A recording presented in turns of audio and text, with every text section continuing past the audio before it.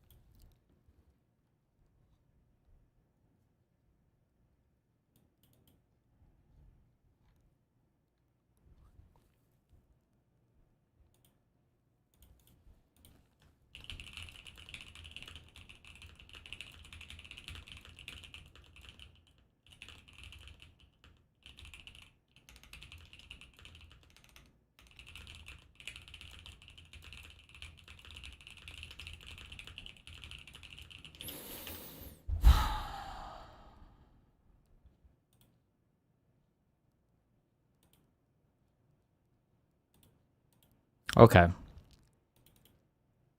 How come you never play any Paradox games? I think you'd like them. I played Stellaris for a little bit. What was the problem with your UPS? I have no idea. I think it might be dying. What's the best UPS? I feel like I should just replace this before I want to kill myself. What should I order?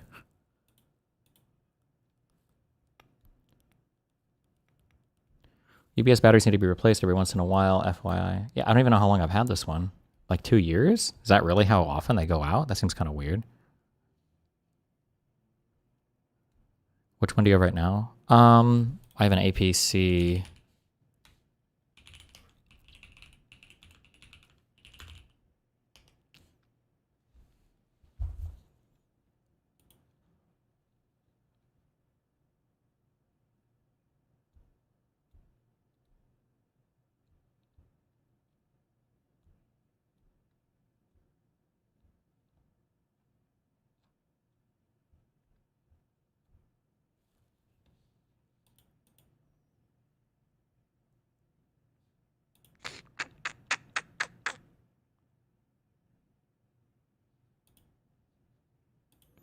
Did you see this guy's analysis? This guy turned into a massive Trump dick suck.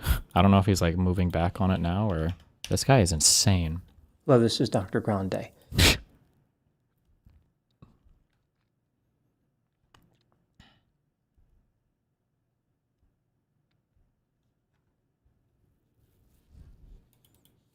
Jesus.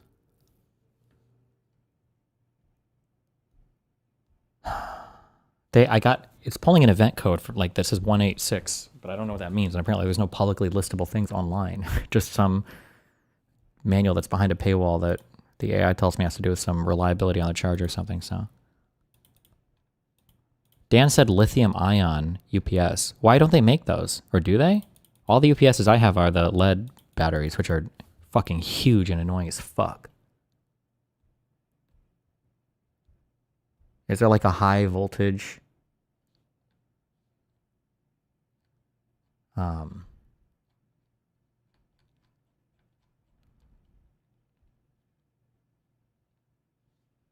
Lithium ion is the current tech. Silicon carbon is the new tech.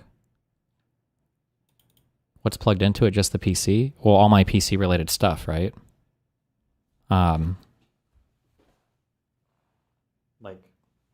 Like PC monitors, camera, switch, router, like all that shit.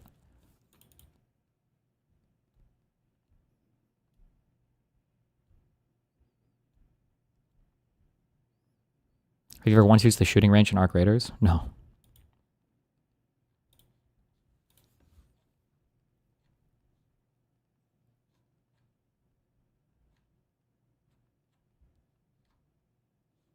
Just a circle jerk video for us to agree with. Sarah Payne, what Trump is really doing to the U.S. Okay.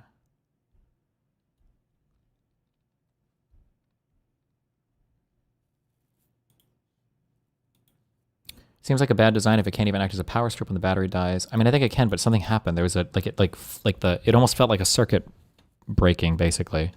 Like it flipped and everything reset. But I mean, it's a UPS. Literally, the whole reason I have this device is so that that never happens.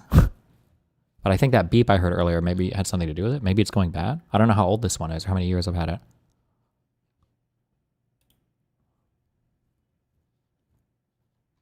Are you going to make me look this up later? Best UPS computer gaming lay Reddit.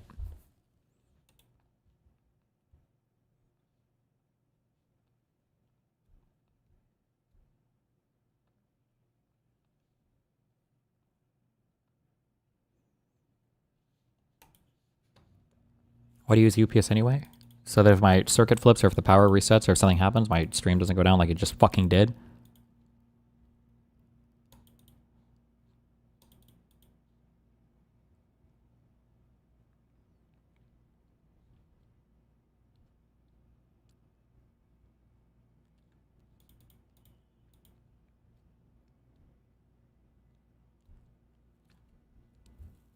What's the model name? Why? Why do you care? Well, I don't know. It's an APC 1500 something. Go crazy and get full power backup system to stream through blackouts. No. What the fuck is this? $2,000.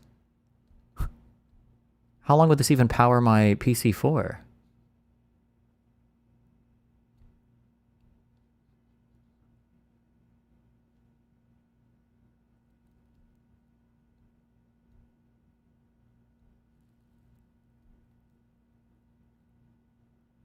How many watts does your PC use? My streaming side?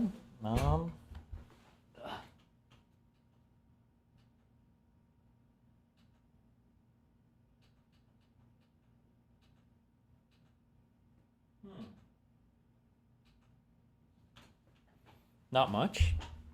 Like 330 watts?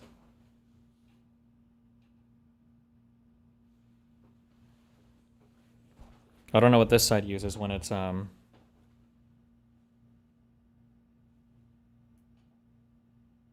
gaming.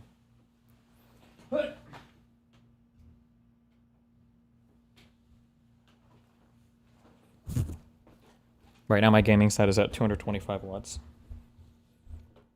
So was it a circuit breaker flipping earlier? No, my UPS flipped. The circuit breaker flipping will never kill my stream because I have my UPSs. But the UPS flipped. I don't know why.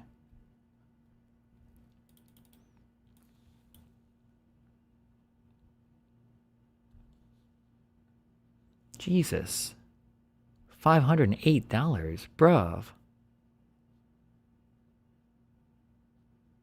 Sealed lead acid. Dan said lithium ion. Are there really lithium ion UPSs?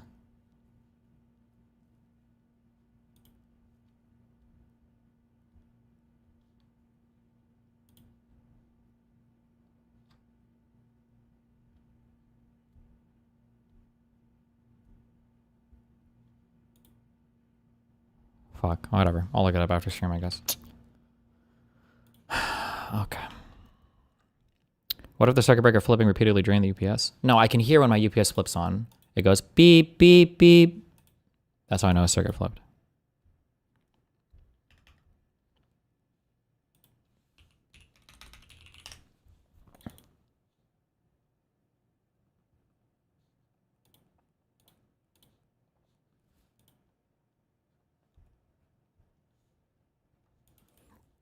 This is extremely expensive if this is what Dan is talking about. What is it? 4,300. Okay, no. Jesus.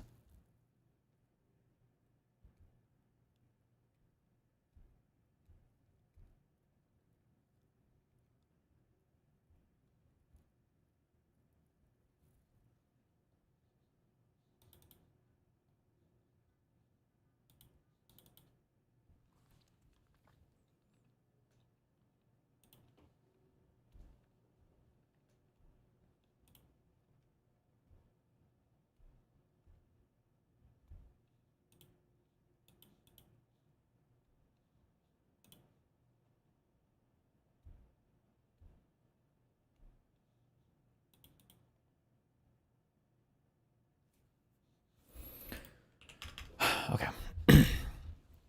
3,000 to 4,000 watt hours plus system is what I'd use for sustaining a powerful computer and multiple monitors. Well, I have two different UPSs. I don't know if I could plug everything into one UPS. because I don't know if what is the average load that your mom takes for a fuck. Where's Hobbit? He knows this. He's an electrician. What is the average circuit breaker in a home? Dual circuit will be 30 amps times, is it 120 or 240? And then 15 amps is the standard, I think. 30 is the fuse circuits, and then 15 is the ordinary. So 15 times whatever 120 is, we should be able to do that. It's 1500 plus 300, right? So it would be 1800 watts across a single circuit. If both my computers are spiking. Oh, and these units can only handle 1500 watts a piece, I think, anyway. So I don't know. I'll look it up tonight, I guess.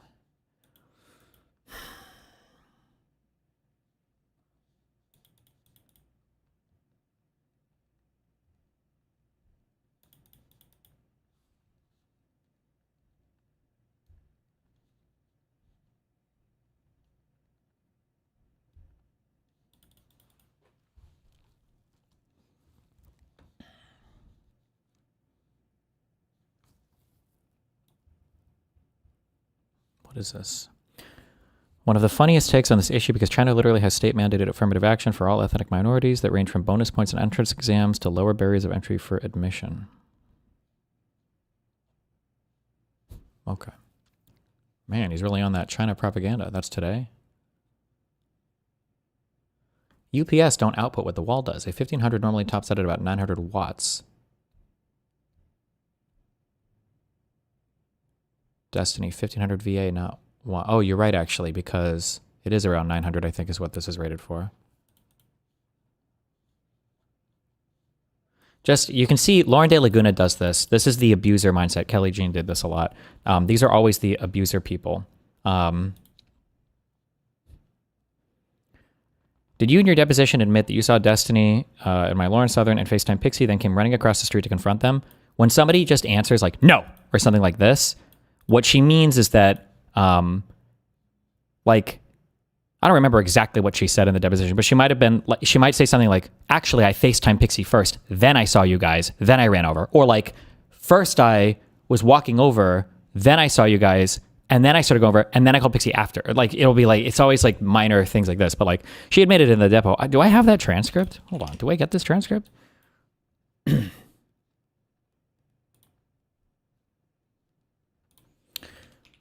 Read through.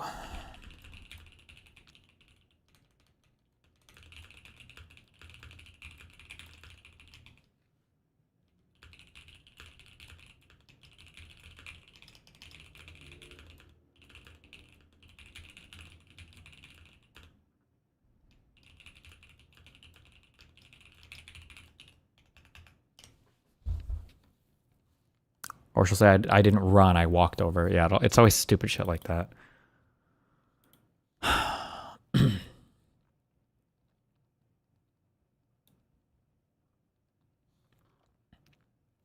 Would Jonathan Ross lose a trial for killing Renee Good?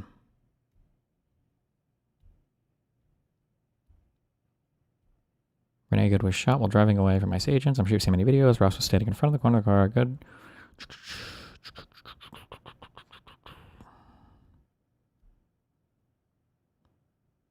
What usually happens in situations like this? What's the answer?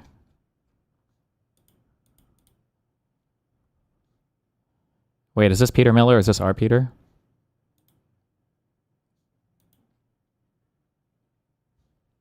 Yes. Oh. What's the answer? What normally happens?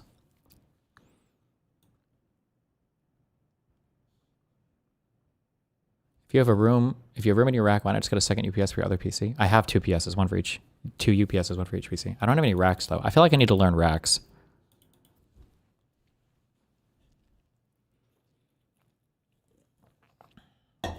I signed up to In Sickness and in Health, but it's almost 2 weeks since he broke his hip, and my patience with my patient is wearing thin, writes Celia Walden.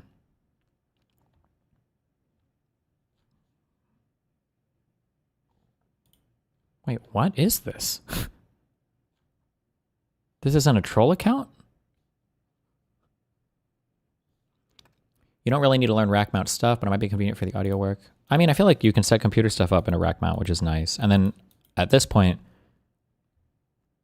my mobile setup has 2 rack mounted pieces of equipment. My interface and my audio interface and there's a big video switcher thing I do. Those 2 things could be rack mounted. I don't know, maybe it doesn't matter. I don't know.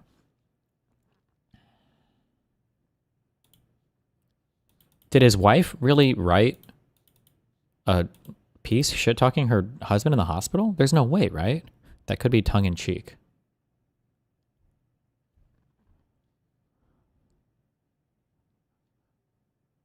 Or is this not?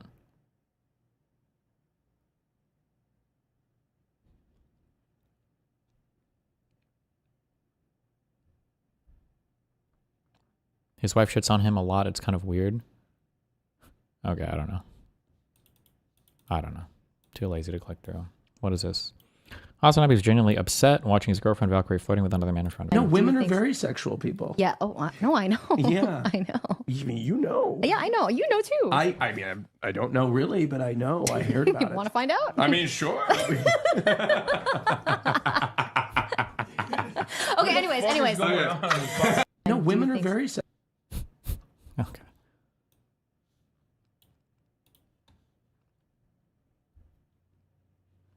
To his new album yet? Yeah, I didn't really like it though. It's kind of gay. As in, like, yeah, no. I know, I get it. It was pretty retarded. Yeah. Yeah, I guess it was a little retarded and gay. So, do you listen to Kanye? Did you? Yeah, just one more word to test. The federal government seeing that. ICE needs to be reining in. And I think they're finally seeing that. But I got to be honest with you, when I talked to a few of my colleagues, they have not even seen the videos. It's almost like they put blinders on. They're uneasy. They haven't even seen the videos. The Democrats, we've all watched every single video from every single angle.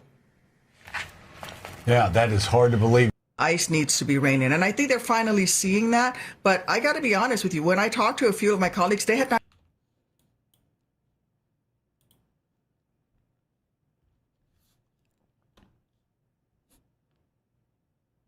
Is this a Senate Republican? I don't know who this is.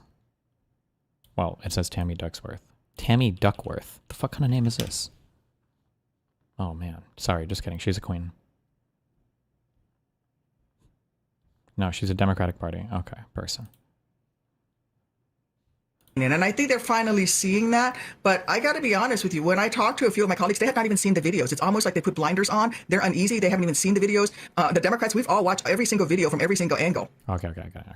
Well, probably because they know it's fucked. Oh, I understand who linked this in chat earlier. Somebody said they're trying it even in private now. The whole, I haven't seen that. I get it. I understand why that was like that. TLDR on the article, Peter takes from 4 past cases with large similarities and concludes that Ross could walk. Jury outcomes in these cases are inconsistent and unpredictable. The Renee Good shooting is the most analogous to the Takia Young case, where the officer was hit slightly and found not guilty. Gotcha. I think that case at jury trial, because of the video footage we have, yeah, it seems like it'd almost be a coin flip.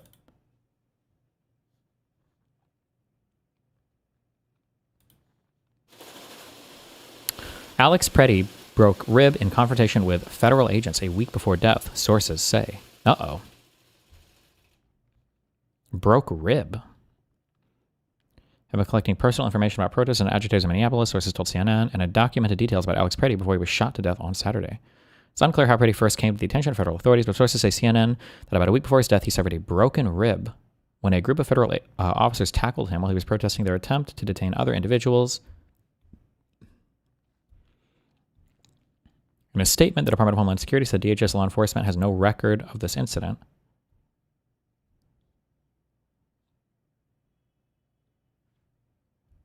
Broken rib. I feel like that's got to be like a hospital thing, but I guess you can't ask. That's like HIPAA violation. You can't theoretically just get those records, maybe. HIPAA violation applies to dead people too, right? They're still protected by HIPAA.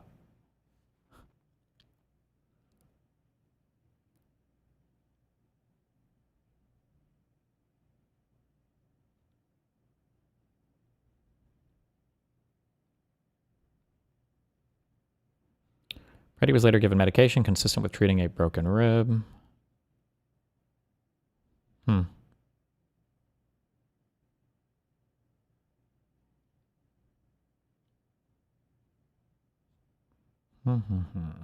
Well, maybe they meant a cracked rib, maybe, or a bruised rib or something.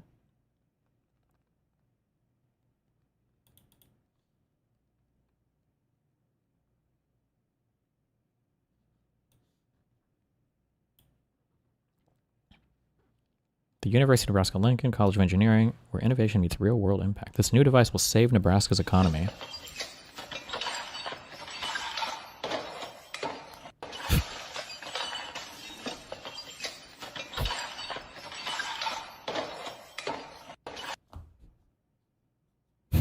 What?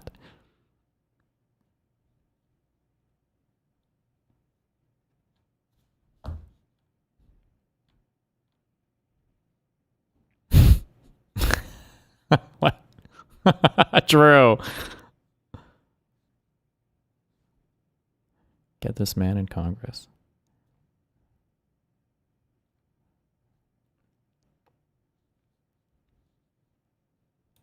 Good job, Nebraska.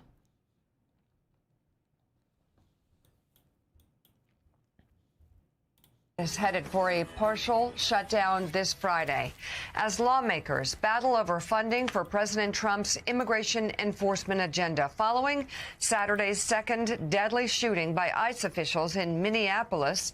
A growing number of Democratic senators are warning they will not vote for a $1.2 trillion federal funding package if it includes money for the Department of Homeland Security, which oversees immigration enforcement. Joining us now, one of those senators, Democrat Tammy Duckworth of Illinois. She's a member of the Senate Armed Services and Foreign Relations Committees and is also an Iraq War veteran and recipient of the Purple Heart. It is good to have you on the show this morning. Thank you so much, Senator. Understand what's at stake with a potential shutdown here moving forward, but DHS was funded in the last budget in a huge way and certainly won't be for a lack of money anytime soon. What is the point of this potential shutdown and holding strong on that? Is there anything that can be done about the massive amount of money that has already been approved for DHS? Well, the problem we have is that even in the big, beautiful bill, Trump's... If she lost her legs or got like injured or crippled or whatever in Afghanistan, do you think people like her ever roll by people like Abbott and they like look down on? I'm just kidding. I don't even know why Abbott's in a wheelchair. So. Beautiful bill. They gave ICE and CPB a $70 billion slush fund to play with. What we're asking for is for Leader Thune to break out the DHS budget. Let us pass the rest of the bill. Let us pass the rest of the bill. And then let's go and sit down and work on putting some restraints on ICE. You know, I have my Police Accountability and Independent Review Act, which says anytime ICE is involved in a shooting, there should be an independent review, transparent. We need to put guardrails around ICE, and that's all Democrats are asking for. So Republicans to be responsible about how ICE operates in our nation's cities, whether that's a blue city or red city. Yeah, Senator, yesterday, 10 Republicans, I think we counted, came out strongly, especially people like Rand Paul, who, of course, runs the pertinent committee here, but came out strongly saying there needed to be an investigation into the shootings. I'm curious, is there a chance to work with Republicans and Democrats? Is there a chance to get a bipartisan agreement on this? Since there we have Bill Cassidy, Susan Collins, Crapo, Curtis, McCormick, Moran, Murkowski, Ricketts, Tillis, and Young, all calling for an investigation. Is there an opportunity here for peace to break out, for there to be a bipartisan deal? There very much is an opportunity for that, but it's up to the Republican leadership to decide that, right? These 10 Republican colleagues of mine need to go to their leader, Leader Thune, and say, hey... I don't care about this anymore. You guys can't do anything, especially you, Rand Paul. Get fucked in the... you're actual demon fuck. You guys are in demon time. No more of these hearings. You guys don't do anything in Congress anyway. Either impeach him or, just, circle jerk or take a vacation. At least, have fun. I get, epic meme pictures, go international, go... to Disney World, whatever you want to do, but go do something, post good memes or whatever, make funny videos, but don't waste our fucking time with the 50 millionth pointless fucking hearing in front of the 50 millionth pointless fucking committee. So for the 50 millionth time, we can all be disappointed as you do absolutely fuck all about the egregious destruction of our system that you're hearing every single time one of these loser demon fucks comes in front of you to refuse to answer questions. So what is the point? My God. The Republican leadership to decide that, right? These 10 Republican colleagues of mine need to go to their leader, Leader Thune, and say, hey, break out the DHS funding package. We'll pass the rest of it, and then we'll negotiate with the Democrats. Put together a team of people to negotiate. We on the Democratic side have put together our list of what we would like to see to put some restraints on ICE. And then we can come to an agreement. But it's up to them to decide whether or not they want to negotiate and make this bipartisan. Senator, good morning. We just showed that list of senators, Republicans who have spoken out. We're hearing from some members of the House, including the chair, a Republican chair from out of Long Island of the House Homeland Security Committee, saying the leaders of these organizations need to come and testify about what's going on after the shooting death now of Alex Pretti. Can you speak to behind the scenes what you've been hearing from your Republican colleagues that's now spilled out into the public, which is their frustration in some cases, disgust in others with what's been happening in Minneapolis? Well, from a very few of them, I've heard some discussed, but they are very much tentative. They are scared of retribution from the White House. Many of them have seen their colleagues see retribution, and they're very much afraid of that. But, what I say to them is, you're supposed to love this country first. You're supposed to love our Constitution first. We're supposed to be defending our Constitution, not whoever is sitting in the White House. And ICE needs to be reining in. And I think they're finally seeing that. But I got to be honest with you, when I talk to a few of my colleagues, they have not even seen the videos. It's almost like they put blinders on. They're uneasy. They haven't even seen the videos. The Democrats, we've all watched every single video from every single angle. Yeah, that is hard to believe. Democratic Senator Tammy Duckworth of Illinois, thank you so much for being Not with hard us. to believe at all. Appreciate it. Thank you. Jeff Mason, the one issue I have heard from some people in the White House for some time that they thought they could get a bipartisan deal out of eventually was on the issue of immigration. It always seemed like a pipe dream. It doesn't so much now. How did he forget her epic clapback? Did we listen to this? My family has served this nation in uniform, going back to the Revolution. I'm a daughter of the American Revolution. I've bled for this nation.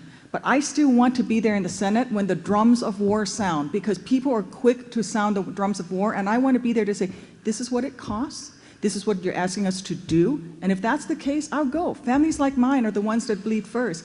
But let's make sure the American people understand what we are engaging in, and let's hold our allies accountable, because we can't do it all. Senator Kirk, 30 seconds to rebut. I had forgotten that your parents came all the way from Thailand to serve George Washington.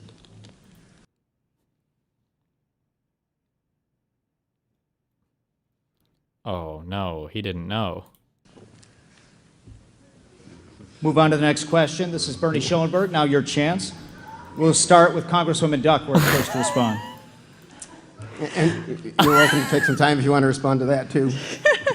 Sure. There's been members of my family serving in uniform. On my father's side, going back to the Revolution, I belong to the William J. Penny chapter of the Daughters of the American Revolution right here. And if you go to Mount Vernon, oh, no, I thought it was just going to be her own military. Oh, no, it's even worse. You'll see a statue of me put up by the Daughters of the American Revolution next to one of our great patriots, Molly Pitcher, one of the first women to pick up her husband's and then take her husband's position during the Revolution. I'm proud of both my father's side and my mother, who's an immigrant. She became an American citizen in her 50s, and I'm just as Let me proud get in of one that. last question.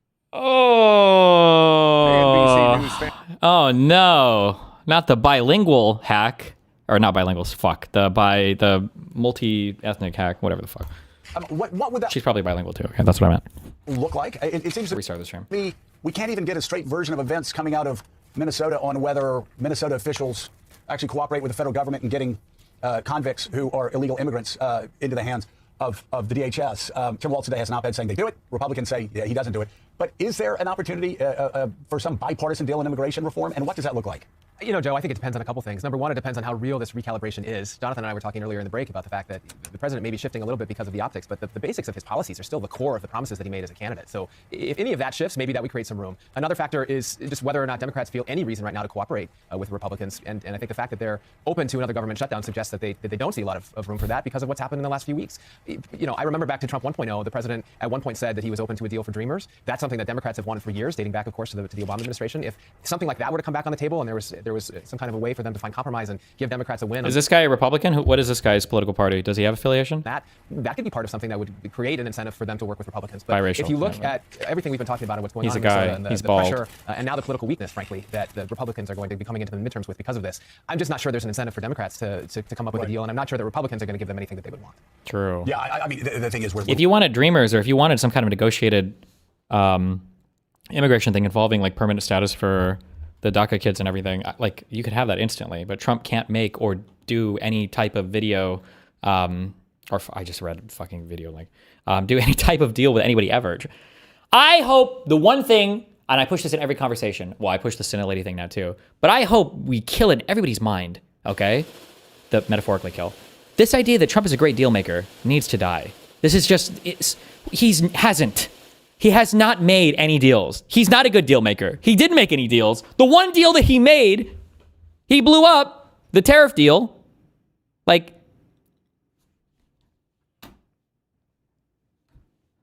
he didn't even write the art of the deal, okay? It was ghostwritten.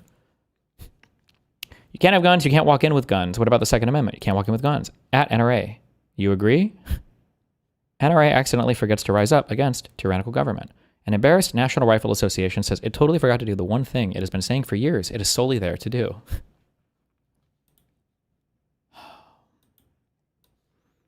2 sticks of RAM cost $1,000 because of this shit.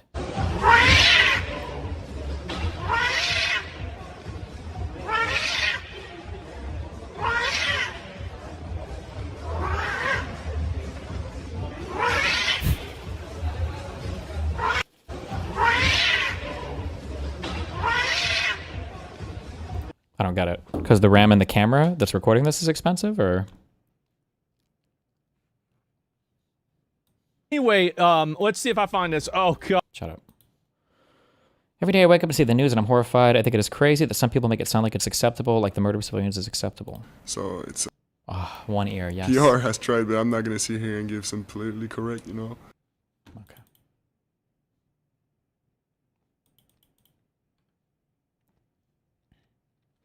Destiny, not gonna lie, I get LLM and text generation. I just do not understand the purpose of image/video generation.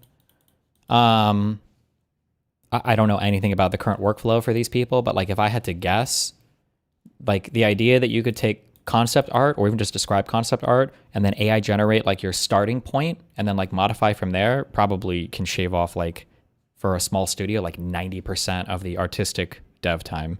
That you can just like, you can skip so many steps and just start working off of, rather than like an idea or a concept or a sketch, you can start working off of like an AI generated thing. Probably.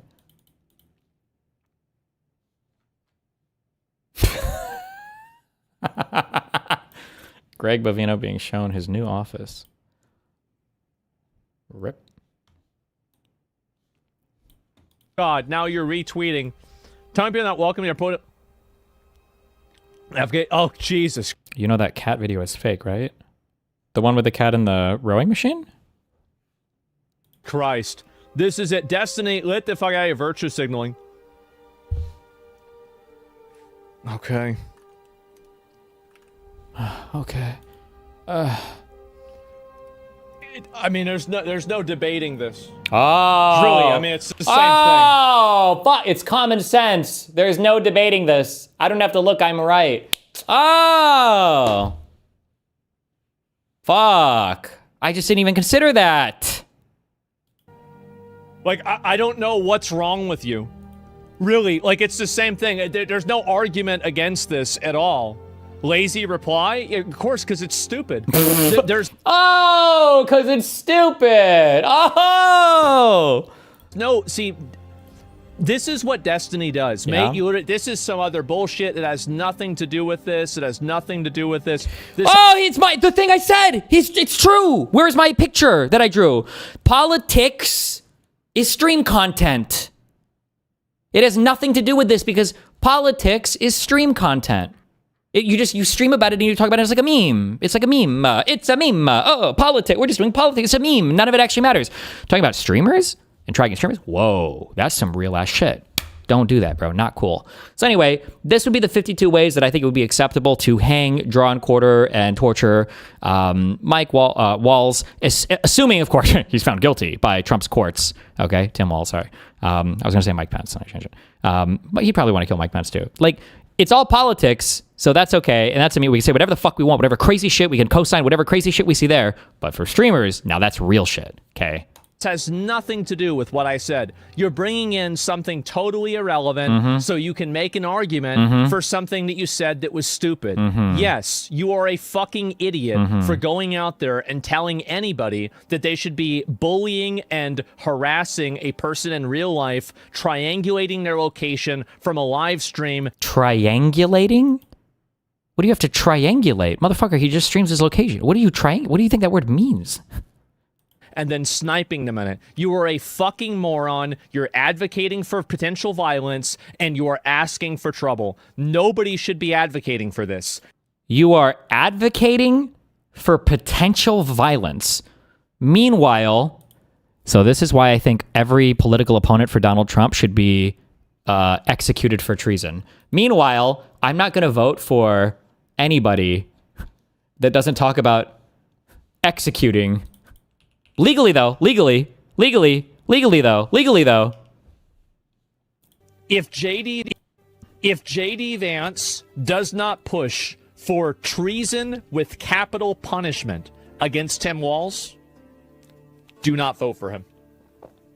If Trump does not deliver that, do not vote for him.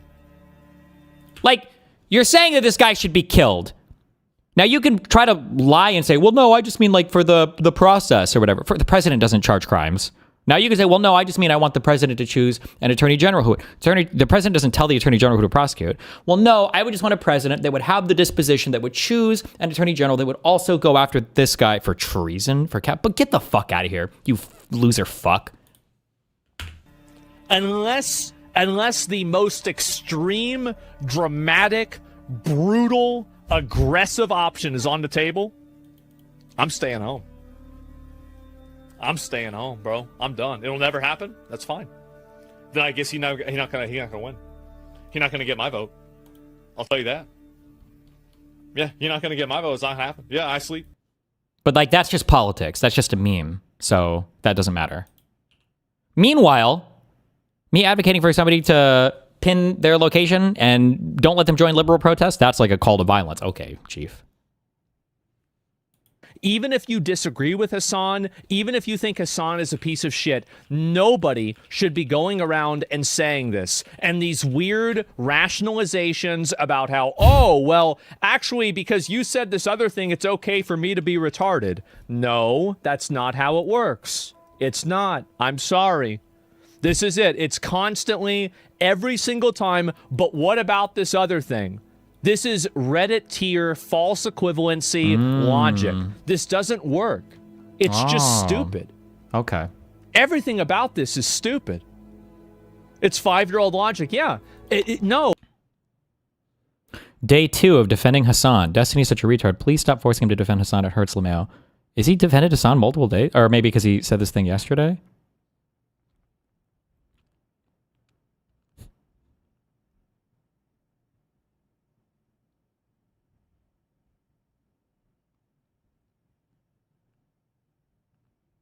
Chat, let's go Mog Destiny with the same reply. But he lets other guys fuck his wifey. Red pill or blue pill, chat? Massive Asmong W. Zach is always advocating violence and talking about killing people without holding back or showing restraint? Question mark? So much projection. Planned murder. Literally children. Jesus Christ. Oh, you can't go out and harass people in real life. Like, you literally can.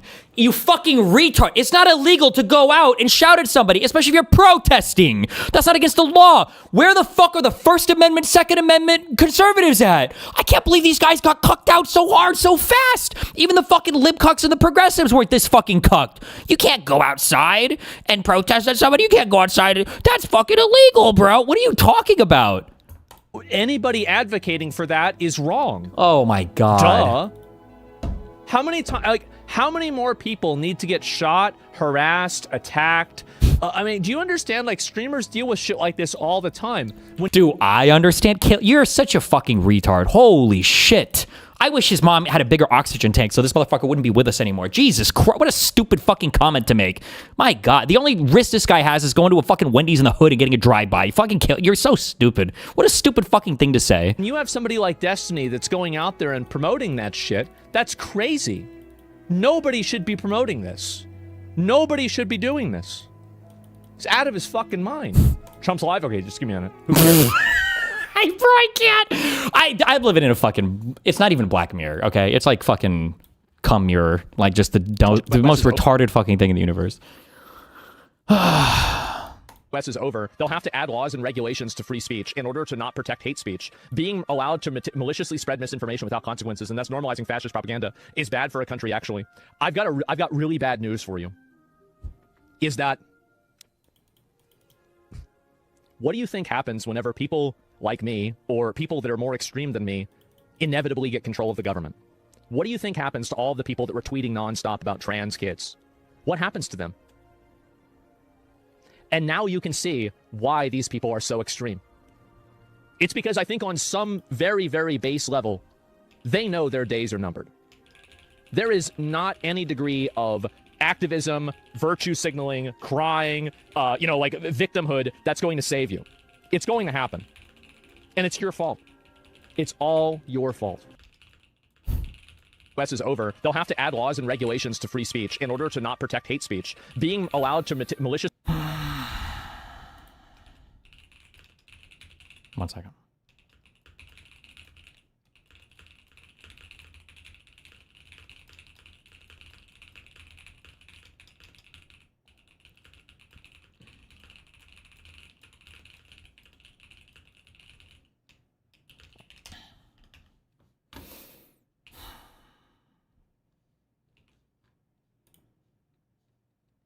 Doesn't this Queen in Yellow guy fucking hate me? I feel like I've seen him tweet crazy shit at me before.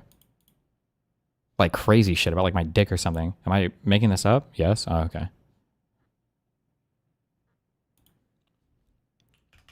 He's obsessed with Dan. He's a Hassan stan. Oh, nice. I'm going to take full credit. But if it does, I'm going to take full credit. Holy shit. I just fucking realized, bro. I'm America. And... Or am I Britain? Oh shit, I don't know. And Twitch is Poland. And Hassan is the Soviet people. And ASMONGLOID is the fucking Germans. And they've like agreed for Poland to have their neutrality pact. They're just like splitting it up. And there's like, let's just chill here, not attack each other. We'll do our own thing. It's so fucking cringe. How do you feel as a Hassan fan when you see me going 100 times harder than ASMONGLOID when ASMONGLOID is literally on his fucking platform? I can't believe Hassan earlier was like, yeah, I give props to ASMONGLOID for this. Oh my God. Unbelievable. But what it is an excavator factory, as I understand it, and it's going to be the only excavator factory. In other words, excavators. We all know I love those excavators. Believe it or not, I know a lot about them. We don't make it, but... Based.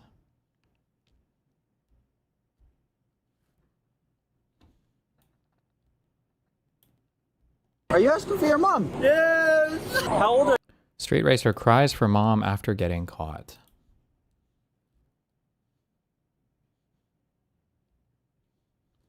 are you? 22! Oh my God. Metro 1. I have a long eye and somebody's doing donuts in the parking lot right now. 10-4, if you're able to get the... They have the helicopter out for this? Or is this guy in like a kill streak and this is the... Fuck. What is it called? The UC-1... What's the thing when you get the gunship in Modern Warfare 2?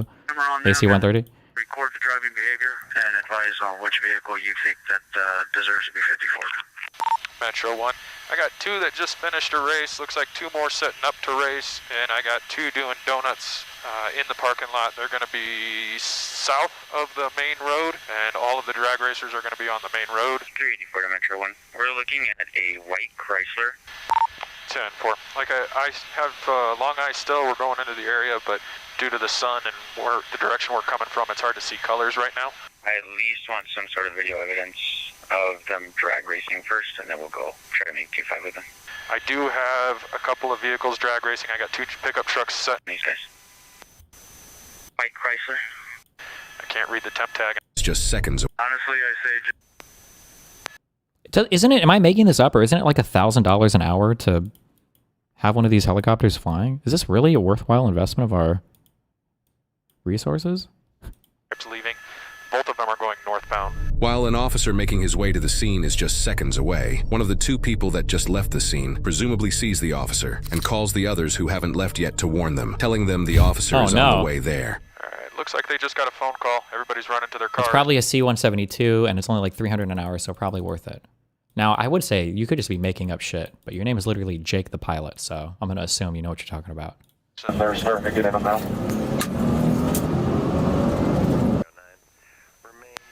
All vehicles are leaving. All vehicles are going eastbound on the main road. I've got eyes on the Chrysler.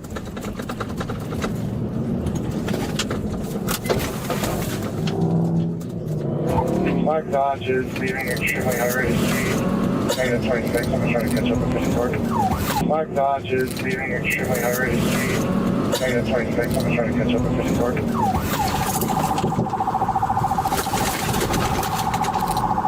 All vehicles are coming out the main entrance. Yeah.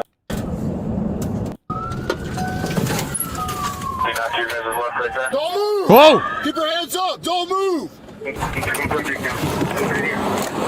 your hands up! Put them up! Do not f***ing move! Open the f***ing door! I am. Okay, I'm just gonna say this, okay? You gotta figure out, I don't know what it is about cops. I don't think they do this in the military. This training where it's like a high pressure situation and then you start screaming multiple things at people is very fucking weird and very fucking, even with one officer here, I don't know what I would do, right? Stay still, don't move, open your door. Where's the Vosh clip? Where's the Vosh clip? Is there an easy way to know if I've hit He's gonna like punch the table or lightly. Shut up.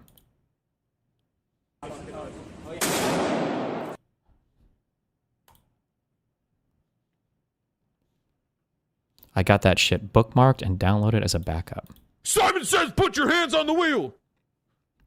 Simon says reach into your back pocket and retrieve your wallet so you can show me your ID! Quick, now bring me that ID! I didn't say Simon says. Simon! Like, Jesus. So is he not supposed to move or is he supposed to open the door? Open the f***ing door! I am. Get out! Ah! Get out of the f***ing car! No! My phone! I killed my phone, please! Get over here! Get the fuck out! Stop resisting! Okay, wait, let me see how justified they are to be this mad. How long was this chase?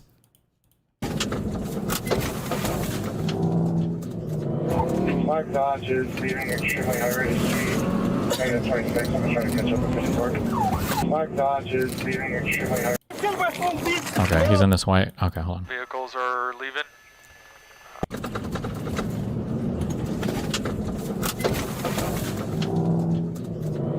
Flag Dodge is leaving extremely high rate of speed. Okay, okay. There he is, okay. Flag Dodge is leaving extremely high rate of speed. Negative 26, I'm trying to catch up with this torque.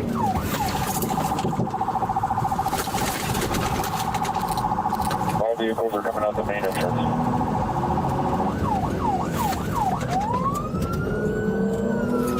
Remember behind that gray, try slamming that white and press it.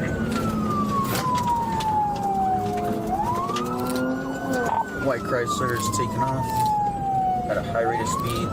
Sirens and lights are active, failing to yield.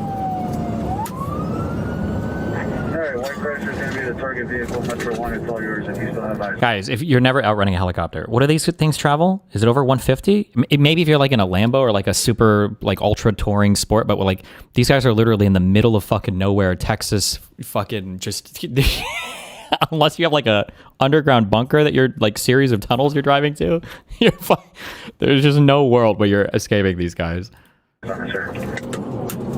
Mexico Boys, Zebra, Lincoln. Metro 1's got the eye on the White Chrysler. He was going into oncoming lanes to bypass other vehicles. Oh. High rate of speed, northbound, in the number 1 lane. Bikers can escape. Bikes are not that fast, okay? I don't know if bikes are... I'm not actually sure 100% if bikes are faster than cars on average. Bikes can just accelerate fast.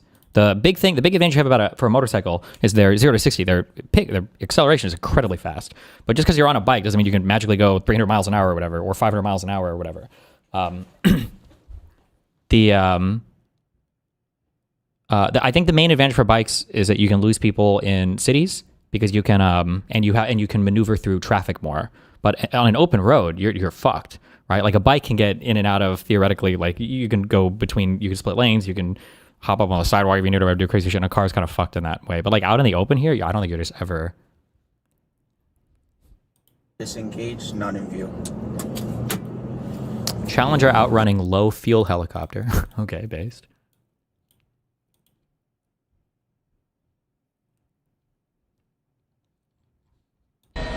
There you go, Doug. We got him. Going how fast? Clearly going at least 110 miles an hour. Limeo, a 15K 1000cc bike will do 180 stock. like reliably and safely in a way that won't get you killed?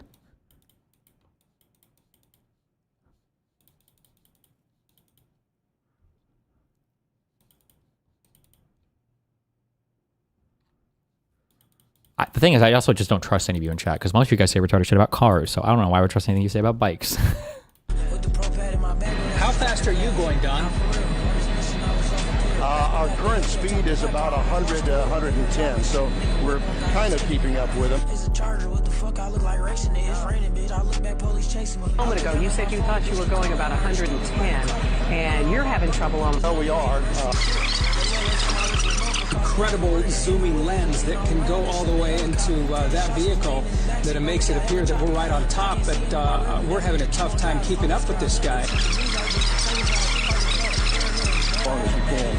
Well, I think this is one of the first times where the vehicle has actually outrun the chopper. Well, I feel like there had to be something else going on, no? Average, speed, police, helicopter.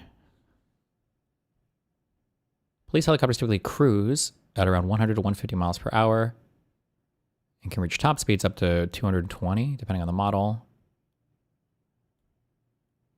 And you can go in a straight line. You don't have to do traffic or turns or...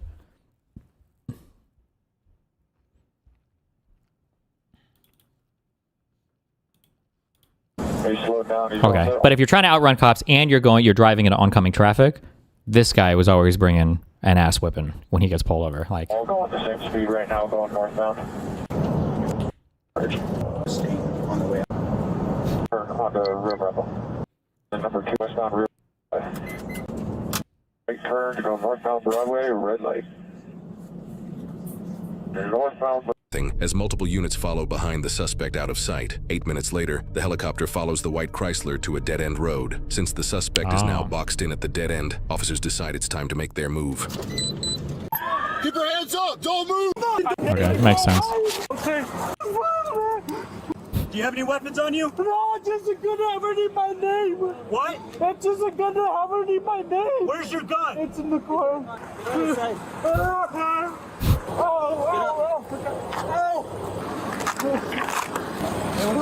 What does slave active on the chopper's camera bottom right mean?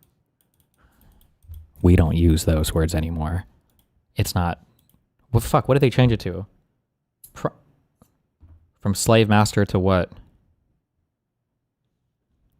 Server client? No, it was something different. Main... Is it primary, secondary? It might be main and secondary, maybe? Come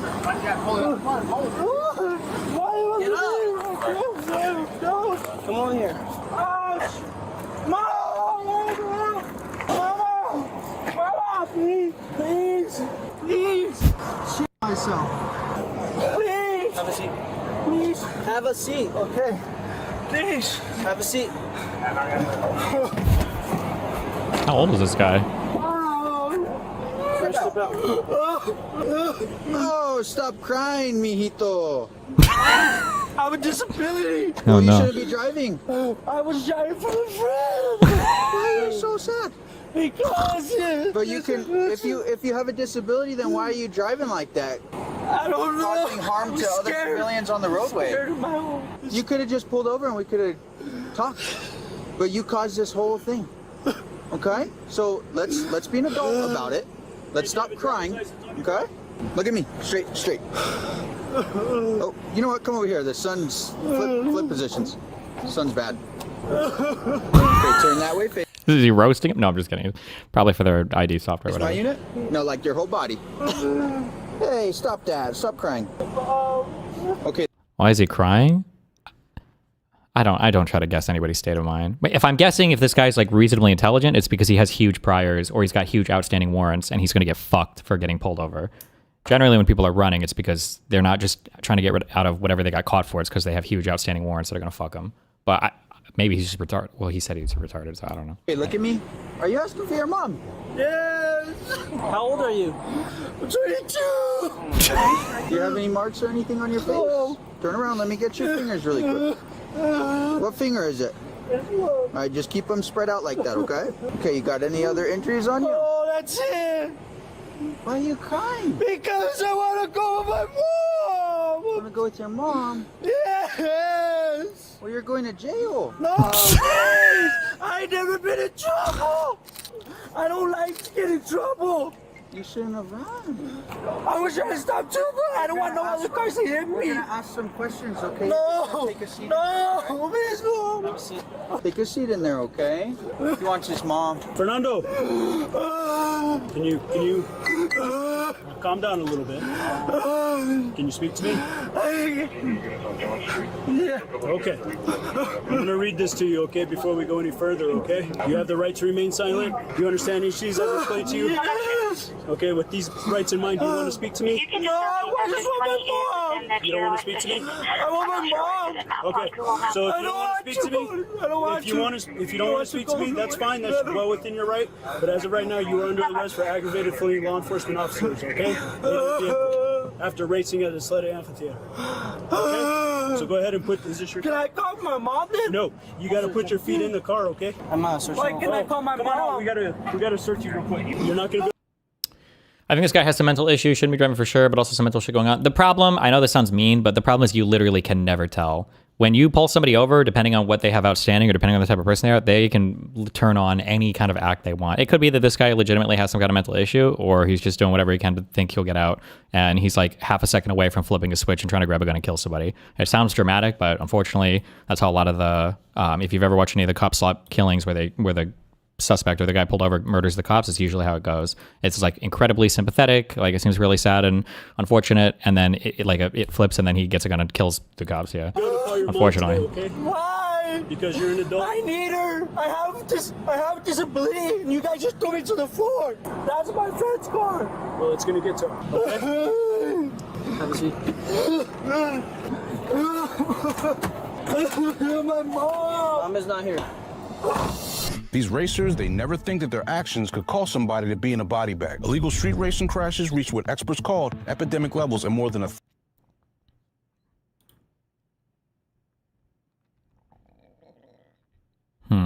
Well, I wonder if... So what happened? 1,000 where a black top was wide enough. In the moment of the street, but before an innocent person, that's once the race... Okay.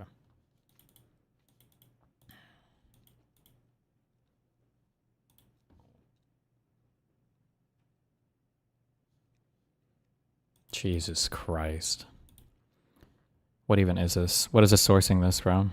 More than $400 million of the Trump Inc. $1.4 billion cash grab so far was achieved via meme coin rug pulls. How much is this like confirmed?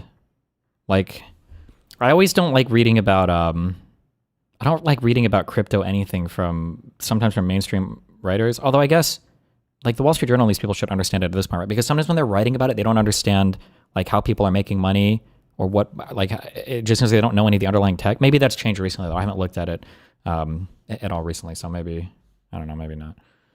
But. Sorry for Alex Pretti, but I don't.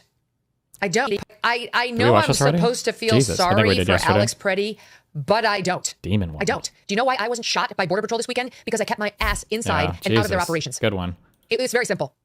If I felt strongly enough about something the government was doing that I would go out and protest, I would do it peacefully on the sidewalk without interfering, via a whistle, via shouting, via my body, via any other way. I would make my objections known by standing there without interfering, because interfering is where you go south. And laying hands on a police officer trying to, or Border Patrol officer or ICE officer trying to conduct a law enforcement operation is a felony. And now you are going to get arrested. And if you do anything that resembles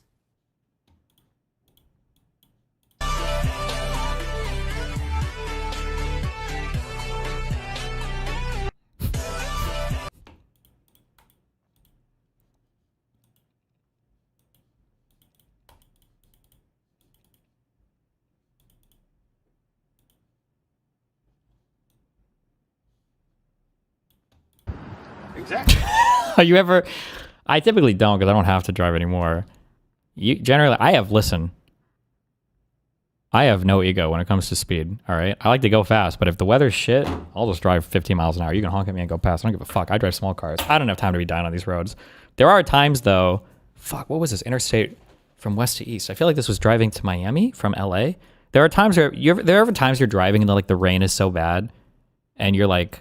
maybe I'm about to die. Like, you just have no idea. Like, you're going, you think like at a straight line, but you can't even see like the dotted things next to you, and it's too much rain for the reflectors to work. It's like, I don't know if I'm about to drive off a fucking cliff. Like, we're just we're just like, fuck it. Let's see what, I don't know. Jesus. It's not illegal to record. Exactly. Shout out real quick. And thankfully, you don't have to worry about this as much anymore because cars all have the lights on automatically. Shout out to the fucking retards that if we really want to deploy ICE to people, it should be to people that drive without their headlights on and rear lights on ever, okay? They should just always be on. Just always have them on.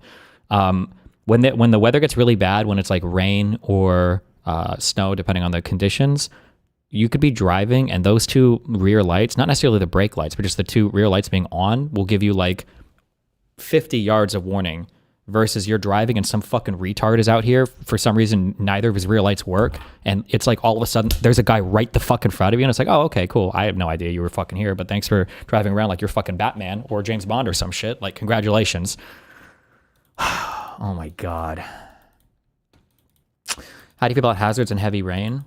When it's bad, yeah, there's times like driving through Georgia and like the Panhandle in Florida, and even down here in Florida, sometimes rain is just really thick. I think hazards are fine. You just turn all the lights on. Whatever fucking lights you can get on helps. Yeah, 100%. I will say this though. Okay. I think the last two cars I've had, my RS and I think on my GTI, I have fog lights, and I've driven in places with fog. I don't know what the fog lights do. I feel like those motherfuckers are the most worthless fucking lights, the most fucking like false sense of they're doing something lights ever in the history of all of front lights on your car. I have no fucking idea what, like, I'm driving and it's like heavy fog, then the rare times it's like, oh my God, time to activate the fucking fog lights, boys. And you turn them on and it does nothing. It's like marginally brighter at the bottom part of your field of view. I have no clue what these stupid fucking lights are supposed to do. Holy shit.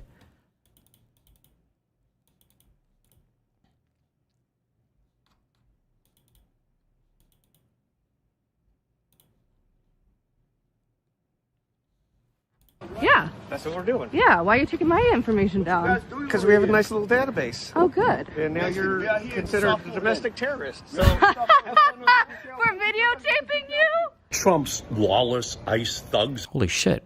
Ron Paul's younger brother. Are apparently so empowered that an officer told someone recording them on camera that she's now in a database as a domestic terrorist. This is what they're doing on camera. Imagine what is happening when the cameras are off. This is entirely un-American. It is a disgrace to the United States Constitution. This must end now. Wow.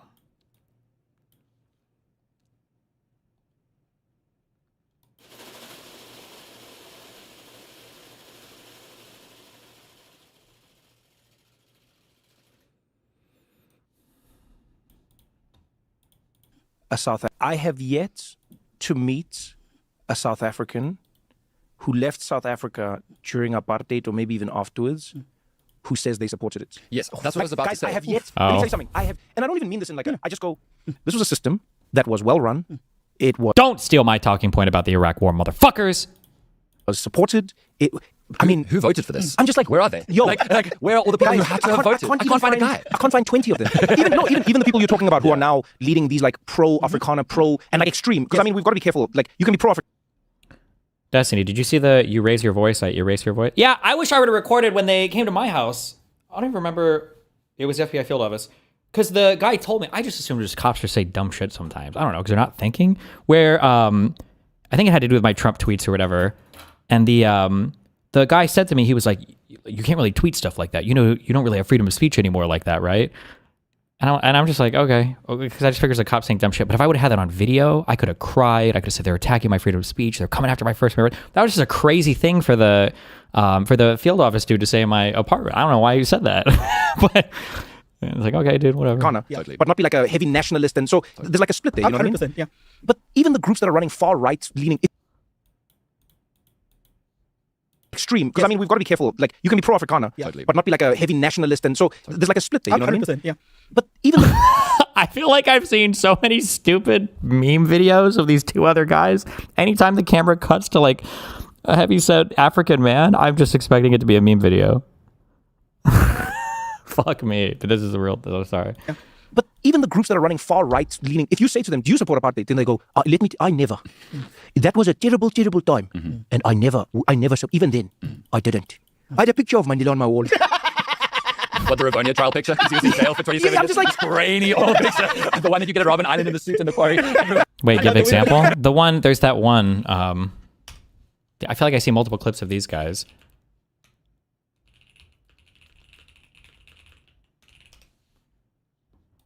If I snap my fingers, you'll forget that you were ever gay.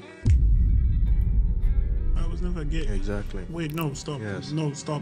You can't. I was never gay. Okay. No, I was never gay. Sure. You can't just stay.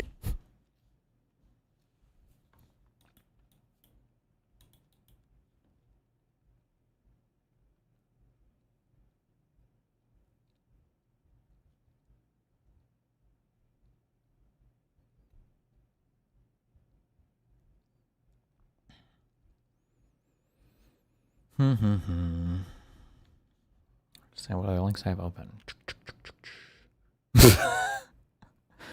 Don't you ever take a day off from cunting? Jesus. What a verb. Thank God. Sean DeBlack. You do not hate Biden enough. Now it can be told. The Biden DOJ investigated Ilhan Omar in 2024 over finances, campaign spending, and ties to a foreign national not identified.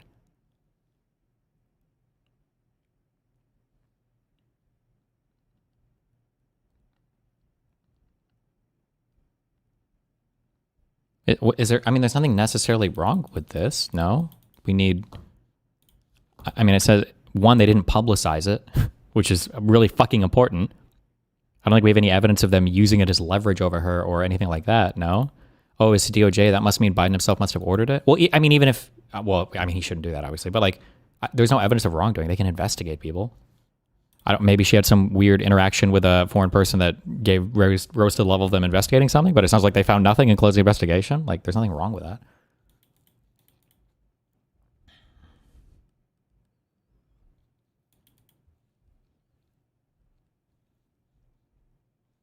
Ted Koppel saying your journalism talking point 5 years ago. But isn't it in some ways not just a blessing, but it really democratizes, as opposed to allowing gatekeepers like you and I once were to say, here's the news? Yeah, and if you think the democratization of journalism is a good thing, I disagree with you. I don't think it is. Because whether, you wouldn't dream of democratizing any other profession. You wouldn't He time traveled and stole that one. Democratize medicine. You wouldn't democratize the law. You wouldn't democratize plumbing or carpentry. You expect a certain level of expertise. You expect a carpenter to have had some training in his trade. I expect a journalist to have had some training in his trade. By the democratization of journalism, you make the process available to people who have absolutely no background in trying to present a fair, balanced point of view. None. So in that sense, obviously we like to think that democracy is in and of itself an unimpeachable word. If something is democratic, it has to be good. True. Not necessarily so. Do you think there's... Hold on. Are you getting slight Netanyahu vibes? A little bit?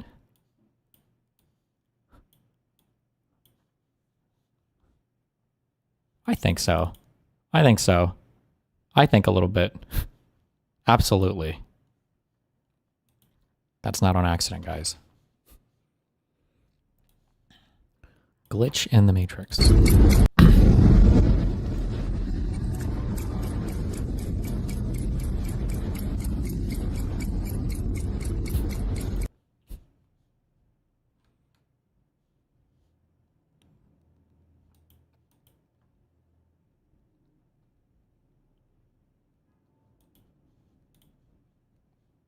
Republicans are getting the call. They're throwing Kristi Noem. That what she's done in Minnesota should be disqualifying. She should be out of the job. And I mean, really, it's just amateurish. It's terrible. It's making the president look bad on policies that he won on. He won on a strong message about immigration, and now nobody's talking about that. They're not talking about securing the border. They're talking about the incompetence of the leader of Homeland Security and the other people, Bavino, whatever. Wait, somebody said Stephen Miller throwing Noem under the bus? Wait, hold on.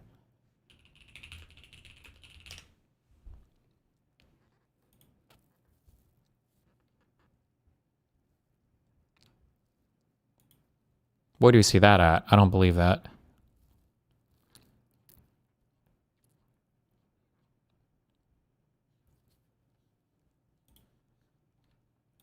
Or was that guy just fantasizing about it happening?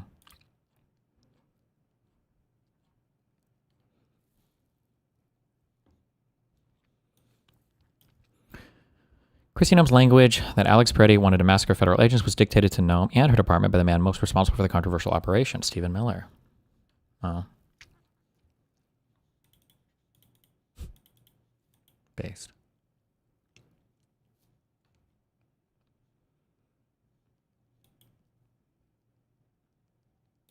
Wait, what is this joke? What does this mean?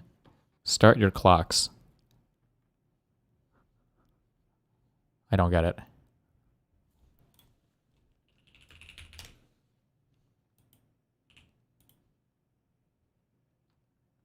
Brexit meme. Okay. British thing. Don't care. Don't ever post a British meme ever again in my chat. We don't do that here.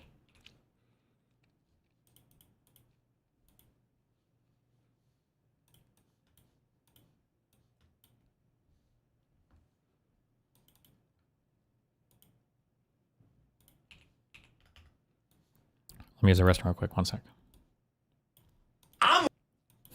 Simply, first of all, when these people come out and go, Tim's a bootlicker for defending us, I'm like, no, you misunderstand. It's my boots. It's mine. I voted for them. I'm wearing the boot. I'm stomping on the ground. I ain't licking anybody. I'm clapping for these people that I said, please go out and enforce the law. And anybody else who's cheering for it, who voted for it too, we're all wearing the boots. Meanwhile, 1 year from now, after the Democrats have a majority in the House and maybe the Senate, as liberals, we need to be very careful and have grace and victory. Now that we won, now is the time to pull them to our side. Now we have to make sure that we are doing everything we can to make sure that we don't appear overly adversarial, and with open arms, we need to do everything to make them understand that we don't personally hate them or hold them accountable for literally any decision ever, because we give them the same autonomy and agency as a retarded child, and we need to do everything we can to appeal to these people. Meanwhile, conservatives in power. You misunderstand. It's my boots. It's mine. I voted for them. I'm wearing the boot. I'm stomping on the ground. I ain't licking anybody. I'm clapping for these people that I said, please go out and enforce the law. And anybody else who's cheering for it, who voted for it too, we're all wearing the boots. You're the one crying. You're the one saying, you're coming. Simply, first of all. Jesus Christ. Okay. We'll listen to our Hutch video. 1 sec. 4 days ago. Wait, this is so old. The Dean thinks that I'm like helping fascists by punching left and focusing on Hassan too much and blah, blah, blah. Like, he'll accuse me of like working with fascists. Like, you're on the same side as Asmongold, bro. Like that kind of stuff.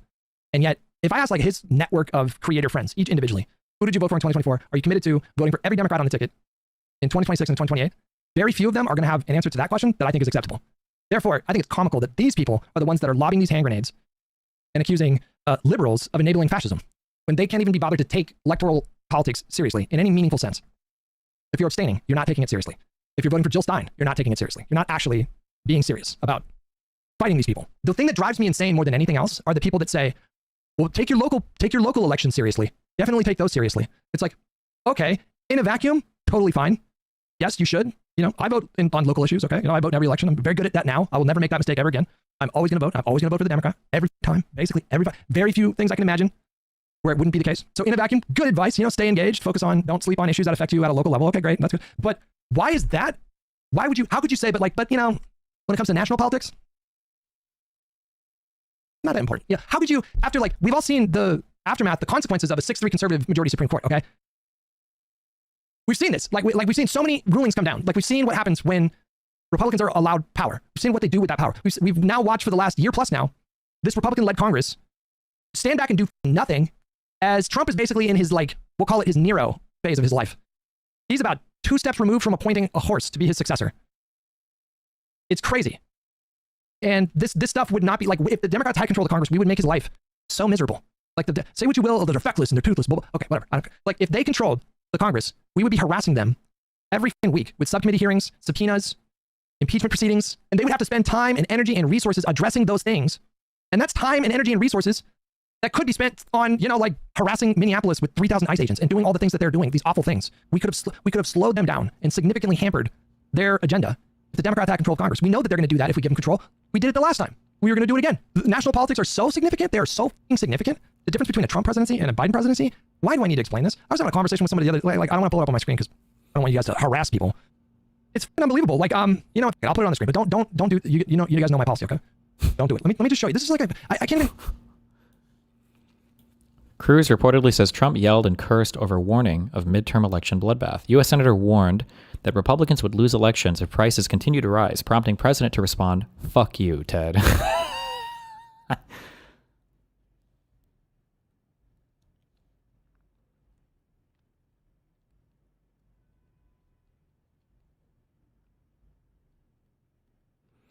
Mr. President, if we get to November of 2026 and people's 401ks are down 30% and prices are up 10 to 20% at the supermarket, we're going to go into Election Day facing a bloodbath. Cruz said he told the president, according to Axios, you're going to lose the House, you're going to lose the Senate, you're going to spend the next 2 years being impeached every single week. I mean, people's 401ks won't be down, right? The markets are up since Trump took office, no? They must be. We got AI, baby! Yeah, 16%. Let's go. Let's go.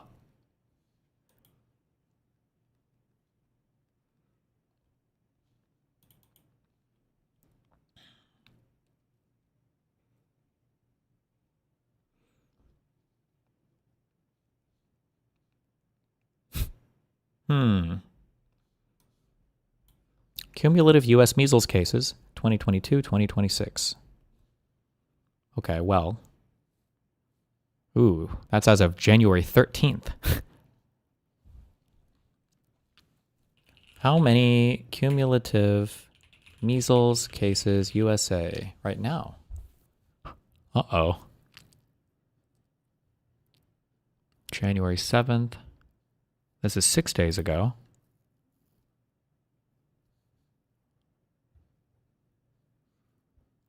I hate this stupid fucking website.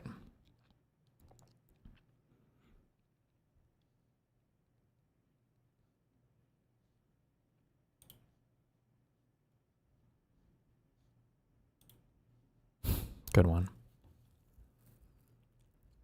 Updated on January 23rd, 2026.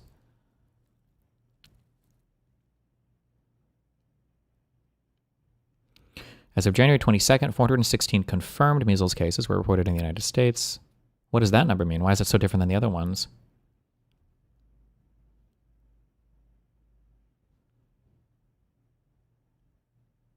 Oh, for the full year of 2025, a total of 2,025. Oh, I'm sorry. I was thinking of the other number. My bad. For the full year of 2025, a total of 2,255 confirmed measles cases was reported in the U.S.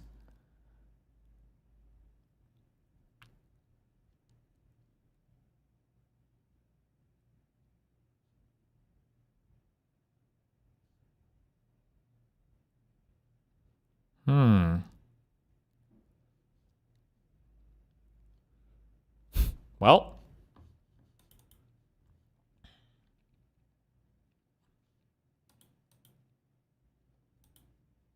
All right. Do we care about this? I feel like we got the gist of all this in Hutch's last debate. We're good on this. Since when do you voluntarily go see patients? Oh, at least 2. You've seen her? She's 15. So what? Wait, never mind. Something in her eyes, kind of maturity. Sorry, I was trying to react for the show. Hold the fucking... Dan, what the fuck? Okay, some guy made a pastebin for drama. Real KDB cancellation campaign. Katie's community is turning on their streamer for not explicitly being vocal against ICE and the current admin. Who is real KDB? Is that a big streamer? So, how do you want to do this? How? Wanna buy your way? Uh-huh. Wanna put on real pants? Nuh-uh. Wanna take her for a spin? Okay. Wanna pre-qualify at the park? Getting a little dizzy. Wanna get that car ASAP? Yeah, you wanna do it Wow. your way. Want to drive? CarMax. Cool. Let's talk. Okay, let's talk. Okay. So, let me just read one thing that I was like, I have to go live. I have to go live. This sentence right here. It is completely valid to not want to watch someone who is a MAGA bigot. Okay? That jolted me up. That jolted me up. So, let me just come on here and tell you guys. I mean, I really don't.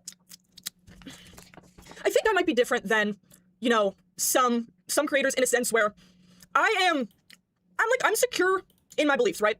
I'm not MAGA, okay? You're not gonna find a photo of me in one of those fuck-ass red hats, okay? Okay, you're not going to. You never are. Whatever, I'm from Kentucky, this and that, you can throw that around. You're not gonna, don't worry about that, right? When I lay down at night and I put my head on the pillow, I know in myself, I am not MAGA. I don't support the killing of innocent people. Or sometimes maybe even non-innocent people, okay? But Oh yeah, I was gonna say there's a big butt coming up. Uh-oh, what? But 90% of my life is not on stream. You know, I get on for 3 hours a day and I don't, like, Saggio Mark's sake for the first five of the day. But it's just like, I think I'm so secure in, like, the people in my life know what I believe in. Like, my whole life I've believed the things that I'm telling you, like, shit like that. Like, I just don't, it's not that it's not that deep. I just am not like, let me go on stream and do this. And let me go post on my Instagram story. You know, that's not something I'm not going to, like, try and check that box. Because I just know within myself, like, bro, like, I'm not MAGA, I don't believe in this. I'm not like, so I don't even want to say pro the stuff you guys are saying. I don't even want this to be clipped. you know what? Hot take. And maybe this streamer's crazy and I'm about to change all my opinions, okay? But like, if she doesn't know fuck all about anything politically and doesn't keep up with anything politically and has no fucking clue, then she should make a statement about whatever. That's fine. Who cares? People forcing people to make like social statements about ongoing political issues when the streamer has no fucking idea what's going on. That's what led all these retards, every single fucking streamer on Twitter is like, free Palestine from the river to sea. It's like, motherfucker, you don't have any idea what the fuck you're talking. Why do you guys have such an investment in this? You have know nothing, right? I actually think it's totally fine. Fuck it. Now, I think you should know something about this. So if you want to argue there's some kind of moral failing here, maybe the argument could be like, well, hey, I think it would like do good to just keep up on a few articles here. It's a really big event right now in the United States. Like you owe it to yourself even, and maybe your fans as a streamer, as an influencer, maybe to know about it. But that would be the criticism, not like, why would you make a statement about this thing that you don't really know much about or give a fuck about, you know? So, and like to the person who said it's about spreading it, like everyone in this chat knows, okay? Everyone in this chat knows. You don't have to go on Reddit and be like, she's not posting it on her Instagram stories. So I don't want to get clipped in a bad way here, but I just like, that's not gonna be like something I'm coming on before every stream and like saying all this shit. I feel like people who have watched me, someone posted a clip in the Discord of me saying like, fuck, you know who, this morning. Like, I don't agree with those things. Asmongold or Trump so, or? Even this stream, like, I don't even want to spend too long because like, I just want to, like, I don't want to bring the mood down. I don't want to do this, but yeah. Trying to think. Because like, the shit people are saying on Reddit, like, I don't, like, I'm okay. I just want to let you guys know that like, I'm not scared it was of Trump. Like, I'm not scared to say it. I'm not scared to be like, I don't support this person, that person. Like, Wait, if it was Trump, why is she afraid to say fuck Trump? I'm telling you right now, I don't. And this isn't even like, I don't want it to come off as performative either. Like, obviously, it's gonna go back and forth, this and that. But, I mean, you know, just you're here to game and get our minds off this stuff. Well, like, yes and no. Like, at one end, I want you guys to know for like what I believe in. I want you to like know what I believe in. But on the same token, like, yes, I'm not gonna be like, you know. I don't feel obligated to share, like, I'm so private with, like, my life in general, and, like, shit like that, like, so, I'm trying to tell you guys what I believe in, and all that, but, like, I'm not gonna be, like, saying this every stream and all the time, and, like, be coming on here and, like, sharing my opinions, because I don't feel like, I don't think I'm obligated to, like, give that out, but I'm letting you know, because y'all are saying not to be vague. I'm telling you, I don't I'm not pro-ICE. I'm not pro-MAGA. I'm like trying to say it, okay? But I don't know how it's getting skewed already. I don't know how it's getting skewed already. I don't know how. Okay? Okay. So I feel like most people know this, but I just wanted to come on because, look, like Reddit doesn't bother me. People can say whatever on Reddit. It's like, I don't check that. But when people are like fighting in the Discord, like, what are we doing? Wait, holy shit. Really? No, that's a meme. It is a meme. Never mind. Nope, I just got memed. I got memed. Never mind. What are we doing? And like boundaries, like because this is another thing. Because I'm not saying the exact wording you guys want, I'm getting flamed for it. This is why I'm just like, right? Because I can come on here and say it with different. Show the meme. He's trolling with this, right? He is. The Andrew Wilson just said he went on fucking Joe Rogan. But honestly, I could believe Joe Rogan doing it.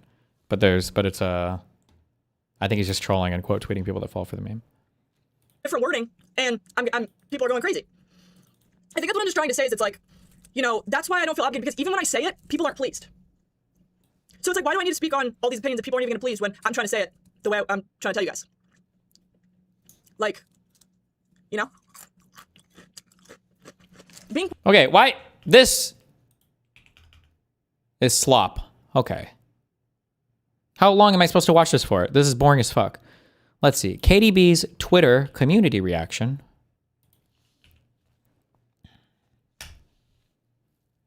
Posted a clip in the Discord of me saying like, fuck you know who this morning.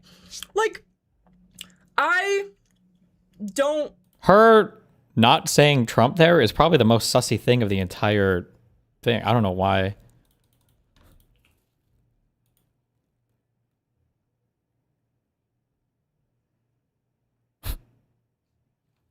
Okay. Hold on. Who the fuck is KDB? I don't know, but a streamer clipped up drama, and then he gave me a pastebin. So we're going through it. Guys. Oh, so you think I'm a MAGA bigot?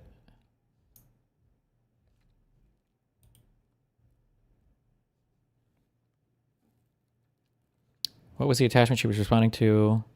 Please, T-Lel, I'm begging you. This vid of her say F Trump. This is the person interviewing people at the red carpet on the streamer was okay, sure, but I don't know why. Okay, one more from our community. I don't want this to get clipped. That being your biggest concern instead of how your community views you as a person says a fucking lot about your character. Ooh. Okay, and then we have 3 big tweets. Oh, this loser ass bitch. Discord of me saying like, fuck you know. 9,400. What? Fight with your mother. The gringa is referring to a clip from months ago just so she can say she's against Trump. Lit only to look good. And she doesn't even dare to say the words Trump or ICE. Spineless, complacent white woman. That's kind of weird. So if she said fuck Trump like 4 months ago and she's like, I said it then. Wait, that's... Okay, that's kind of weird. Okay. I wonder if her family are huge MAGA people and so she doesn't want to like rustle their jimmies if they see anything. What is this tweet? Waking up to KDB being a flop. This world is so terrible.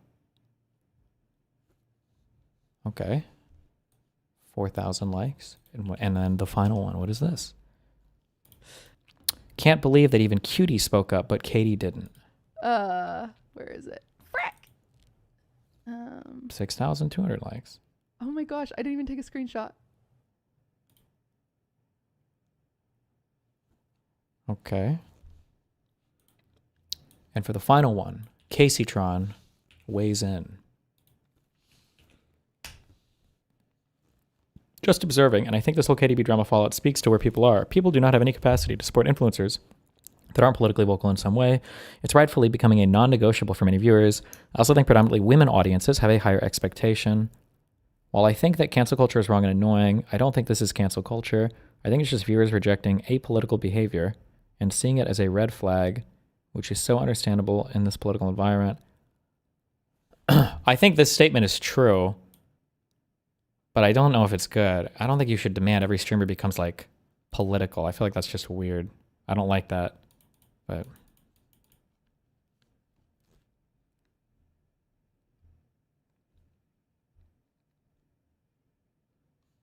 The issue is I actually don't know if I have, like if it was just this situation, I don't think I would care. I think in this sense, I think it is kind of weird that your streamers have no assumption over, or I'm sorry, that your streamers have nothing to say about what's arguably some of the crazy stuff going on in US domestic politics right now, like to pretend it doesn't exist. The only issue is I feel like every single person here saying that she should make a statement, I feel like all of these people might be the same people who were like, you need to have a position on Israel-Palestine. I'm just so brain broken on that issue. But maybe not, they're not. Maybe these are just like progressive-y types or like quote-unquote wokies or whatever who didn't do the whole hand-wringing over Israel-Palestine. Maybe? I don't know.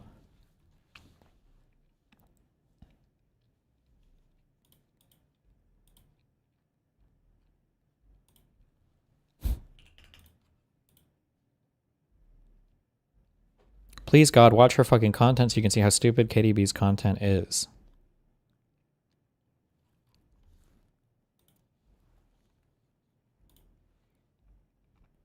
Here's to the stop that never stopped. To the flavor that found its way into everything. From just...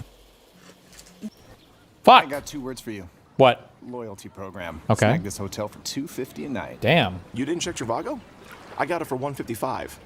Yo, Benny, this guy didn't check Trivago. Oh, you have to check Trivago. Duh. Look, on Trivago, you can compare prices from multiple different sites. Come on, dude. Loyalty programs and prices from hotel websites. Yep. Same hotel, $100 less. 2 words. Check Trivago. Benny. Check Trivago to compare prices and save up to 40%. Hotel? Trivago. Damn. Being quiet equals being compliant. I'm telling you right now. Oh no. Being quiet equals being compliant. Oh wait, this is the same. So we can't not Oh, do we just watched. Sorry. Okay, 2 days ago. That didn't fucking help. Do you hear me twice or just once? No, it's just like every time I plug up my controller, I hear you in my controller. Cause where the fuck?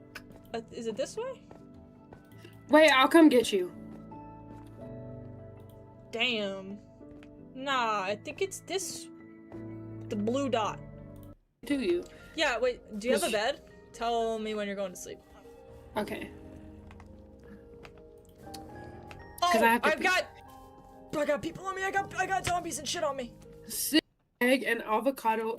Why, one day, when I'm dying in my deathbed and somebody asks me, do you feel like you contributed anything to the world? Whether or not I say yes or no is going to come down to whether or not I can convince 50% of my audience to recognize when sometimes there's something that you just personally don't like, and that's different than something being dog shit and fucking horrible. I don't think I would ever watch this stream, but it's just because this is just not content that appeals to me. Unless there's something else that I'm not aware of, though. This doesn't seem like dog shit, horrible, fucking terrible. It just seems like this is just like content that is not meant to appeal to me at all.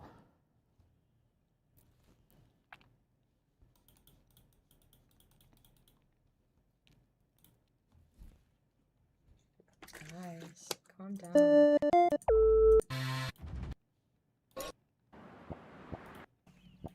And if you see in the corner of this room, there is an Apple frame over there. This frame is the switch for that path. Now simply collect 1 or 2 boxes and make a small... Okay. I meant stupid in the sense that she doesn't stream like a commentator or anything. She literally just does game shit. Why would I expect her to comment on shit? Okay. Yeah, Mad Cultist. I was going to say that too, but... Okay, what is this?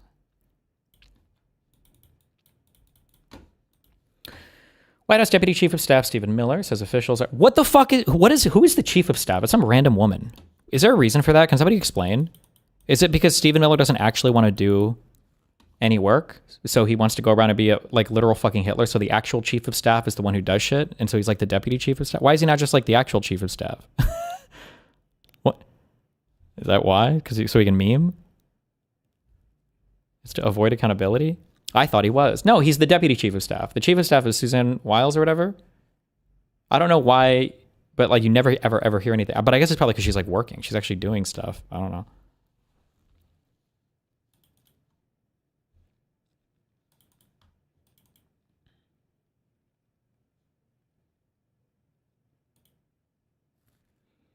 White House Deputy Chief of Staff Stephen Miller says officials are evaluating why Customs and Border Protection agents in Minneapolis may not have been following proper protocol before the fatal shooting of VA nurse Alex Pretti. In a statement to CNN, Miller said the White House had provided clear guidance to DHS that the extra personnel that had been sent to Minnesota for force protection should be used for conducting fugitive operations to create a physical barrier between the arrest teams and the disruptors. We're evaluating why the CBP team may not have been following that protocol, he said. Well,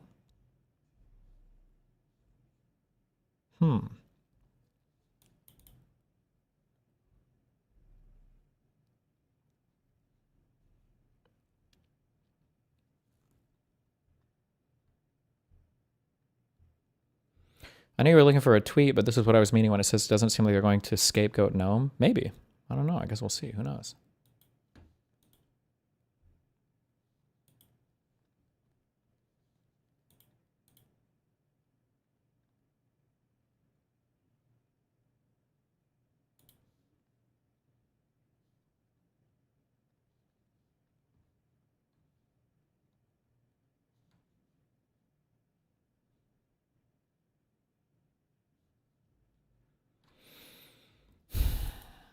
Okay.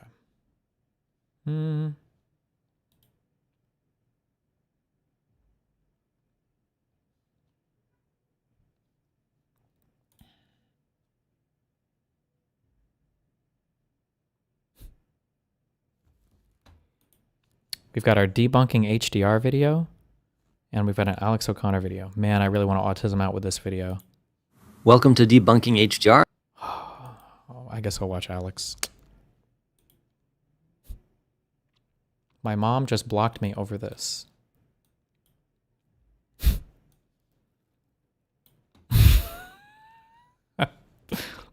This is fucking retarded. Stop.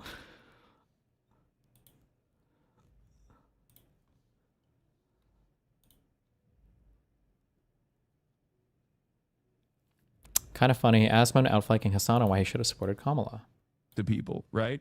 My job is to try to get people out there, to organize, to try to stop the Trump administration.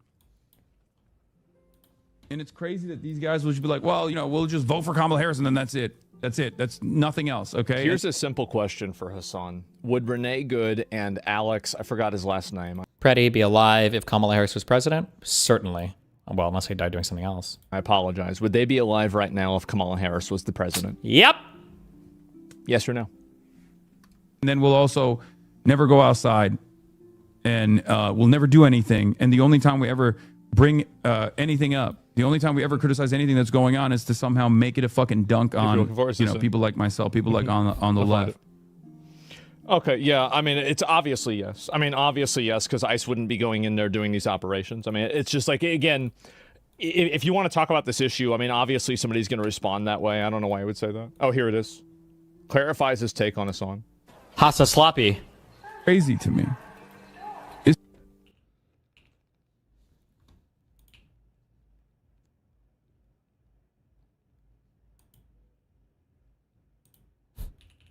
Jesus Christ. Wait. Am I the only one who has noticed how both of her Hispanic mods have been away from her streams ever since she gave that half-ass statement? What are the ethnicities of my mods? Have we published this?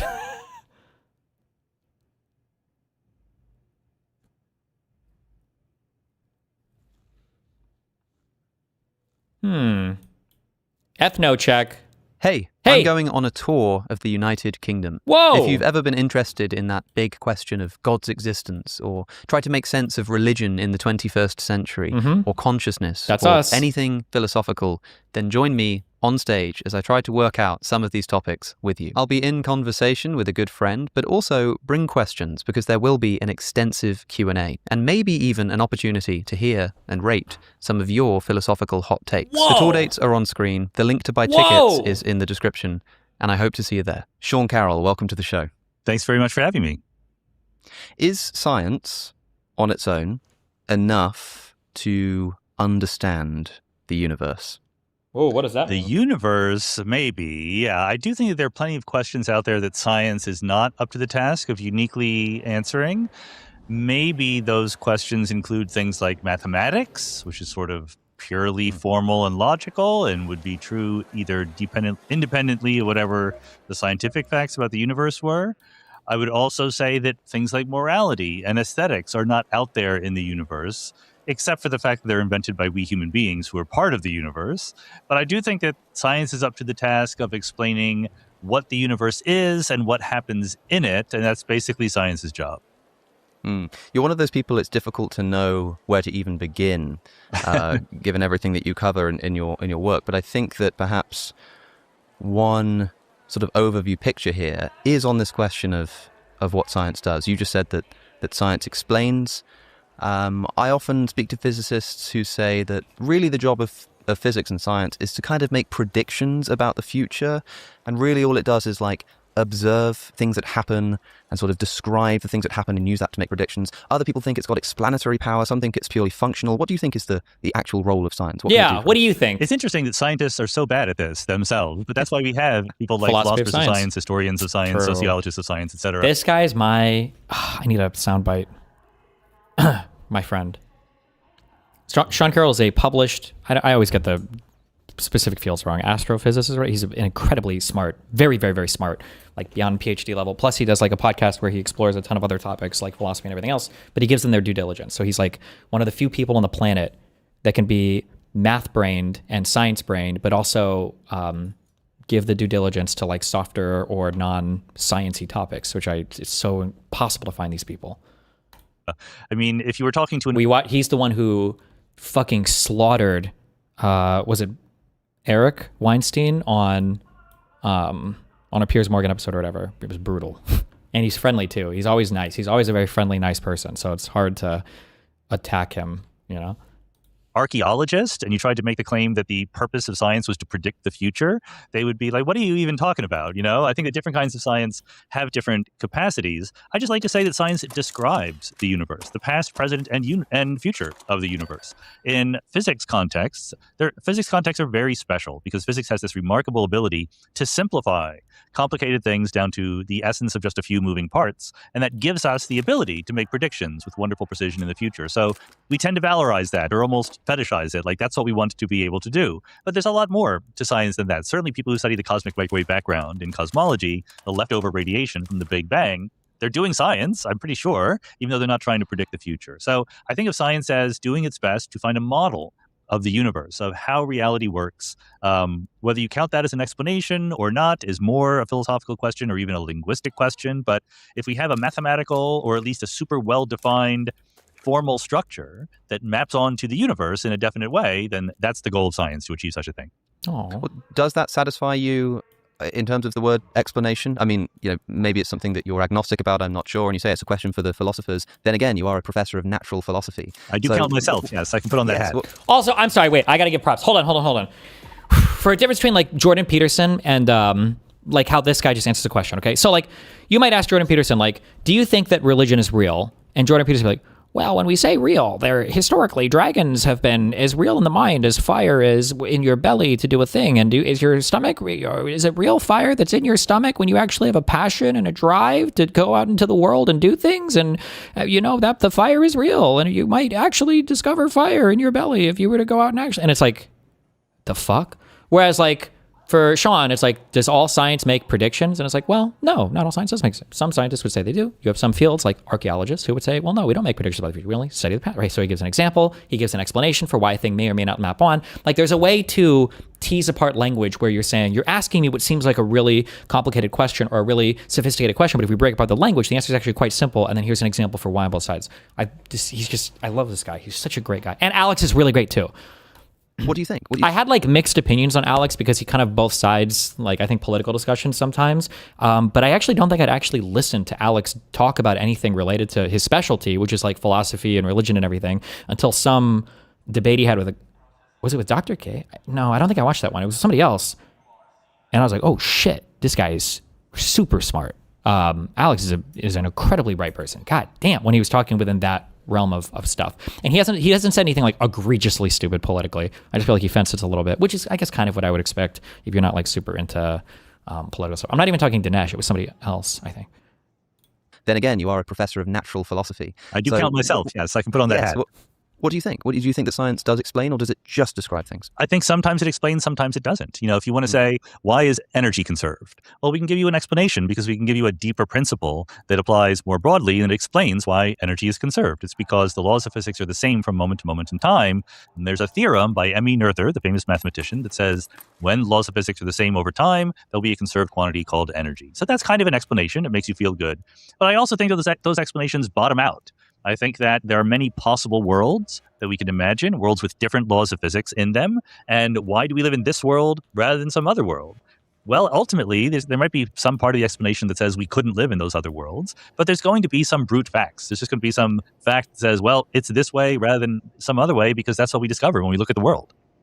Do you believe? Guys, these Andrew Wilson pictures have to be AI. There's no way that Joe Rogan invited him on. I don't believe it. You should search for that bottom picture of Joe Rogan to see if it comes up anywhere. It's got to be AI. I'm not believing it. There's no shot.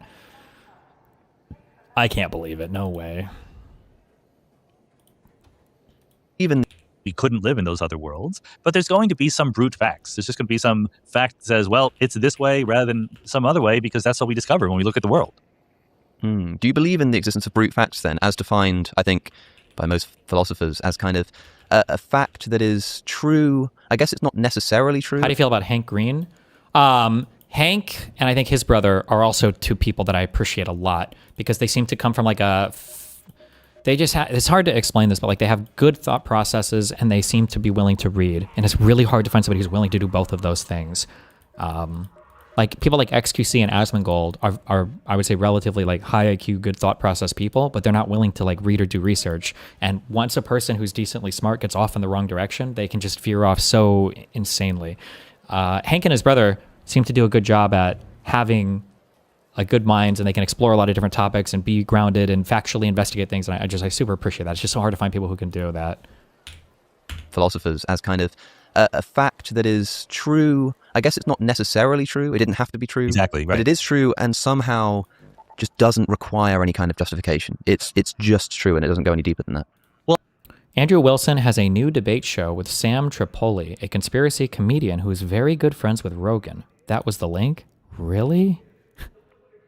I would go so far as to say that nothing requires a justification or an explanation. I mean, my attitude is it's nice when you're able to explain things, when you find a deeper principle that explains why things are one way or another, but we don't have the right to demand that of the universe. And so I do believe that there are brute facts. Arguably, the fact that the universe exists at all is a brute fact. It's not the kind of thing for which we would ever expect. Wait. Thumbs up if you think Kristi Noem is doing a great job. With Marco and Brian today. They're letting me roll with them. And pick up somebody who I think has got charges of human trafficking. Bro, she's just... Earlier had an op that swept up somebody who was wanted for murder, so... Why wouldn't anybody just help her pose with it? Why not just do that? Why not just help her pose? Like, why not be like, here, just hold it like that, or at least put the fucking strap on, or something. Why not just... Work that they do every day. Or you know what? Props to the two guys next to it. Maybe they're trolling. They're like, you know what? Fuck this bitch. Maybe. Who knows? To find a reason why that is true. We find reasons why for things that happen within the universe. Why was I late to work? Well, because there was an accident on the freeway and it slowed down traffic. Okay, like that makes sense to us, but that's because there's a context. And Oh, fuck. I have such a difficult time explaining this. Or maybe I don't. Maybe people are just willingly bad faith retards sometimes. This context, like, why is a question that has to be understood contextually, because it can mean such different things based on the context, right? And this is a good explanation, right? Like, well, why didn't something happen, right? Well, you're asking me whether or not this thing satisfies some conditions inside some system. And we understand what we mean when we say that, right? So if you say, like, why were you late for work? Like, there are so many ways that you can respond to that question in ways that are true that don't answer the question, right? Why were you late to work? Well, because it's 8:05 and I'm supposed to be here at 8 o'clock. No, I mean, like, why? Like, what's the reason why you were late for work?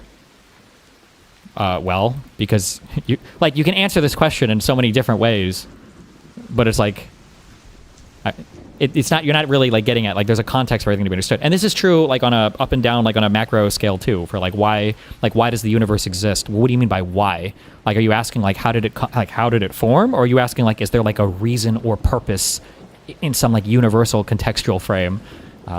This is a good thing, breaking down these two different things. we can ask, counterfactual questions. We can say, okay, if there hadn't been that accident, would I have been on time? And if the answer is yes, then it made sense to say that there's a reason why.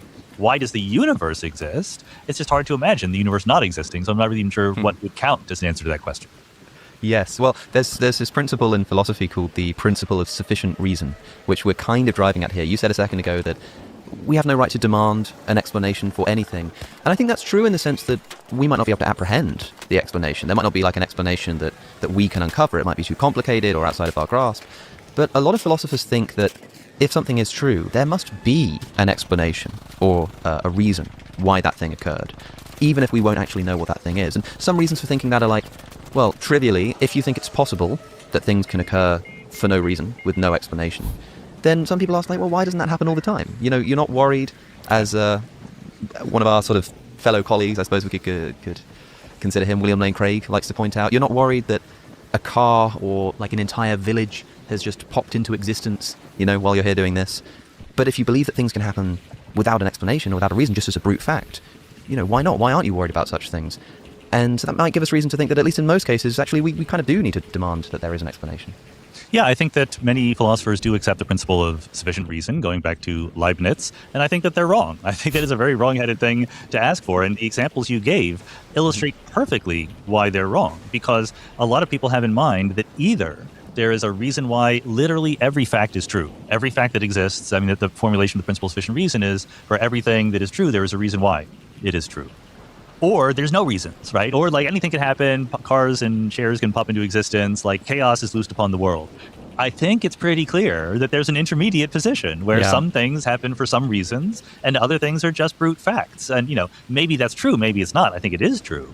But surely you can't argue against it just by saying that without imagining that everything has a definite reason why it's true, then nothing can possibly have reasons at all.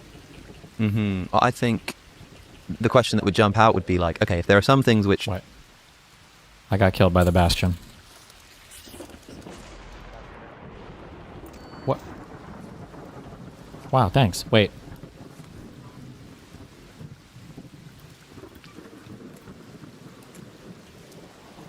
Thank you.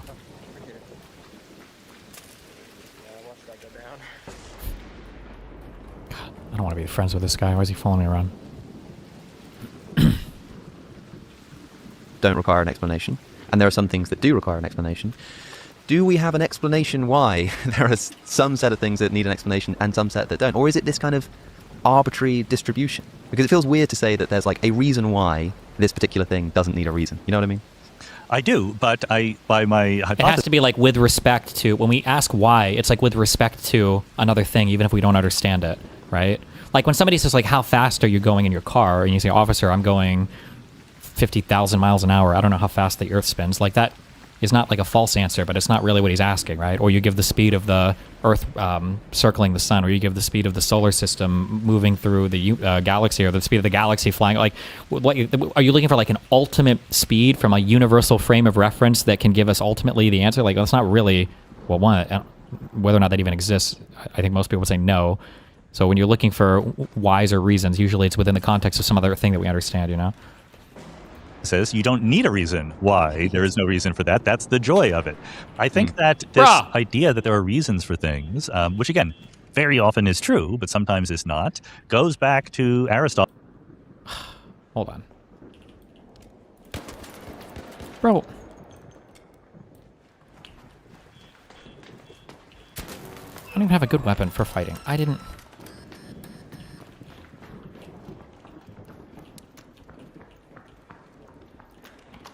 Ah!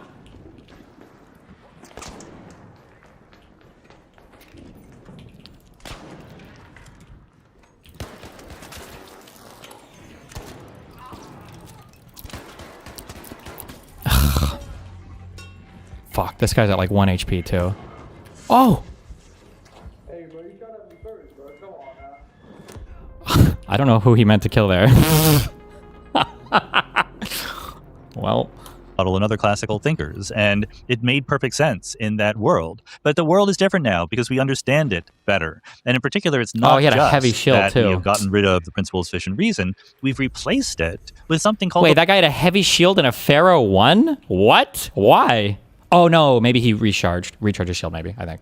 laws of physics. You know, Aristotle had no idea of what Newton would invent with classical mechanics or would later come on with relativity or quantum mechanics or whatever. There are laws of nature. And those laws, as far as we know, the correct laws, are never disobeyed. But why those laws rather than some others, maybe there's no explanation for that. So it's very, very far away from saying, oh, things just happen, you can't explain it, you know, one thing after another. It's, no, things happen because the laws of physics say so, and they're extremely restrictive. Why these laws rather than some others might not be an answerable question. True. Now, okay, I hope you don't mind me sort of pressing a little bit on this because, gosh, I've been speaking to so many philosophers and scientists with all kinds of different views on the nature of science that I'm sort of left in a spin. And when I hear someone say the laws of physics, it's this sort of philosophical buzzword because this terminology of law is kind of borrowed from like legal history, right? We've got this sort of set of rules that you have to follow, right? Whereas I'm kind of tempted to say that it's not that things don't fall to the ground because of the law of gravity, but rather we have a law of gravity because things fall to the ground. In other words, the laws are descriptive rather than prescriptive. But it sounds like if the laws of physics are to like replace this principle of sufficient... Well, definitionally, they're descriptive, right? Because we can't make new laws. We only observe them and then describe them, right? Reason, it sounds like you give the laws of physics this ontological status of being these like things which exist prior to the observations that they sort of, you know, have this grip on. Like, do you think that the laws of physics, like, what do you think is like their nature? Do they sort of exist somewhere out there? Are they like written into the rule book? Like, how do you think about what a law is? This is exactly a well-debated point in the philosophy of science about Humeanism versus anti-Humeanism concerning the laws of nature. I think that, going back to Aristotle or maybe even to Newton, there was this default assumption that if there were laws of physics, they governed the behavior. It's a governing conception of laws, where the laws of physics really bring into existence what happens next from what's happening now. Whereas Hume comes along and says something exactly like what you just said. What really exists are a bunch of things, doing things at different moments of time. There's an apple, it's fallen to the ground. Okay. And we invent these ways of describing what happened. And so I don't say, and I'm entirely in favor of that perspective. I think that's the right way to think about the laws of physics. They are descriptive of what happens in what is called the Humean mosaic, the set of everything that happens in the world. And they're very, very compact descriptions. You don't need to say force equals mass times acceleration separately for every object in the universe. You just say it once, and it's going to be of universal applicability. So I wouldn't say that the laws govern what happens or even the laws explain what happens. I would say the laws describe what happens. The fact that there are laws that are apparently never violated means that things are not going to pop randomly into existence. What's going to happen next is whatever the laws of physics say. But the laws of physics are patterns in the universe. They are not forces that bring things into existence. And as far as we know, once we discover the fundamental laws of physics, which maybe we're close to, maybe we're far away from, we have no idea, those will be brute facts. They may have been some other way, but here's how they turn out to be. And I think we're sort of talking here, or skirting around the edges of this idea of where these laws came from, and maybe where they came from, or the reason that they are as they are is a kind of brute fact. But that question will seemingly be tied up to like the origin of the universe, right? Because people kind of think that for there to be laws of physics, there need to be things for them to describe, and the stuff that is described by the laws of physics would have began if and when the universe began.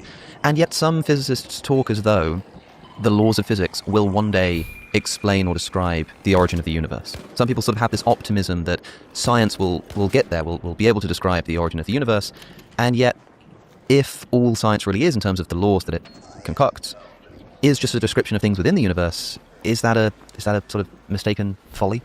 Well, it depends on exactly what you're looking for. If you're looking for a description of the first moment of time in the history of the universe, there's no reason why science couldn't in principle provide that. That's what science does. It provides a description of what happened in the universe.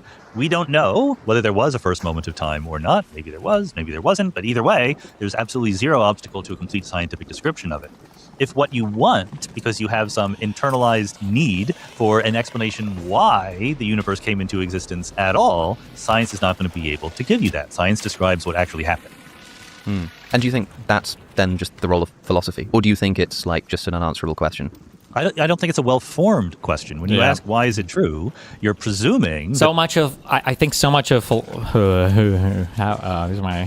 Careful. So much of philosophy seems to be, or not philosophy, pop philosophy, or difficult questions are really just ill-formed questions. And if you tease apart the language a little bit more, or if you really try to understand conceptually what it is you're asking, sometimes the answer is a bit more apparent. This is why I know the answer to every philosophical problem. This is already partially damaged. Oh, maybe it got struck by lightning?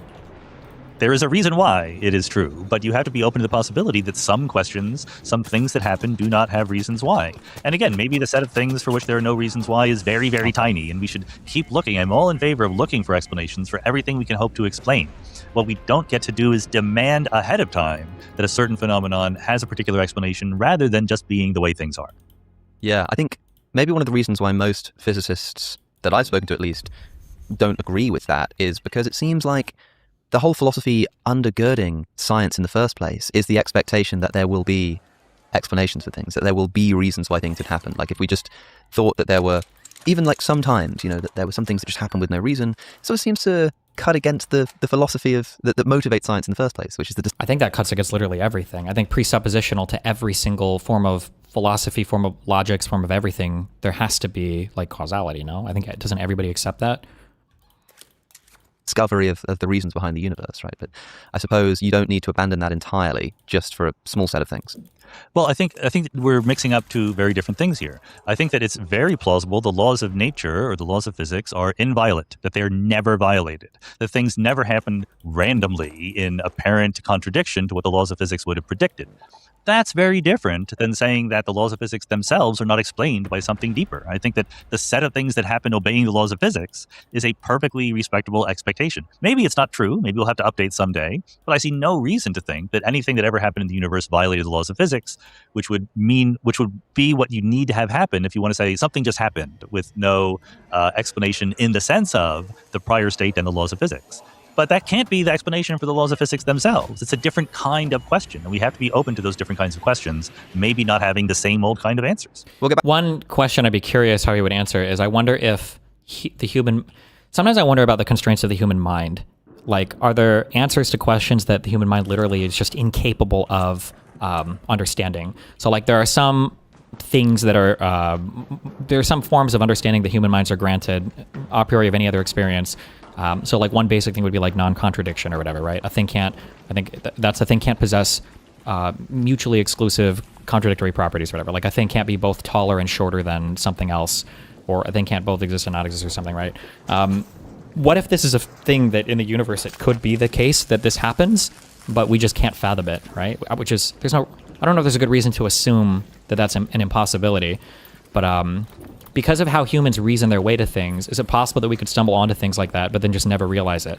So, for instance, if when Sean says, when Sean just said there that if something happens that violates whatever laws of physics or whatever, basically we just kind of like we keep exploring, we keep trying to find something more fundamental. If it were the case that we were to discover something that contradicted what we understand to be like causal relationships between things or whatever, I don't think we would ever accept that answer. The assumption would always just be, well, there must be a deeper explanation, but maybe we actually never, ever, ever find that explanation. And we just assume there must be one, but there isn't one, but we assume there's one because it's the only thing that the human mind can fathom, maybe? I don't know. Back to the show in just a moment, but first, if you watch my channel regularly, you'll know that for some time now, I've been recommending a way to deal with bias in news media. Bias is obviously a huge problem, and it's never going to go away, but there is a tool that we can use to navigate the online media space and objectively compare the way that different sources report on the same story. And that tool is today's sponsor, Ground News. Ground News aggregates thousands of local and international news outlets all in one place, so you can compare reporting across the political spectrum. Try it out at ground.news/AlexOC. Did you know that NASA is planning to have a nuclear reactor on the moon by 2030. What? If you only read left-leaning news, you might not. Using Ground News, I can see that of all the sources reporting on this story, also, only 11% of them lean to the left. And Ground News even has a dedicated blind spot tab, which specifically seeks out stories that you don't want off their unlimited access advantage plan. That said, back to the show. So, I know you know about the fine-tuning argument for the existence of God, and I don't want to just do the boring thing of just asking you exactly what you think about that, but specifically, when people talk about this, the problem that we're confronted with is that the universe abides by a certain number of constants which seem very, very finely balanced, to the degree that if you were to increase gravity or its strength by like the most unfathomably tiny amount, the universe would all collapse in on itself, and the reverse is true as well. And so we're kind of typically given three options here to explain why it is that the universe is finely balanced to allow atoms to form and planets and stars and stuff. One is it's just by chance, which seems incredibly unlikely. One is that God did it, which seems maybe a bit too easy. there's so many more interesting things I feel like you could talk about philosophically with him than just the God thing, but because I don't know, maybe just because I used to be an atheist. You run through all the like responses to these things so often. And the third is necessity, that there's some kind of reason why it had to be that way, or maybe not a reason why it had to be that way, but it just had to be that way. Is the version of the sort of description of the laws of physics that you're describing here a version of this necessity route of saying without sort of any reason why they kind of just had to be the way they are? Or is it more like a chance direction where you say it's like his phrasing there, things had to be the way they are? Well, what do you mean by that? Do you mean, because it is true that things had to be the way they are for human life to form. That is true. But what a lot of people don't consider is, well, they could have been another way in which human life wouldn't have formed. Like, that's possible. It just didn't happen, you know? And even if it is, like, incredibly low or rare or whatever, like, just because a thing happened that might be incredibly unlikely doesn't mean there was a reason, right? Like, every time you shuffle a deck of cards, it's probably a unique arrangement of that pair of cards, because there's so many cards when you shuffle them, the probabilities are massive, are astronomical. But if you shuffle a deck of cards and then it turns out a certain way, like, it's not like it had to be that way, but the chances of it being that way are incredibly rare. But it could have been another way. But I mean, obviously we don't see that because this is the only universe we live in now. So to assume that a thing wound up a certain way because it had to, well, it had to for life to exist, but I mean, life could just not exist, but then we wouldn't be around here to fathom that or think about it, you know? kind of just by chance, but the fact that it did happen this way, despite the odds, requires no explanation. Like, which of those sort of categories do you sort of fit into? I know it's not the God one. Well, I think that two things. One is you left off a very promising explanation, which is the multiverse, where different parts of the universe have apparently different values for the constants, and therefore we're going tautologically to find ourselves in a part of the universe which has conditions accessible to life, right? I mean, there was never any chance that we would be having this conversation in a part of the universe which did not allow for the existence of life. Yeah. So really the only question is the universe... Oh, fuck. Like, you could draw like, like, you could draw like a... No, what would it be? I'm trying to think of how you do this. Like 500 ships are escaping an island and only one ship makes it to shore or whatever. And like the people on that one boat are like, wow, like, you know, it really only could have ever been this way or whatever, ignoring the 499 that didn't make it. And it's like, okay, well, I mean, you could have just as easily been on one of those, but you wouldn't be having the conversation, you know, because you would just be dead. Damn, who's fighting in there? Universe big and diverse enough to allow for life anywhere, or did we just get lucky, like you said? I don't think that there's much sensible to be said about the option that you painted as some necessity for things to be one way versus another. I don't think that makes any sense. Like I said, I think that things could very easily have been otherwise. I think that the most likely explanation for the apparent fine-tuning of constants of nature is some kind of diversity within the environments that exist within our universe. It might be literally the cosmological multiverse, where you have regions very far away where conditions are different. It might be something more subtle in the space of quantum worlds, in a many worlds version of quantum mechanics or something like that. But that seems to be a very simple way out of the apparent fine-tuning questions. And it wouldn't be at all associated with some necessity for it to have been that way. It's literally the opposite. It's saying elsewhere it's not that way at all.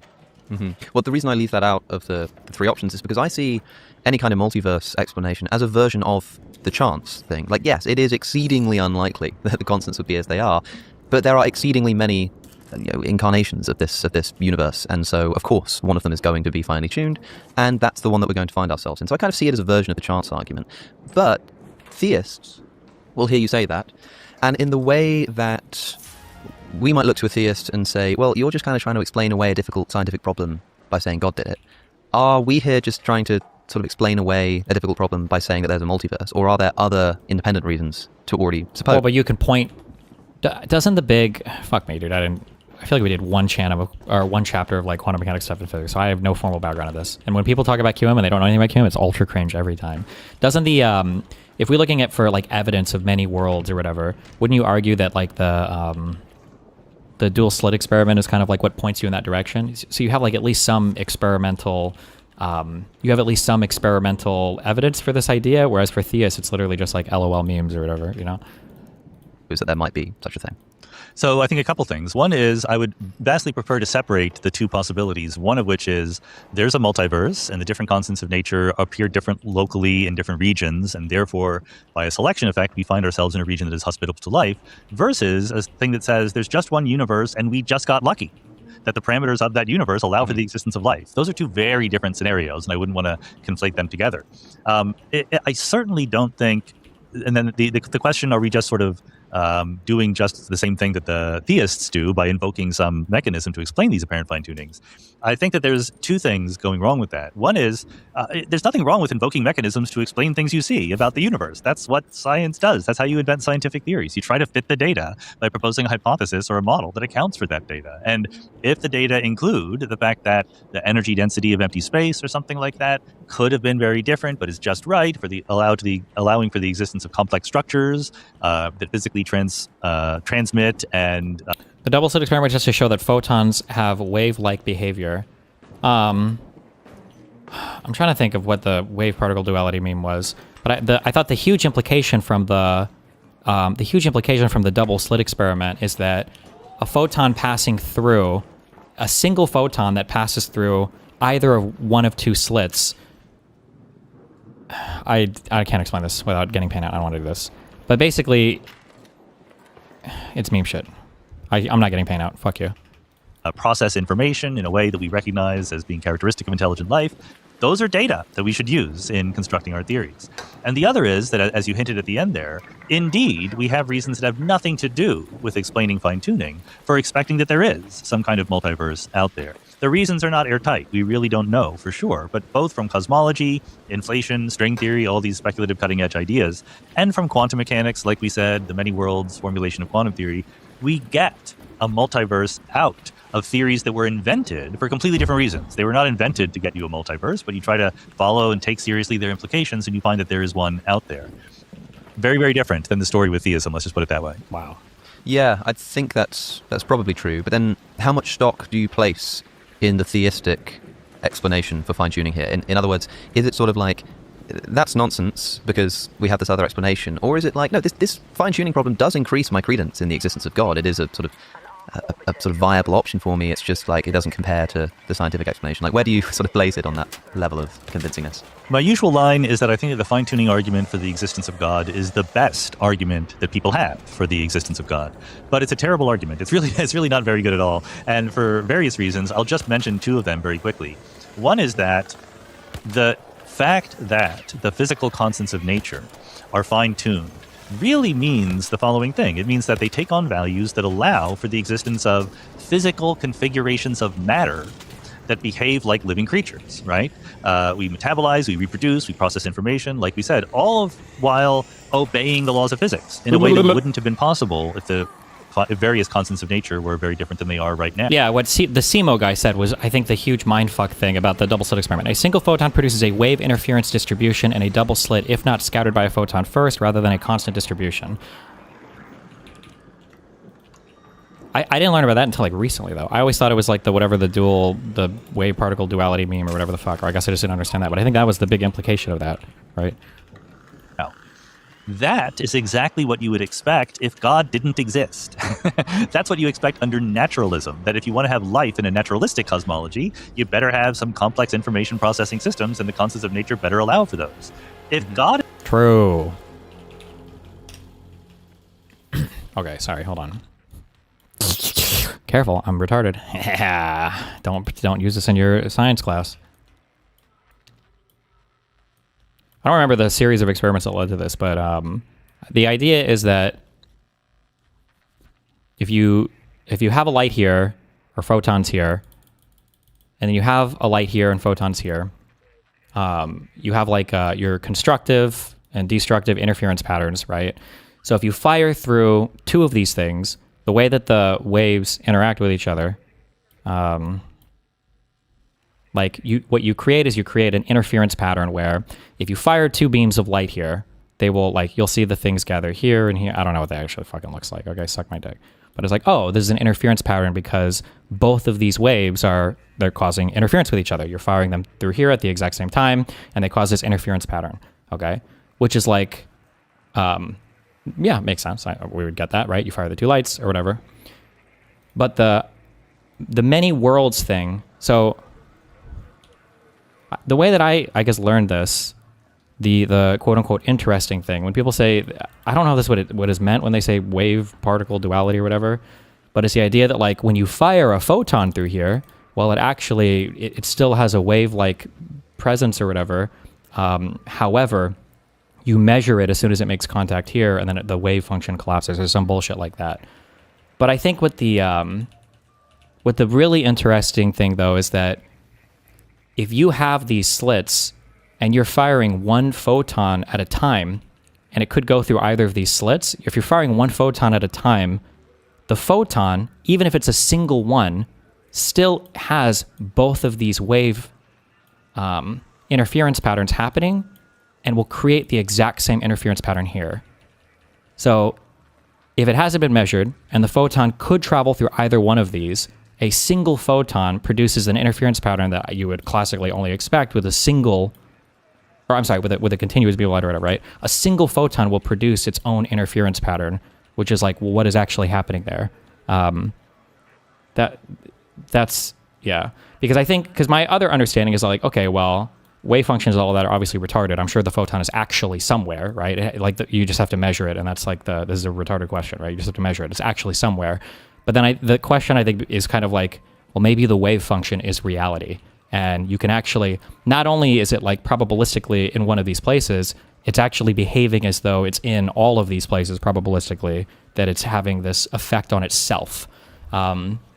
And then you can expand this. Well, imagine that these things were so huge that it wasn't just a single photon. What if it was a whole atom going through, or so huge that it was a person going through? And you could theoretically blow out a wave function to where everything is theoretically happening at all points in time until a wave function collapse happens, or whatever bullshit is. Yeah, but that idea of like multiple worlds potentially emerging because even a single photon will cause an interference pattern with itself, as though a continuous beam of light was shown through two slits, is like a kind of a mindfucky thing, I think.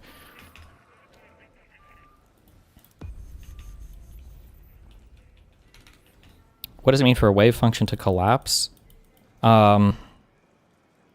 Is it when two particles interact with each other that are outside of the wave function? But then you can also describe the new interaction as like part of a wave function as well. I think everything can be a wave function. The whole universe is a single wave function theoretically or whatever, but I don't know. That's something beyond me.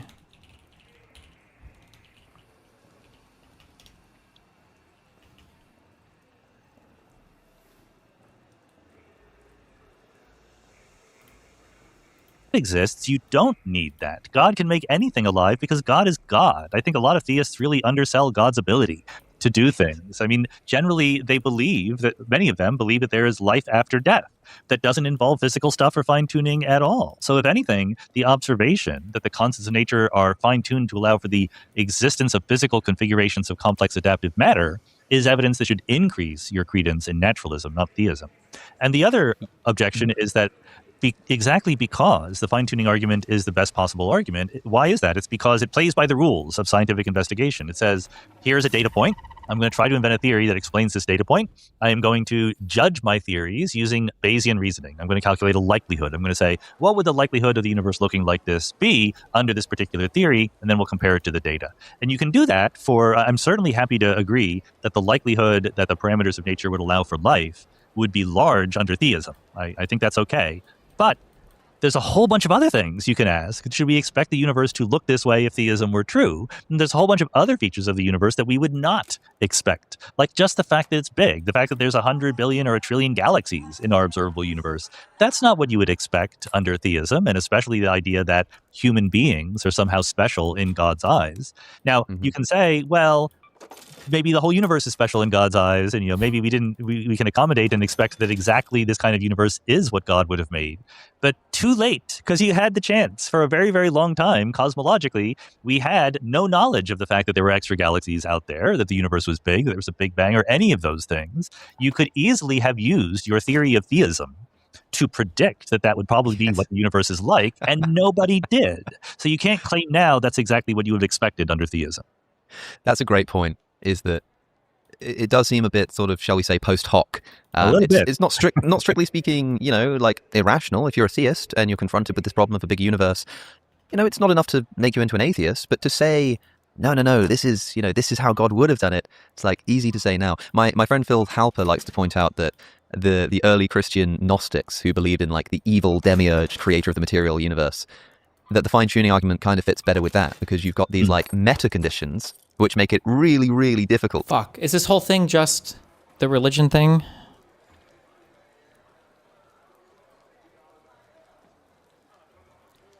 to bring about a material world, and yet it comes about, implying that sort of the true creator of everything, the source of all being, really doesn't want the material world to exist.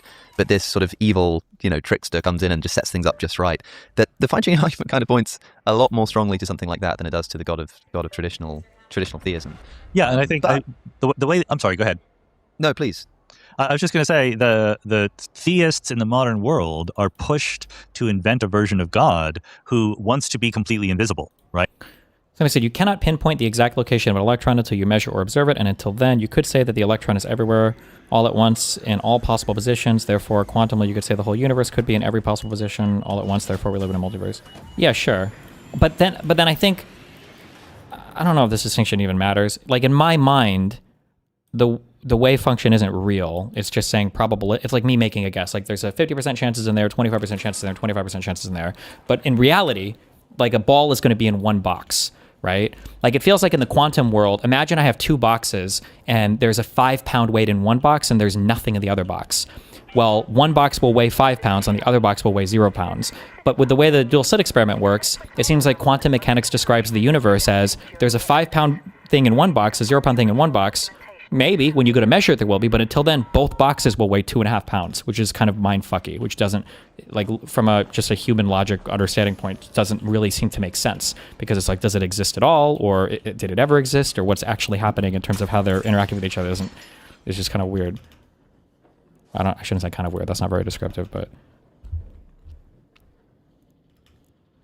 Who wants the world just to act according to the laws of physics. And then you have to invent a reason why, oh no, God would have wanted to do it that way so that we would have no idea that God actually existed. It would be very, very trivially easy for God to let us know that God existed. Again, he's God. He can do anything he wants. There's many different versions of the universe that would fit really well into a theistic explanation and not so much into a naturalistic explanation. To be forced into the corner where, yeah, it looks like our universe always obeys the laws of physics and is governed by purely materialistic rules, but God would have wanted that way is a little bit of a post hoc cop-out. Okay, so I've got two philosophical questions for you, since this Only is a two? philosophy show, although you struggle to believe it, the number of scientists I've been speaking to recently. The first is that you said earlier that you don't believe in the principle of sufficient reason. That is, you think that there are things that can occur without any explanation or justification. And that satisfies you to think maybe the universe's existence and the nature of the laws are just a brute fact.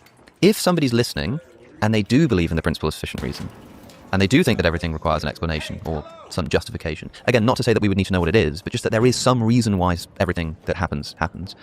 For someone who does believe in the PSR, do you think they have good reason to believe in some kind of theistic picture, that there must be a sort of unmoved mover holding everything in place? Or would you still, if you woke up tomorrow like Bertrand Russell, by Jove, the principle of sufficient reason is sound, would you still be satisfied in your atheism?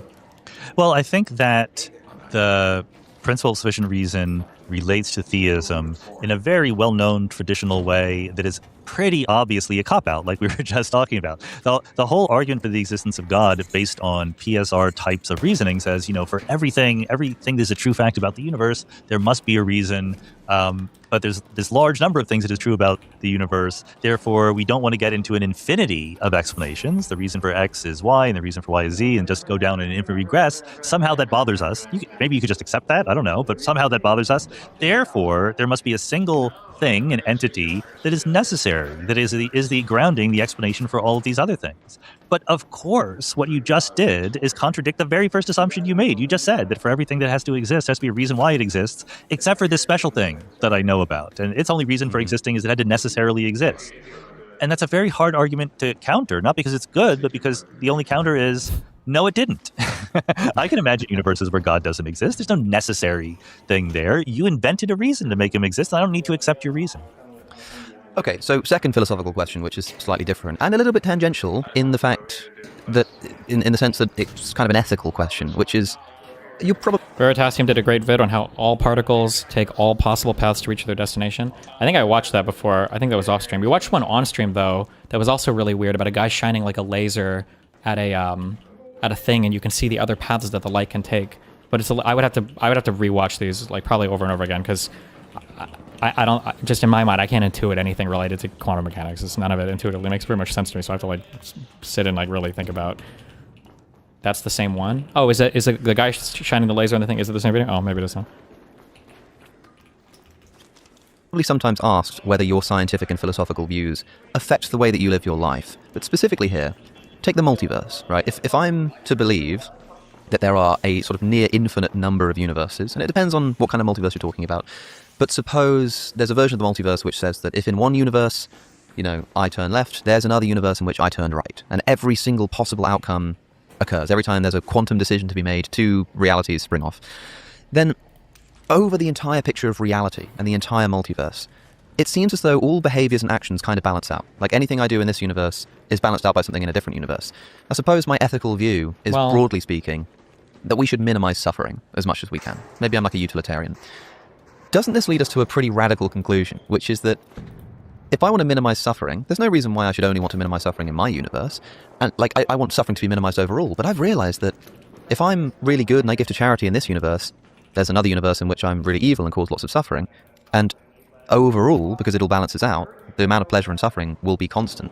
So why not, in this universe, just cause as much suffering as I can and just be evil and selfish and terrible, because I know that it will be balanced out by a universe somewhere else, if that makes sense. It does. I think that would be a perfectly valid way of reasoning if your physical theory was that every possible Balanced universe out at the end. happens, and it happens with sort of equal probability somewhere. But nobody has a physical theory like that.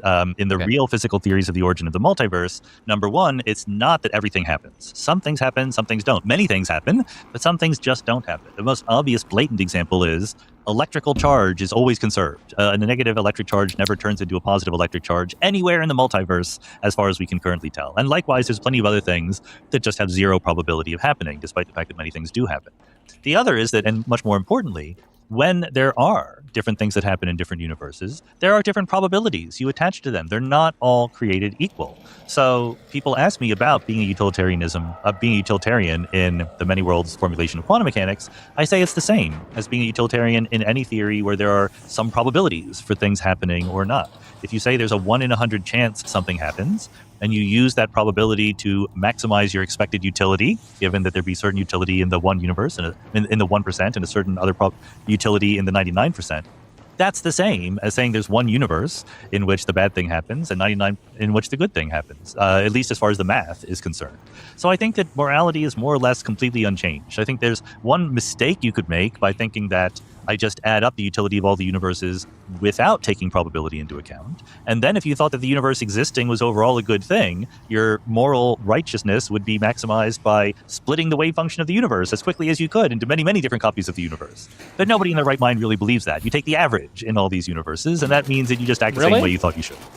I'm a little bit confused about how the probabilistic distribution of different universes concords with the existence of human free will. I don't think that free will exists. You do? I'm a compatibilist, like most philosophers. Yeah, okay. And so I suppose, maybe, I guess, under compatibilism, you would just think that this probabilistic distribution does apply to our actions, and our actions are kind of determined, but you have like a conception of freedom that works with that. Like, you're not a libertarian, like free will proponent, in other words. So the existence of quantum probabilities has absolutely nothing to do with you making choices, for or against. It's such a the whole stupid idea of compatibilism vis-a-vis free will. The word compatibilism means compatibilism between our ordinary conceptions of ability to choose and the laws of physics deterministic underlying laws. Those are the two things that are supposed to be compatible. So adding a little stochastic element to the underlying laws neither increases or decreases our compatibilist free will.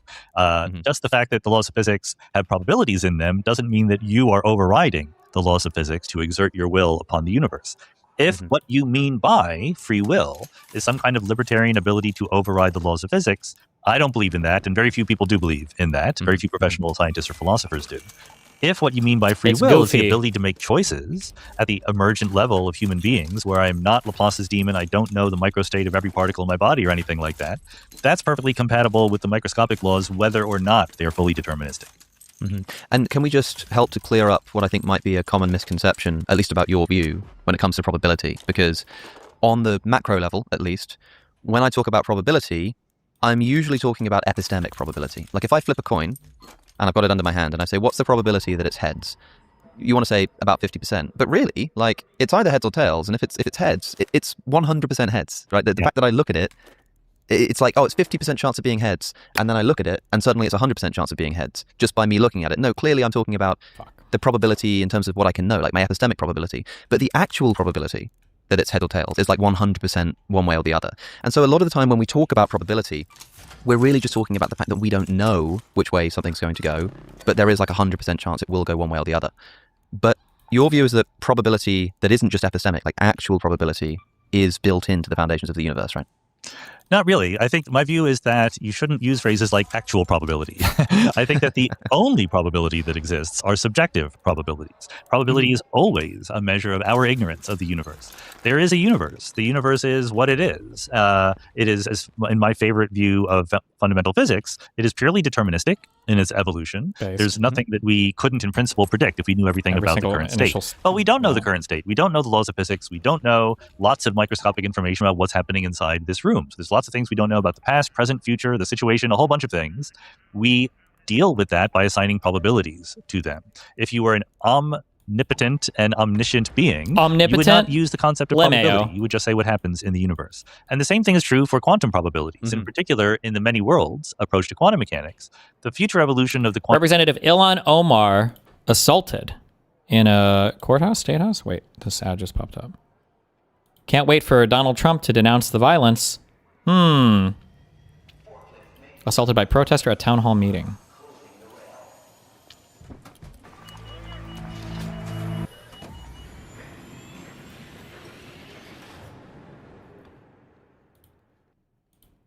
Ash knows your work. It keeps everything connected so you can build on what's working instead of starting from scratch. Hell yeah. Package final deliverables into stacks. Clean visual hubs you can share with your team. So clean. Focus on your work, not your workflow. Yes. With Dash. Awesome.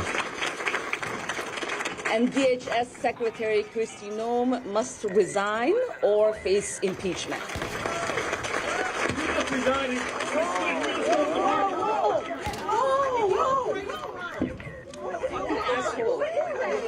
I don't know.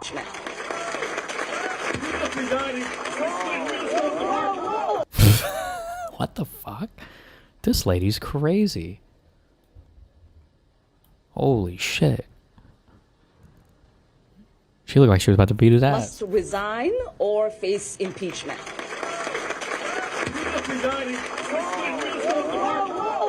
That's crazy. Jesus. No, we will continue. No. Ilhan, you need to go get checked. No, we will continue. These fucking assholes are not going to get away with it. You need to go get checked. No, I don't know what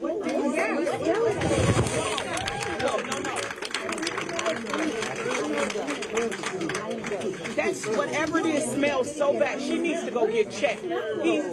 By the way, if that was Donald Trump, there would be 4 trillion conservative drooling semen out of their mouths from all their home-bought Trump special semen kits. They'd be drooling about how the next election is over. The next election is over. Oh my, it's over now. Notice how he fearlessly walked towards the person, didn't even care. Notice how he didn't even flinch. Like, it would be over, but no one will give a fuck about this.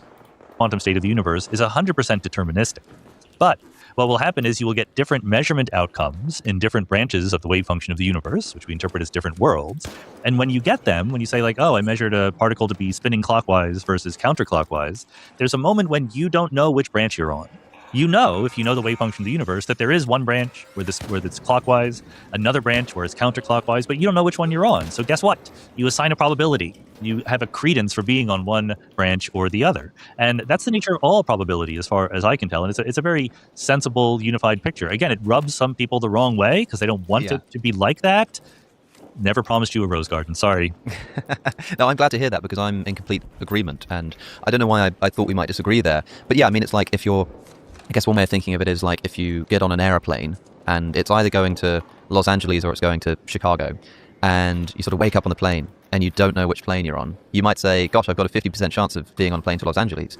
It's like, no, you don't. Like you're definitely 100% going one way or the other. What you're describing is just that you don't know. And when someone tells you, all you're doing, you're not collapsing a probability distribution that's built into the universe.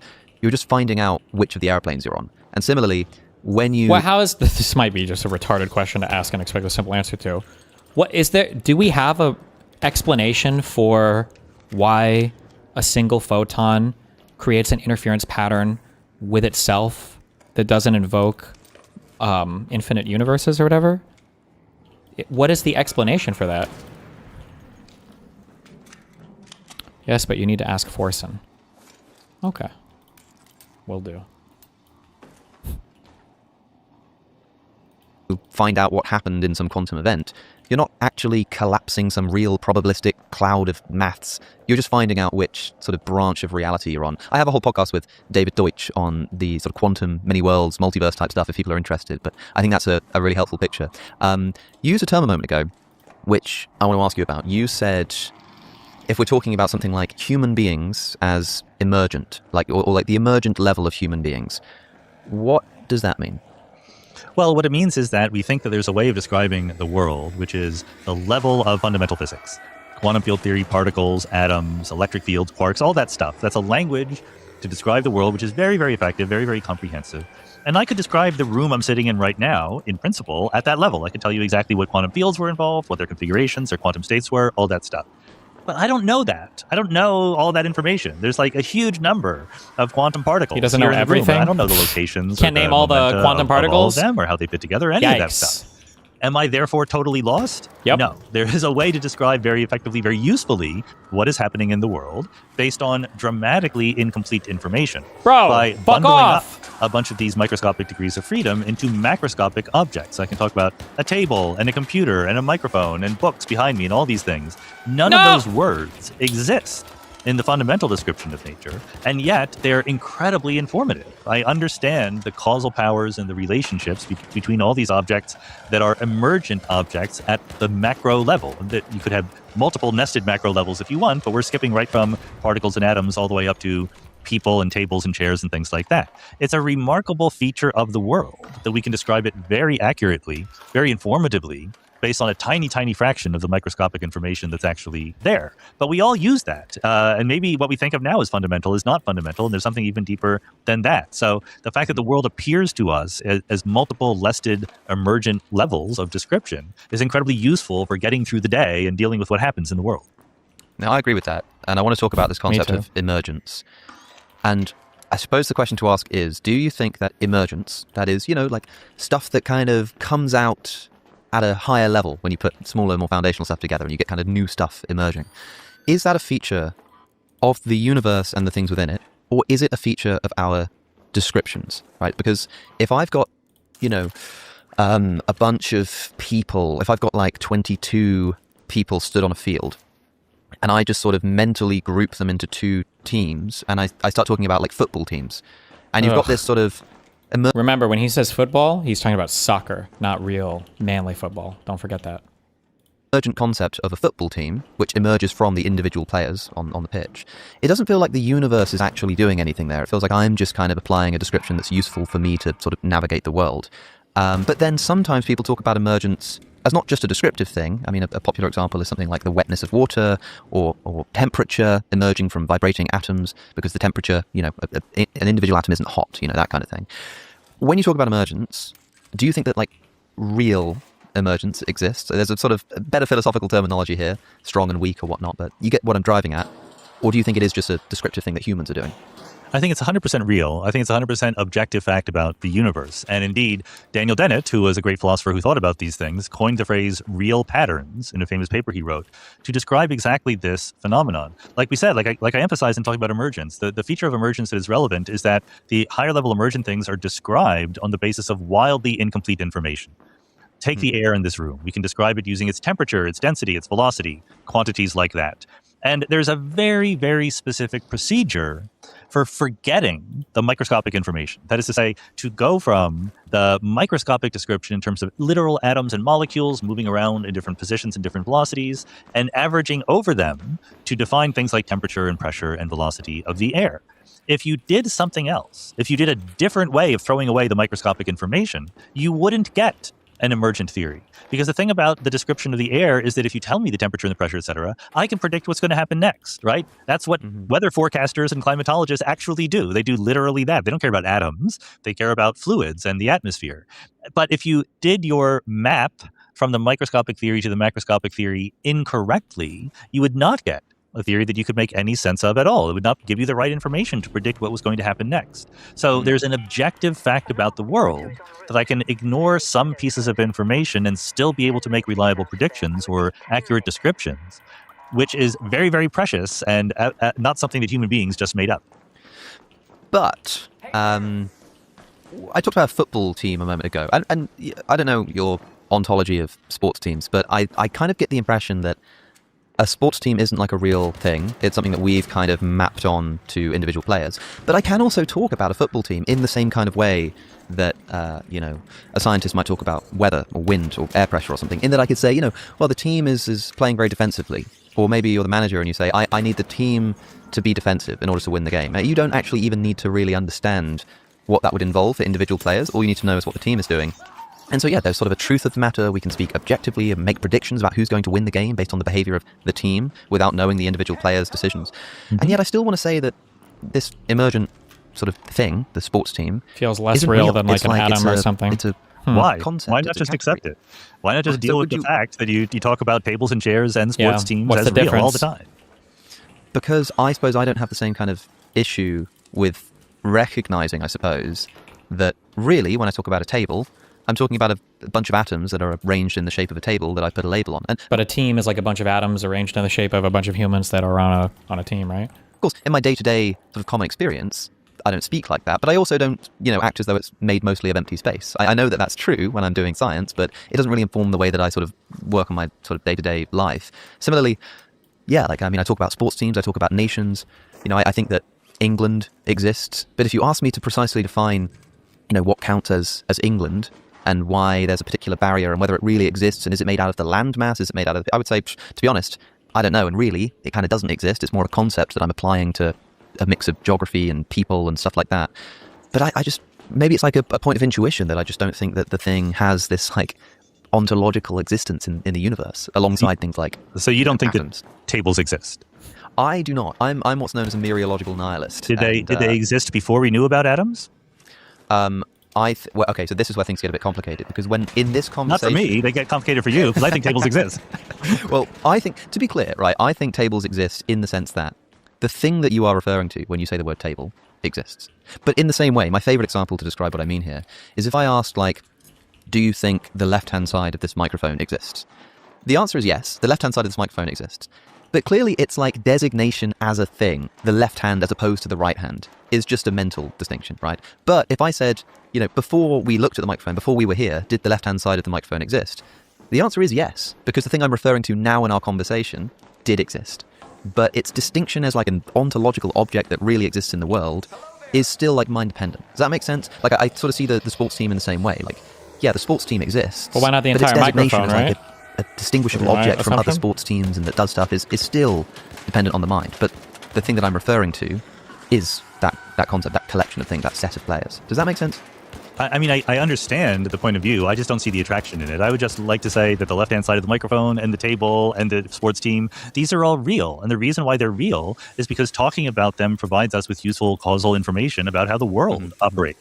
If I said, oh, I spilled paint on the left-hand side of my microphone, I'm not sitting here thinking like, I have no idea what that means. What are these strange terms that he's using? Like, you've conveyed information to me. So that's my criterion for when something is a useful, really, truly existent concept at the higher emergent level. So, and, I wonder how he would view, like, what about, like, relationship stuff? Or what about just, like, literally just concepts, I guess, versus physical things? So, like, say, like, so he'll say a table is real because you're conveying some useful information about the world. What about like capitalism? Is capitalism real? Or what about like, like father-son? Like, is that relationship real? I wonder if he treats any of these things like concepts or relational stuff, if it's all the same. I have no idea. I don't know what the answer is. This is all in the service of trying to understand emergence, but we're slightly sidelining here, and I think it's really interesting. Okay. There is a problem with this view, in my view, which is that, I mean, you've said that the reason why you want to be able to say that the left-hand side of the microphone exists or a sports team exists is because it's useful. I think it's true. It is useful to have those concepts. But I want to say that there are things that exist even if it's not useful to know that they exist. And there are things that don't exist even if it would be really useful that they did. And the problem to me with saying that, well, as long as in my head I put a box around those 11 players and call it a sports team, yeah, there's this real thing called a sports team. If I'm watching the game and I'm the only person in the arena who for some reason takes those 11 players on one side and then also takes the goalkeeper from the other team, and I just decide to like call it a new thing. I just say, oh, that's a That's a sports team plus. Sports team plus one. That's a new object that exists in the universe. This feels like a and private language I thing. said, hey, there's this, I just created this new thing in the universe. It's called a sports team plus. He would say, you're clearly just making stuff up. Oh, but and if you communicate maybe you want to to say, well, somebody, that wouldn't be a could. very useful category. Oh, couldn't you argue that these categories exist right now? We call them fantasy sports teams. Isn't that kind of what they are? You pick you create fictitious teams based on players or whatever? No? Yeah, maybe it would be in some circumstances, but even if it's not useful, I can still do that. I can just arbitrarily... I said I'm a mereological nihilism. The radical opposite of this is mereological universalism, the view that every combination of objects does actually produce a new object. In other words, it seems to lead to my ability to say something like, okay, I'm just going to take this bust of Michelangelo's David that's behind me, and cringe. my left pinky, Sports cringe. and the minute hand on the eastern face of Big Ben, and I'm going to say that is a new object, and I'm going to call it a globe, and that's a real thing that exists in the universe, that is emergent of those two things considered as a whole. But that would be insane, not just because it's not useful, but also because it just doesn't seem like that's a real thing. You know what I mean? So how do you avoid that objection, that you sort of exploded the number of things that could possibly exist in the universe? Yeah, because I don't think that anything that you can possibly group together counts as a really existing object. There are things that play causal roles in the world that, like I said, provide informative knowledge of what the world is doing. And I think that the example of the air in the room is really good. I get things like temperature and density and pressure by taking a small region of space, literal location in space, like here's a cubic millimeter, and I'm going to average, like how many particles are there, what's their density, things like that. It turns out, as a true fact that is not in any way a necessary fact, but a contingent fact about reality, that doing those little averages gives me a thing that exists in the sense that I can make predictions on the basis of its current state. If I had done the same thing averaging over squares or cubes in momentum space rather than physical space, I would get the same number of variables, and I'd be able to predict nothing. It's useless. It's just like the glorb that you defined. The glorb. And all of this is discussed by Dennett in his paper on real patterns. There are some patterns that form sensible combinations of things at the emergent level, and some that don't. And we kind of all know this because we refer to the world and have objects in it long before we know that they're made of lower level things. The emergent level has an autonomy of its own. This is Philip Anderson's point, the famous physicist, when he wrote the famous article, More is Different. You can study the higher level for its own sake. Like, you have freedom to define whatever you want, but that doesn't make it a good scientific description of the world. I see. Okay, now I'll admit to you as well that in speaking about emergence and human beings as emergent, I have a slight vested interest, and there's a topic which you know I have to ask about, which is consciousness. And I suppose I want to begin by asking, do you consider yourself to be a materialist? I mean, I know that you're a physicalist about consciousness, but just like broadly speaking as a prior metaphysic, are you a materialist? I prefer physicalist to materialist because I think that we've moved past the point in the history of our knowledge of the world where we say the world is made of materials. What the world is made out of is a little bit more abstract than that, but it is physical stuff doing physical things. And I want to ask what is a deceptively difficult question, because people say to me sometimes, yeah, I'm a materialist. I believe the universe is just made out of material, or it's just made out of physical stuff. I'm like, okay, cool. What is that? What is physical stuff? What's the sort of operative definition that makes physicalism a definable worldview? Well, there is absolutely a problem in physicalism, namely that we keep changing our best theories of physics, right? Yeah. Like you would have given a different answer in 1850 about what is the physical stuff that makes up the world as you would have in 1950, because we had revolutions and relativity and quantum mechanics and things like that. That's why I have sympathy for structural realism, that admits there is something out there that is real, but we don't know what it is for the final answer. What we know is that there are certain structural relations. No. What? Hit the button?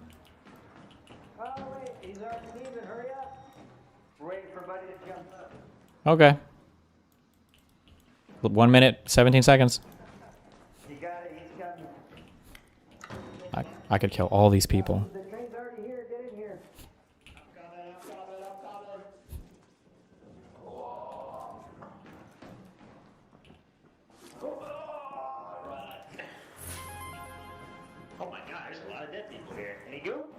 No, they're all looted. Oh, damn, dude. Is he in? Can we pull it? Just gotta find that last one, I guess. That sucks. A little bit. I think it's upstairs in the far right one. You know what I'm talking about? Yeah, I don't know. Good luck, bro. See you, man. Fucking nerds. Embedded in there, even as our ontology continues to improve along the way.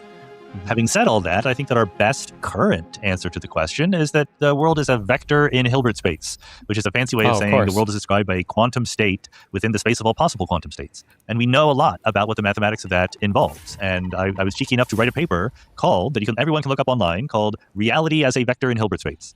It's not necessarily the final answer, but it's our best current answer. And that answer is very far away from the world of tables and chairs moving in three-dimensional space. And that's just a juicy scientific philosophical problem for us to connect the two, to reconcile the manifest image of the world with the scientific image of the world. And to what degree do you think that, not just this view, but any scientific view, and I'm sort of throwing the Philip Goff line at you here, can really inform us about what stuff is, rather than just what it does? I mean, we talked about science being descriptive, as sort of coming up with laws that describe things that we observe.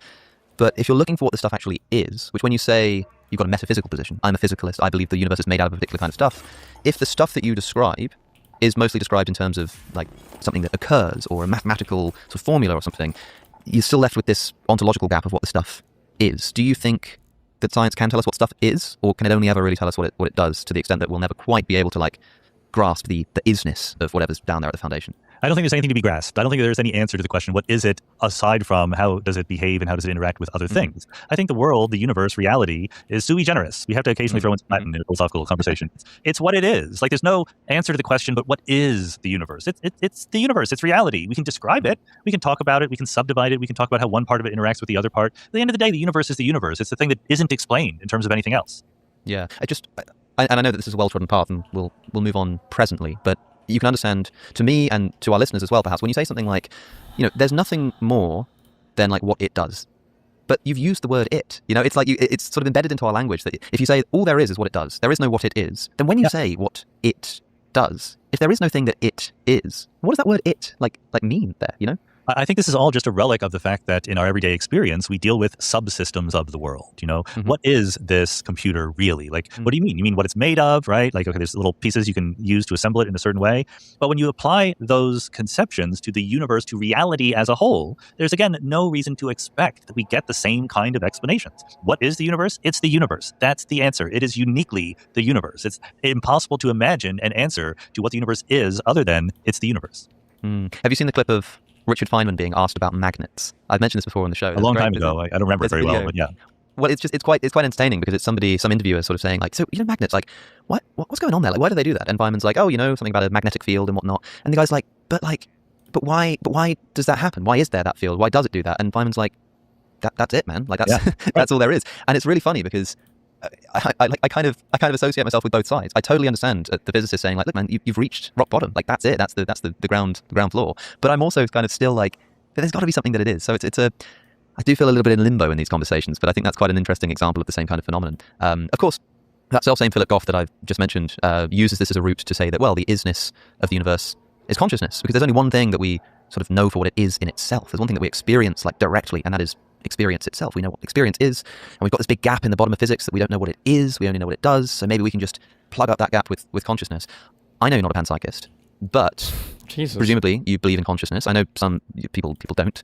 I've heard you talk about consciousness in a way that I'd be surprised if you took the sort of illusion route or something that says that it literally doesn't exist. And yet, you're a physicalist. You think that there is this sort of field of stuff, of physical matter, even if we don't quite know what that is, that somehow bumps together in the right kind of way and then gives rise to something that isn't just like, a rock crumbling off a cliff or something, but is experience. Famously, the redness of red, the taste of Coca-Cola, the sound of children's laughter, whatever it is. What is going on there, in your view? What is giving rise to this sui generis, to use the same term that you did, thing in the universe called experience? I don't think it's any different than tables and chairs. I think that experiences and conscious awareness of things is a set of vocabulary words that we use to describe collective behavior of particles and forces in the universe under the right circumstances. I can say that the table has a certain height, that it has a certain tensile strength, things like that. In the same way, I can say that this particular person is having an experience of seeing the redness of red. I literally see no gap there at all. This is just one of the sets of vocabulary words to describe what happens in the world at a higher level. Yeah. I've never heard Sean be this combative with someone he's speaking with. I think he knows this guy's a bit of a character. What? Was that a meme? What? I mean, you'll be familiar, of course, with the reasons why people are suspicious of this, but perhaps we can try to be specific and make it interesting. I mean, for a start, it seems as though I could give a complete description of the activities of a brain. I could describe the sort of electrochemical processes and the way that neurons fire and connect with each other and the brain regions and all that kind of stuff. And were it not that we already knew there was this thing called experience that sort of came along with that, I wouldn't expect or predict that there would be this thing that the philosophers called qualia, the redness of red. I would just predict that there would be some atoms and neurons moving around and bumping into each other in various ways. It seems, in other words, that like a physicalist description of the brain would not predict, at least on its own, that there is this thing called experience that goes along with the neurons moving around in physical space. What do you think of that? I don't see why not. I think that's just because you're not very good at predicting things. But neither am I, because it's very, very complicated. I mean, we're literally trying to compare two things. One is a physicalist understanding of nature at its most fundamental, which, as we said, currently takes the form of some quantum mechanical theory of fields and particles and stuff like that, which is literally the best understood feature of all of science, because we can... Wait, what did you say? What did you say? What? You gooped everything already? Is it the peanut guy who does this goop word? I don't like this goop word. I don't like the goop word. There wasn't even anything in here, too. Absolutely make precision measurements. We can set things up. We can simplify things. We can get rid of all the complications. We can test things to 12 decimal places. And we can push our experiments well beyond our everyday realm of experience, and we still get the right answer. And it's all beautiful, pristine. It makes perfect sense. On the other hand, we have consciousness and the brain, which is literally the least well understood thing in all of science. It's incredibly complex. We don't know exactly what's going on, even at the physical level in the brain, much less the emergent level of psychology and experiences and things like that. And you're saying, well, I am a little bit unsure how to connect one to the other. And I'm going to say, that is the completely unsurprising result of this. Like, why in the world would you expect to, with our current state of the art, to be able to make explicit that connection? And the fact that you don't is certainly not any reason to change our fundamental notion of how reality works. It's obviously to admit that we don't understand how the brain works very well. I use the analogy, it's like saying, I can't find my car keys, I should buy a new car. That's not the right strategy to use in this situation. You have to be a little bit more patient than that. Yeah, I suppose for the person who thinks that consciousness is inexplicable on physicalism, it's more like, I don't understand how a car could even possibly exist in the universe as I understand it. And people sort of view... This is something I wish they would have spent more time on this. Why does this guy keep following me around? I don't like this guy. I feel like consciousness is a thing. Like, I don't even know if I could conceive of how to observe another observer.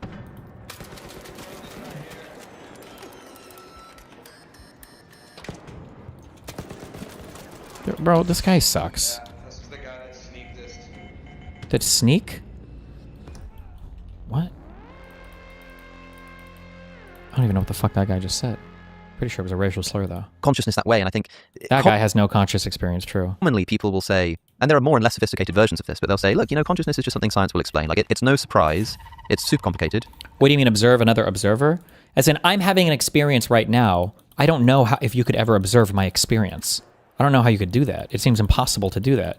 So if something else was having an experience, I don't know how I could ever perceive that having an experience. It just seems to be, it's like the biggest weirdo challenge to like, I guess a materialist or physicalist view of the world. Because obviously we must believe we're having some kind of conscious experience, but like, how do we even speak about that meaningfully? He said you were sneak dissing. He was a burnt peanut fan who knew who you were. But I didn't say I don't like goop in game.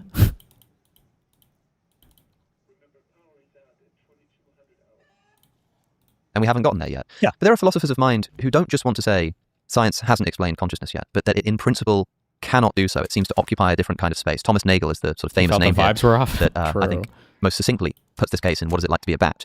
And one useful way of getting at this is with a famous thought experiment that I've heard you speak about before, but I had a question about your interpretation or response to this. Famously, Mary's room. I talk about this all the time on the show. And most people are familiar. Mary is in a room. It's totally black and white. She experiences no color for all of her life. But she is given every single piece of information that could possibly be written down onto a piece of paper and understood and like comprehended by her. She's given that, and she becomes an expert. She learns about the wavelengths of light. She learns about the biology of the eye and the brain chemistry and all of that kind of stuff. But she's never seen blue. And then, at the end of her life, she steps outside. Fuck. Sean better not give the worst. I wonder if Sean would say, well, if she hasn't seen it yet, then she hasn't been given all the information. No way would he say that. That's such a cop-out fucking answer. He's not going to say that. She looks up, she sees the blue sky, and the question is, does she learn something new? And the implicit answer is, yes, she learns something new. She learns what it's like to see blue. And whatever that extra thing is that she's learned is what consciousness is. I've heard you talk about this before, and what does he say? I just want to give you space to respond to that, and then I've got a follow-up question, if your answer remains the same as it did when I last heard you speak about this. So what do you think about that? I'm a little bit thrown off my game because it's always red that she's never seen, and you're making it blue. True. And I'm not quite sure how to yeah. change gears so quickly, Alex. So let me give it a try. And I think there's different, I have one opinion, but there's different ways of stating it. So let me state it this way. Mary's room, even though Frank Jackson, who popularized as a thought experiment, has repudiated the conclusion that it is used to draw. Many other people still stick with it. I didn't know get that. that. I did not know that. Yeah, no, he's totally a physicalist now. Wow, really? Do you know why? Like, was there like a... Because it's a bad argument. I can explain why I think it's a bad argument. I cannot promise I can explain why he changed his mind about it. But look, it's supposed to be a refutation or repudiation, I was mixing up those two words together, of physicalism. It's supposed to be, you're supposed to reach the conclusion that physicalism can't be true. Okay, well, what is the physicalist saying about what's happening to Mary, the color scientist, in her room? He's saying that when she's in her room and everything is black and white and she's reading all the books on color theory and getting all of these pieces of information, she's learning things. And what that means to the physicalist is there are certain connections between certain neurons in her brain that are firing and strengthening so that when you ask questions, she can answer them, he is going to say et cetera. Usual physicalist. She hasn't learned everything because she hasn't seen it. Then she steps outside. Blue light wavelength photons impinge on her retina for the first time, and she sees the color blue. What happens to the physicalist? Different neurons fire in her brain, and different synapses are strengthened. No one disagrees with that. And now she says, oh, now I know what it's like to see and experience the color blue. Where in the world is there any problem with that? Like, where is the refutation of physicalism? The physicalist explains this with 100% fidelity. There's nothing missing. I think the issue is quite specific. At least the issue that I think is interesting, which is that we're indebted to Galileo for telling us that maths is the language of the universe, and the scientist wants to say that everything which is possible to scientifically explain is something that you could, in principle, formulate in the language of mathematics. I don't know if you agree with that, but that's sort of the tradition that we inherit from Galileo, right? Is this idea that anything which is scientifically true can be mathematized, and if something can be mathematized and explained or described in a mathematical formula with letters and numbers, then in principle, everything that there is to know could be written. How is this a cop-out? Because it seems to be that qualia... Well, now I don't know. Now as I think about this, it feels cringe. What the fuck is this? Rotary encoder? Does my cock go in here? It seems to be that qualia are a thing that can't be communicated from one person to another, whereas all that other information can be communicated through speech or through written word.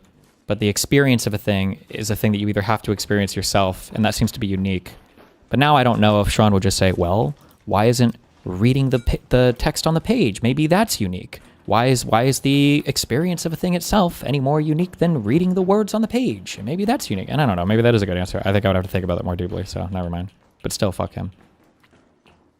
Hello there. Say hello back. Don't shoot.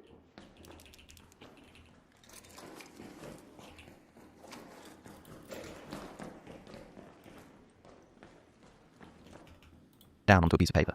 I understand that, like, when Mary exits the room, and there are like different neurons that fire in her brain, and that gives rise to the experience, that's fine. But if there is any kind of knowledge that she gains, anything that you could class as knowledge, and if the scientist, to use the sort of religious buzzword, believes that anything which can be known can be described in the language of mathematics, it would imply that the very knowledge that she has of that experience of blue could in principle have been written down onto a piece of paper, such that when she read and understood that thing on that piece of paper, she got that knowledge that she gets when she walks out. She could get that just from reading something that's written down. So like the problem for me is specifically the fact that it's not so much about physicalism, but more about scientific description. The idea that one day science will be able to explain or describe consciousness implies to me, and maybe I'm wrong about this, that science will one day be able to take that knowledge that Mary gains when she steps outside of the room and write it down onto a piece of paper, such that just by reading that thing on the piece of paper, you would get the same knowledge. I don't think that's possible, and so my question to you is, do you think that's possible? And if it's not, then what is, like, a scientific description that cannot be... Don't say what I just said. Don't say that. I think this is just very clearly a problem with getting mixed up linguistically, No! not scientifically or philosophically. Don't say the thing. As I said, when Mary reads about the science of color... It's activating synapses in neurons. Certain neurons do certain things in her brain. And then when she sees it, it activates other neurons. Different neurons do different things in her brain. That's cringe. I could write down what the neurons are doing with no problem at all. But me writing down what the neurons are doing doesn't make the neurons do that. What makes the neurons do that is seeing the color blue. And again, I don't think the physicalist has any problem capturing any of this. I do. So that's cringe. Okay, so in agreement with that, you could write down what the neurons do, but that's not going to make the neurons fire. Yeah, exactly.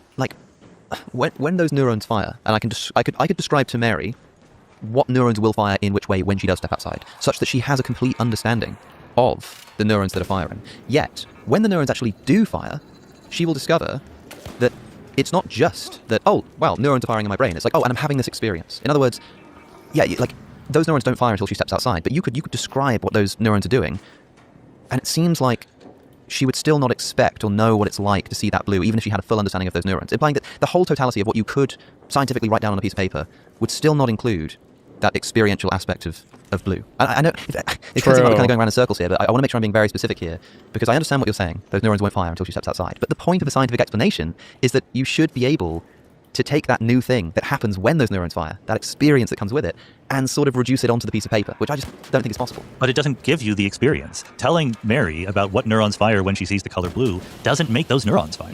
That's a purely my only point. My point is not to disagree that there's something new. My point is to disagree that physicalism has any difficulty describing it whatsoever.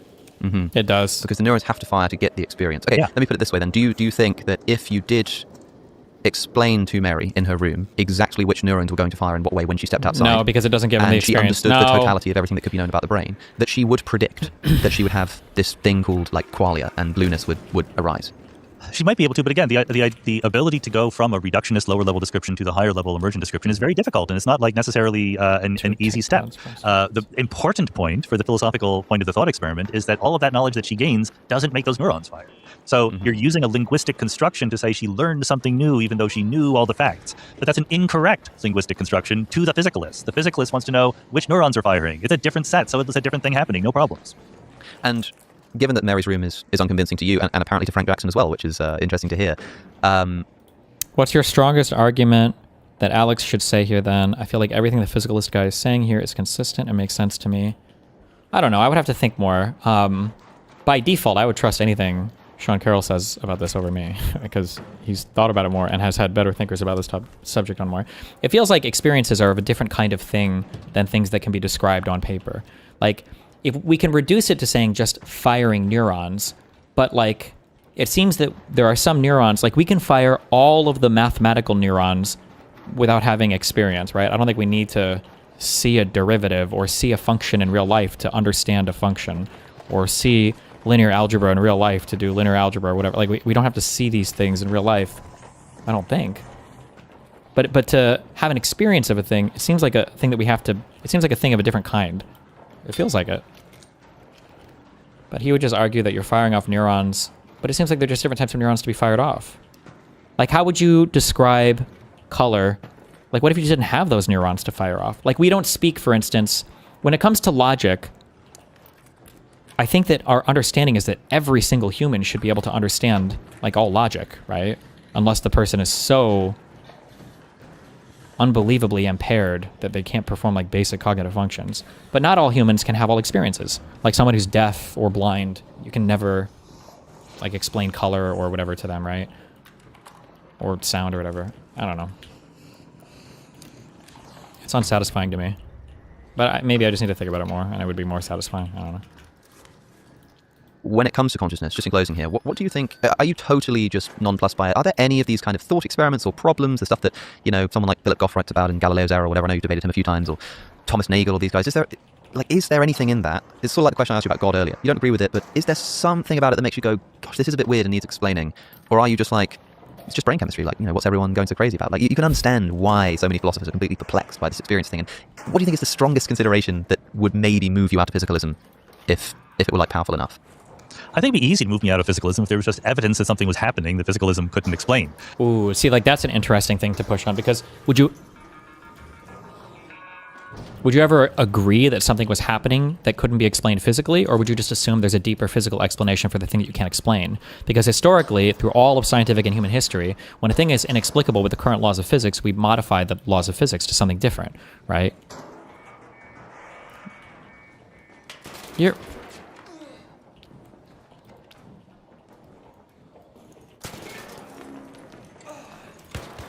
Oh my god, every shot missed.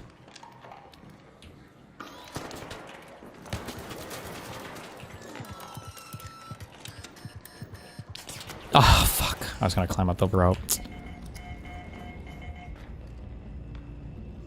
If they're gonna release as much information as they have out about the matchmaking thing, I wonder if they should just release it all. Fuck. I wanna know if you can shoot back at people without getting... There should be some way to figure it out. Fuck these peaceful cues. I think that consciousness is the worst place to look for that, precisely because the human brain is incredibly complicated and it's the last thing we should expect to understand.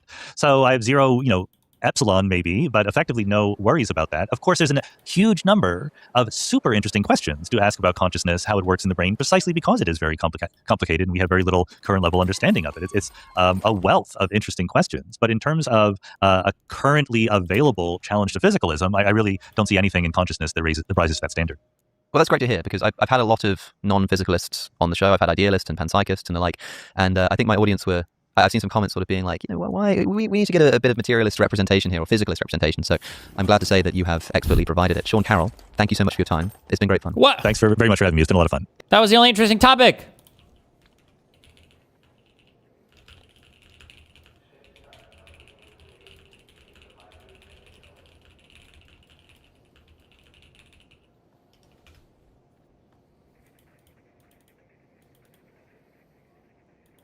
You should be able to scream, "Stop resisting," and aim your gun at a player, and if they run or shoot, you get no aggression points.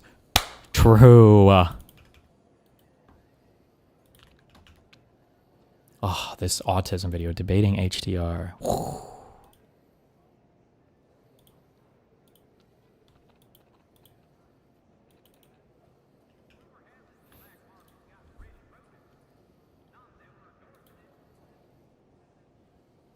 The fuck? Thoughts? What is this? Are they dead? Thank you to CyberGhost VPN for supporting PBS. Does quantum mechanics allow the future to retroactively influence the past? What? As in the infamous delayed choice quantum eraser experiment. Well, how about we get an actual quantum physicist, who many of you already know, to show us how to do this experiment? No one cares. Quantum mechanics are for losers. Have you tried telling people that shoot at you that they're now in the domestic terrorist database? True. Ilhan Omar got sprayed with some shit? Yeah. We already watched this. You're late, losers. We didn't say that they sprayed her, though. I didn't see that.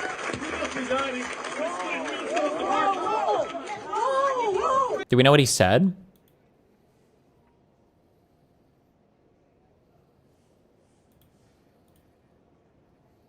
Check Asmongold's chat reaction to the Ilhan Omar stuff.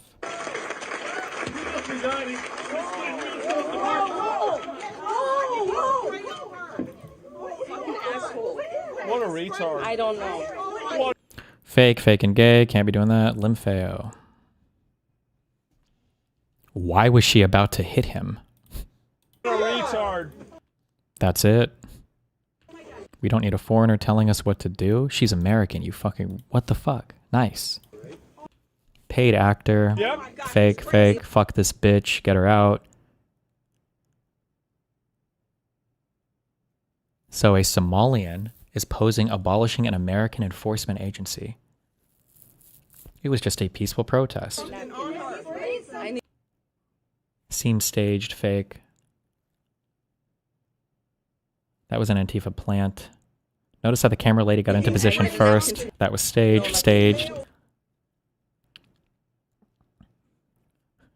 Retard based, good. Deserved. She was ready to attack, LOL. Why did she advance towards him? Oh. Actor, that was cum. He missed, LOL. Limpheo, LOL. Oh. Seems fake. Slow it down. Cinema. Staged. Staged. That felt staged. Staged. No, we will. No. Ilhan, you need to go get. Another Somalia scam. Drunken fat. Paid shill. Staged. Fake. Seems staged. Cinema. Paid actor. No, we will continue. These fucking assholes are not gonna get away with it. False flag. Stage. Stage. Stage. Stage. Stage. Stage. It's all an Why is she still in America? Jesus Christ. act, maybe. I have no idea. That's what they want. Please don't let them know. Didn't seem real. It's fake? You think it's fake? I don't think it's really fake. Why do you think it's fake? I don't think it's... Why even say that? Honestly, it's just political violence. I don't think anybody should support this or be okay with this. It's awful. They should put this guy in jail for fucking 10, 20 years. I wonder if he's going to criticize Trump's lack of response to it. Let me use the rest from that. I got to do this debate. One sec. Oh, boy.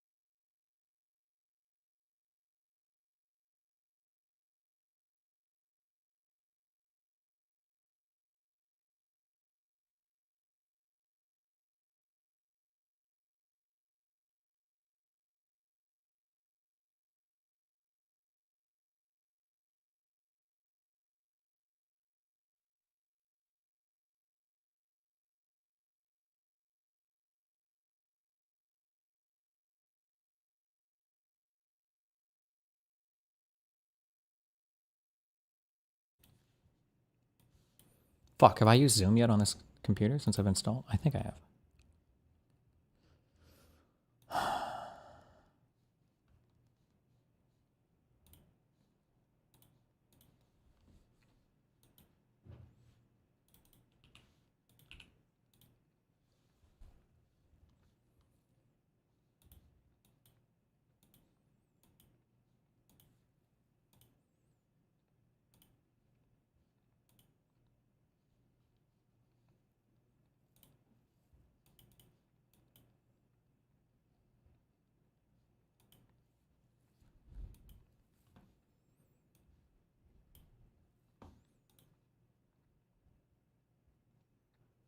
Alex Pretti is a domestic. The assessment from some of your own officials that Alex Pretti is a domestic terrorist or an assassin. Well, I haven't heard that, but certainly he shouldn't have been carrying a gun. But hey, look, bottom line, everybody in this room, we view that as a very unfortunate incident. Okay, right. Everyone, right. Unless you're a stupid person, very, very unfortunate incident. I don't like that he had a gun. I don't like that he had 2 fully loaded magazines. That's a lot of bad stuff.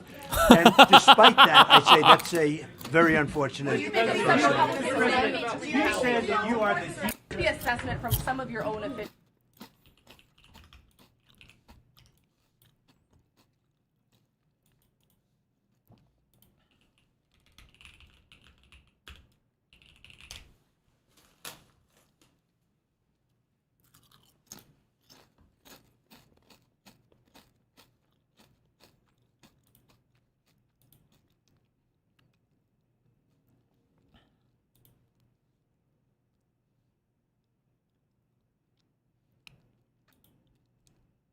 Is there like a tread on me meme? I want something that says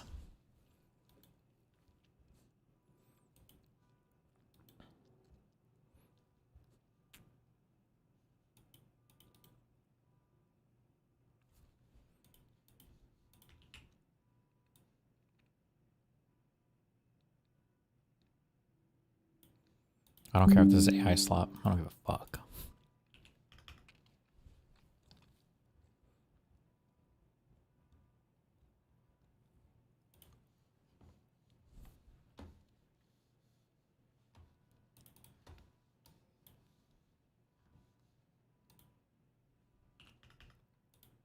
That was my fault. Man, I am slow today.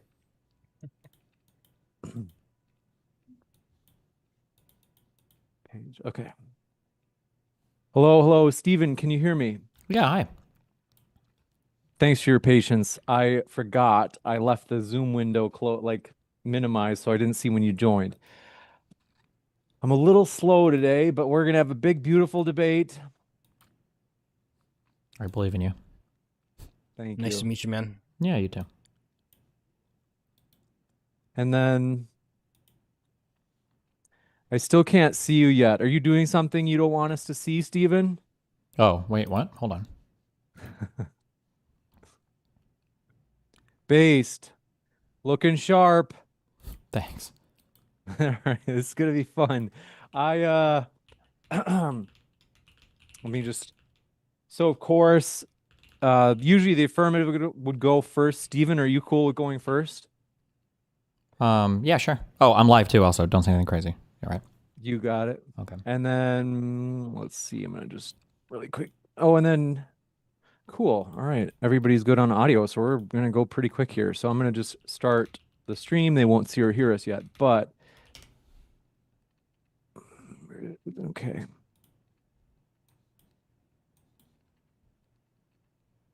But yeah, thank you guys for being here. And excuse me. Once the connection is good, we'll be rolling.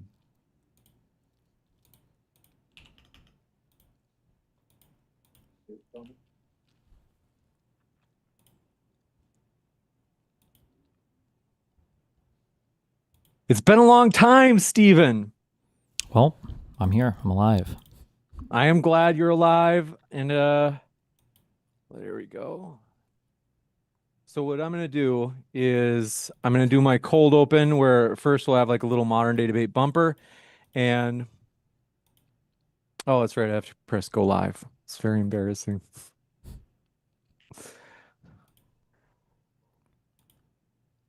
Okay.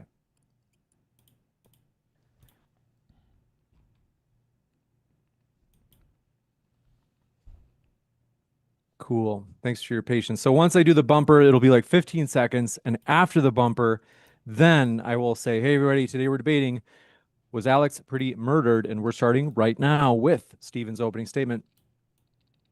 Yeah. Damn. Wait, how long are they supposed to be? 5 to 10, whatever you guys would like. Okay. Yeah, I don't know exactly how long mine is. I'd probably say like 6 or 7 minutes. That works. Okay. And let's see. I can just hear my kids yelling 6-7 at me after I said that. Nice. Okay. So it'd be like another 5 seconds. Hey, everybody. Tonight we're debating whether or not Alex Pretti was murdered, and we are starting right now with Stephen's opening statement. Thanks for being with us. Stephen, the floor is all yours. Hi. Wait, I'm getting my Zoom set up. Oh, man. Is this... Do you have to make the windows change, or do I make the windows change? I have no idea. No, we're good. Don't worry about it. I figured it out. You got it. Okay. I didn't know we had formal opening statements for this, so I'll run through my thoughts. I think on the broadest, most macro perspective right now, if we look at the actions of ICE in Minnesota, I think that they're faulty on a couple of big levels. I think, firstly, the recent wave was inspired by a video by Nick Shirley, where the majority of the claims made in that video are demonstrably and obviously false. Whether we talk about the fact that he went to these daycare centers when they were closed and claimed that nobody was answering, or that he went to daycare centers and didn't bother to look up anything about them beforehand to see if they were even currently functioning or not, or whether he went to office suites and he seemed to be unaware that sometimes you can have a whole bunch of offices in the same building and there's nothing very strange or weird about that, and the fact that you can't go to a home health care provider, their office, and demand to see somebody who will give you home health care, because that's not usually how any of these places work. So I think it's a tragedy that the surge of ICE agents recently to Minnesota was seemingly inspired by that Nick Shirley video. Even broader than that, I think it's sad that Donald Trump has taken an issue like illegal immigration that to some extent all of us should have some broad agreement on. So for instance, all of us should agree that we don't want violent illegal immigrants in our country that are felons or have committed violent crimes, and has somehow turned it into literally the most polarizing issue ever through constant gags and just deeply unserious approaches to the problem, like the creation of Alligator Alcatraz, like shipping people off to El Salvador, like Kristi Noem taking videos in front of people in cages. I just think it's crazy, it's cruel, it makes everybody upset, and it just divides the country in terms of how we view these issues. I think more specifically, I think it's a tragedy that we've decided that it's okay for ICE agents to become masked up, that it's okay for them to engage in bullying tactics on the civilian population. It seems that a lot of these people are out of control. It seems that they lack the proper training to do ordinary state or local policing operations. And so as a substitution for knowing how to actually do their job, they've just engaged in bullying and brutality. And we've seen that in the case of Renee Good, who was assassinated for literally no reason by a guy who I think said fucking bitch after he killed her, or now the assassination of a guy that was working as a VA nurse who was just trying to pick a woman up off the street that an officer had shoved aside for literally no reason. So with that context set, with the background set, when you look at this specific killing, I think that there are so many ways that this was a horrible event. And I think that this is one of those events that, like, if you can't see how this is horrible, I think you truly will defend basically anything you see on camera as long as Donald Trump signs off on it. I don't know why the officer was just shoving the woman around. If you want to argue that the woman should have been detained and arrested, then there's a time for that. I don't know why police would ever just shove somebody to the ground if you weren't trying to arrest them. That doesn't seem to be the case of what was happening here. It seems like when Pretti was trying to put himself between the officer and the woman, it doesn't seem like he was trying to put his hands on or attack the officer at all at multiple points of the video. It seems like his hand is up. He's slipping over, just trying to like help the woman up. I don't see at any point where it looks like he's attacking or trying to be aggressive towards the officer.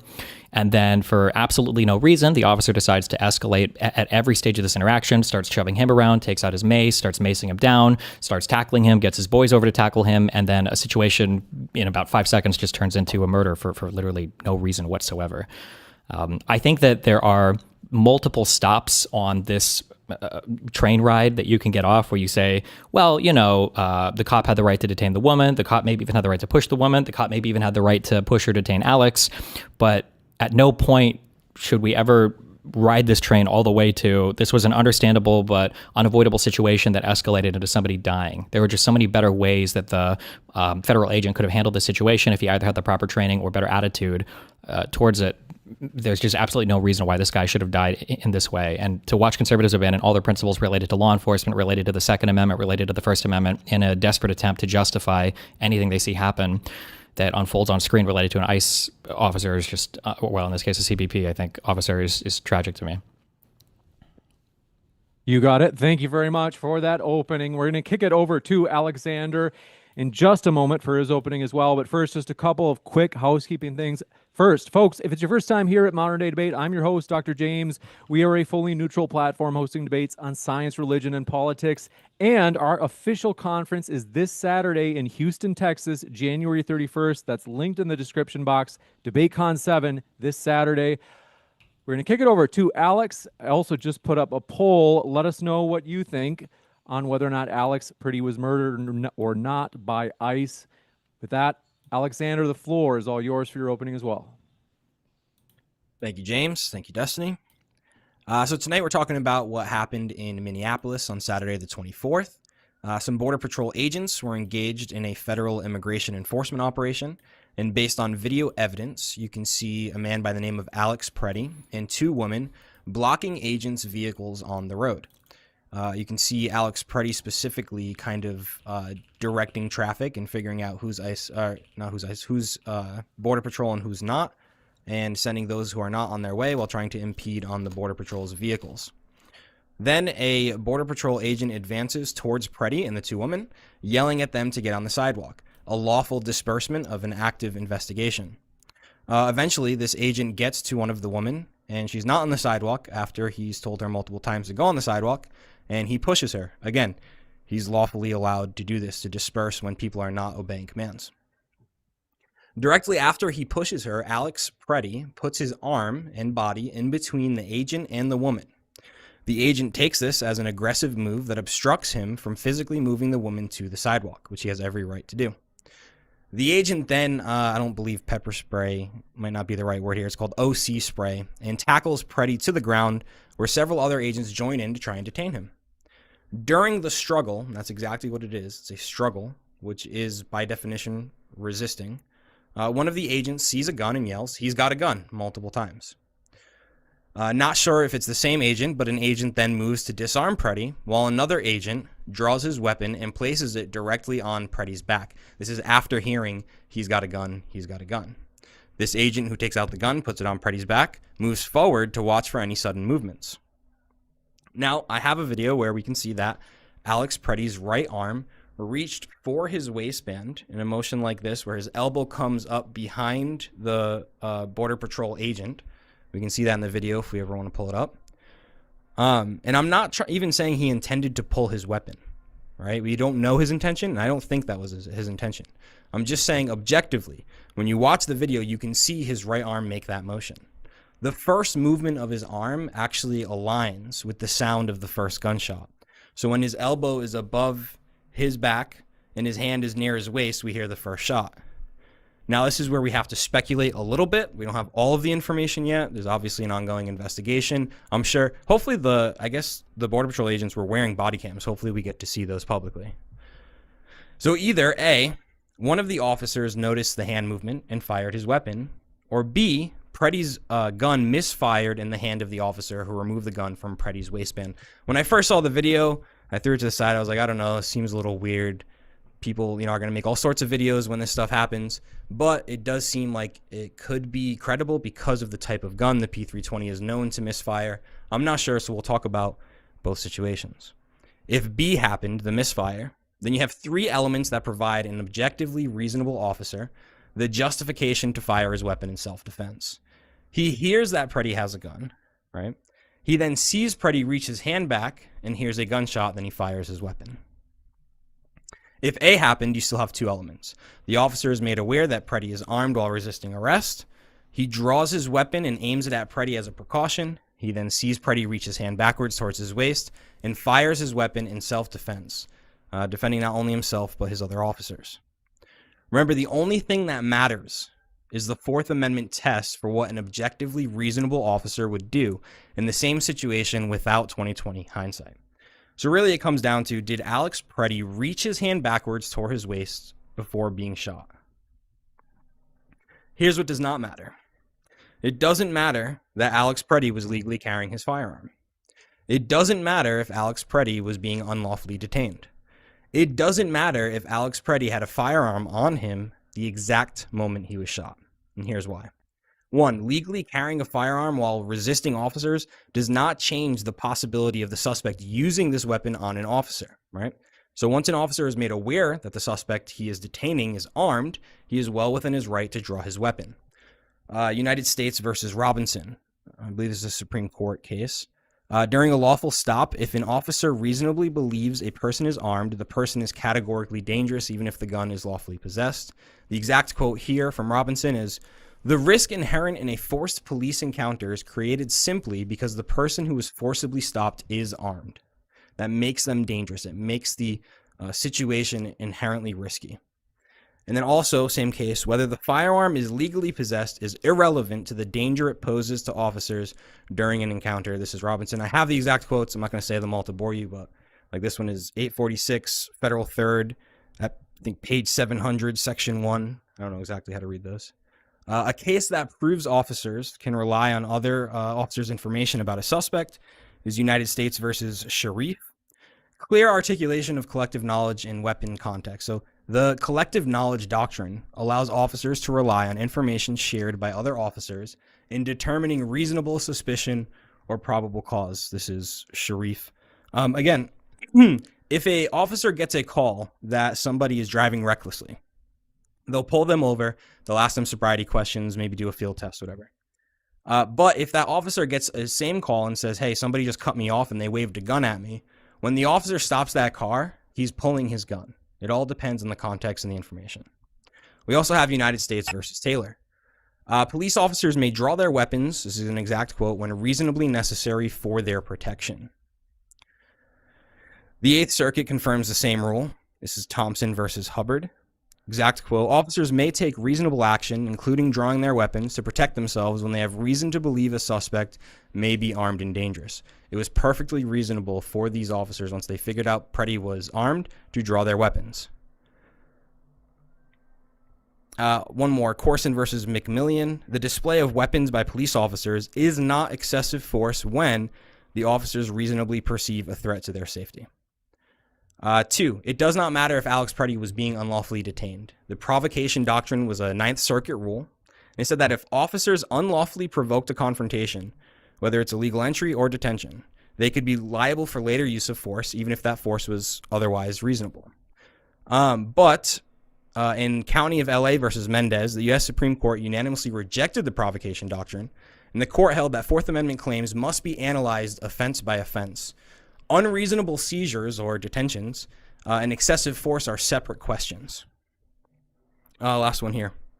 The reasonableness of force is judged the moment force is used and not by tracing backwards to prior police errors. Number 3, it does not matter if Alex Pretti had a firearm on him at the exact time that he was shot. This is Terry versus Ohio. This is the key holding here. The officer need not be absolutely certain that the individual is armed. The issue is whether a reasonably prudent man would be warranted in the belief that his safety or that of others was in danger. It's Terry versus Ohio, and that's all I got. Thank you.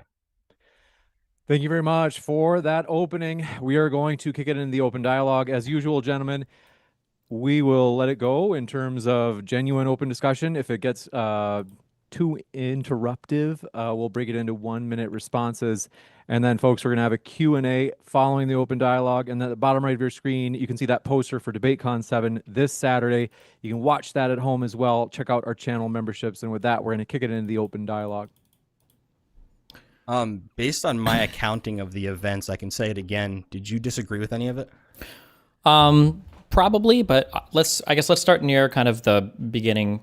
Or I guess one of the first things that I kind of notice. Okay. So at the point, why do we think that the officer shoving the lady is like a justified action? Because when an officer gives lawful command, so they're investigating in the area, right? Mhm. As far as we know, that's all we have. When he gives lawful commands to disperse, which he can do, I do have some case law for that as well. Mhm. When he gives those lawful commands, if they do not follow those commands, they can detain them, or if there's a large crowd, push them away and make sure that they're not impeding on the investigation. Okay, I agree with that. Why did the officer shove this lady here? There was no I large think- crowd. He wasn't detaining her. Well, there was a bunch of people around. There was tons of people filming. I think we have like 4 different angles of people filming. Are we able to play you are videos in aware- the Zoom call? We can. Last time they were a bit choppy. But you do agree that there's obviously organized people. Well, hold on. who No, are I doing don't these- agree there was a large crowd. In fact, I would say factually there was not a large crowd. I'm not sure if there are more than a few people. At the time when the officer pushes the lady, there are 2 ladies, and then there is Alex Pretti. I don't know who else. Can you tell me who you're referring to as a large crowd around the shooting? I would say there was probably at least 10 people on site.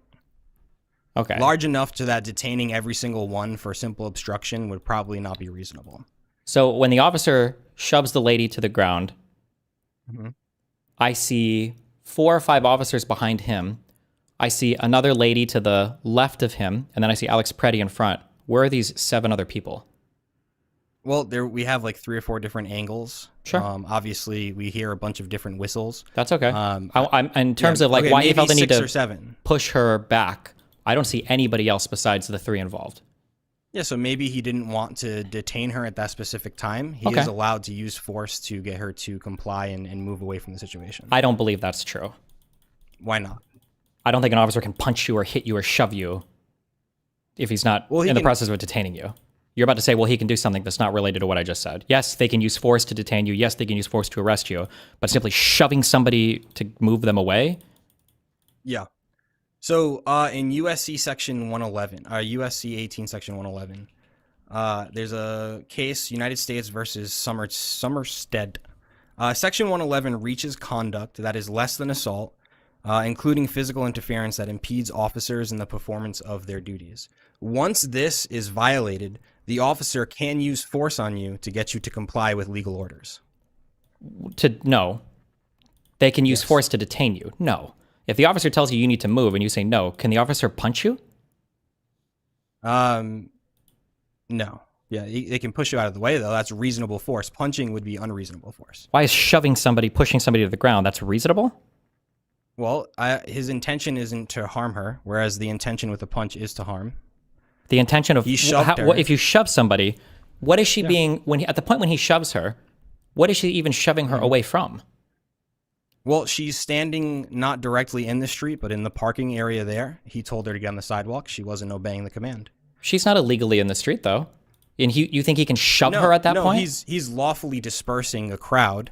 Whether you want to say it's 4 There or is 5 no people, well, he's but- dispersing people. Yeah, but you can't legally. No, that's not legal, right? Yes, it is. A cop could not walk in front of 5 people who are in an area where the cop says you're not allowed to be. Violating?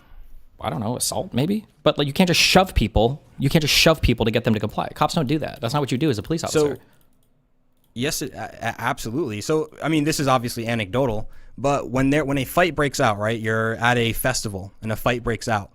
Cops so once the cops get the hands on the victims, they yell at the crowd to disperse. Yep. If the crowd does not disperse, they can't sit there and detain every single one of them. They push everybody out of the way. If you're not moving, they're pushing you. So one, they don't. You're never going to see a video where one cop runs into a crowd of people like it's a death metal concert to try What to do you push them mean, all runs away. in- That you can't. No, But they then two. Even in cases where that might happen, I can understand it happening in a case where somebody's directly interfering with a tense situation where they're trying to actively like detain and arrest somebody and they're trying to get somebody off of them. Sure, but that was not the situation at all. It's not even remotely close to the situation. It's the lady's already walking towards the sidewalk. She turns to talk to the cop, and the cop just shoves her into the snowbank because he's pissed off. Right? He just shoved her because he's mad. No, he shoved her because he's giving her a lawful order and she's not obeying, and that's his right to. He But doesn't have a it right doesn't to actually shove her matter. because she. Yes, he does. Okay, hold on. Wait, we gotta play this video. How do I get into the chat here? What do I have to type? Chat. Well, if you want to share it for the audience, you can use screen share. If you use but you don't have to. Okay. But it is Are in you the able chat to right now. screen share or? Let's see. With OBS running, it might be a little much on my PC. But do you have it open on your side? Because it's actually really easy to screen share if you wanted. Otherwise, let me give it a shot. And if it gets laggy, then we'll do it a different way. And folks, that poll is in the live chat. Let us know what you think. Thanks for your patience. I'm having a lot of boomer issues. Also, today. what was the when you cited USC Title 18 USC 111? What is the purpose of that, or what is this giving us? So it shows what when an officer can use low-level force on a person who is not complying. So Wait, if where? somebody forcibly impedes, well, I'm just saying this is use of force is under Graham versus Connor, right? Hold And on, it just use of says that force it has things. to be Use of force objectively reasonable. Yeah, but use of force continues everything. These are like department policies. I think USC 111 is just talking about how you can't assault, resist, or impede certain officers or employees, and then it Right, gives it's a like crime fines if you these. violate it. Yeah, but it doesn't tell you the officer is allowed to punch or push you or hit you. Or No, whatever. right. That's where use of force comes in when you're doing these actions on somebody, right? When you're impeding on a federal investigation. Yeah. What force can the officer use to get you to comply? Okay, sure, but I just don't know why we invoked this law. It has nothing to do with that. Well, I'm just saying that was the law she was breaking. Potentially, So that allows but I breaking want that law. might allow her to be detained. That's not what he did, though. He just shoved her to the ground. Right, but you're saying that shoving is not an objectively reasonable use of force in a situation where someone is not complying. No, it's not. Of course, it's not. Will you be wrong? Though? Well, That's I not have even. some- You can't. You're never gonna. You can't show me a single video of a cop just shoving somebody to the ground who's just standing out in the open. Like maybe yeah, it's part of a the way you struggle or frame part of a these fight. Well, yeah, okay. The way I frame them, I agree, is loaded. But that's why it would be nice to play this video. I think here it's so we can good. watch. That's why you're good I at do what have you do. I do have the video if you guys would like me to show it. I do have a little scene here in OBS. Yeah, do it. Go to like 30 seconds and just play it very, very slowly. And I want you to tell me at what point here was it necessary for the officer to shove this lady? Like, where was the crowd? I have case law too. Where was he? Like, what is he protecting? Like, what is? Oh wait, I just thought. Okay, you know what I can do? So, Alex, are you able to see it on your side? I see he started screen sharing. Do I have to do something to see the screen share? Oh, now I see it. Oh yeah, I see it. Okay. Okay. Let me just tweak this because here we go.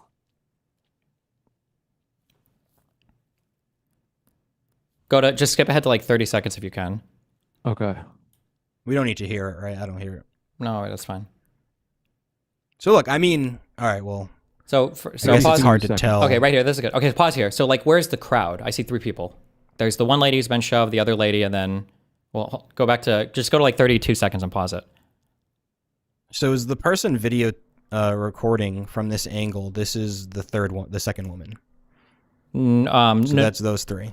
Okay, sure. So, but no, there's a 4th woman or person. Whoever's recording this, pink jacket, probably a woman. Okay. But there's 2 women there. There's a guy. Yep. There's someone recording. Yep. There's also people arriving in vehicles because they've spotted the ICE agents, right? Yeah, but they're not here you know, yet, so we're not including them as part of the crowd. There's nothing really happening here, right? He shoves the lady because he's pissed off. We should be able to admit this. Like, it's not like play the thing, and the lady walks out. What is he pushing her for? He's mad. He's pissed off. He can be both pissed off and push the lady, and it be legal. But he's not pushing her for any good reason. He's just pushing her because he's assaulting her. He's mad. She's not listening. She is, though. She's literally walking toward. First giving- of all, she's not doing anything illegal right now, and she's just walking towards the side. What is she doing illegal? She's not allowed to stand there. She's not allowed to impede on investigation. What If she was investigation is she impeding on? investigation- Well, we actually don't have all of that information. There was just a report released just recently that says there was an investigation. We don't know exactly what it is. Okay, But so we all don't of see this her is impeding. actually So then, irregardless to the use of force. well, but so we don't see her impeding on any investigation here. It looks like he's just mad and assaults her. He just shoves her into the snowbank because he's upset. Okay. Let's say it was a unlawful detention or an unlawful use of force there on her. Yep. Now what? If it's an unlawful use of force, which I think it was, I think the guy was mad. I think it's understandable that another adult male with a moral compass would be like, "Hey, whoa, don't hurt the lady," and then go over and try to pick her up. Yep. But is that legal or illegal for him to do? Well, it depends on what the officer's doing. If the officer's attempting to arrest the lady, then that would be an obstruction of an arrest, and then the officer could detain the man, not murder him. If the officer's just acting wilding out and just smacking a woman and the guy's moving over to help her up, I don't think the guy's doing anything wrong or illegal there. Well, if he then approaches the agent, and I don't know if we have any angles that actually show him touching him. The angle that we have, there's someone standing in front of him, I think another agent, so we don't see like if he actually touches the agent. But assault isn't actually touching, right? So if an objectively reasonable officer in his situation, the agent who he got in front of, would think that this man is either assaulting me or about to assault me, he has the right to detain him, correct? He could detain him, yeah. Yeah, all right. So then he detains him. No, right? he basically just starts wiling on him. Tries to... Yeah, so he pepper sprays him, which again is... look, I have this right here I want to bring up. Why did he pepper spray him? Because he could. You can pepper spray somebody when you try to arrest somebody. You can just pepper spray them. Yes, immediately. Absolutely. Yes. Okay. What are you citing for that? Well, we'll get to that. But Bernini versus City of St. Paul, 8th Circuit, 2012. These are exact quotes. Officers were not required to allow demonstrators to continue obstructing streets after being ordered to disperse.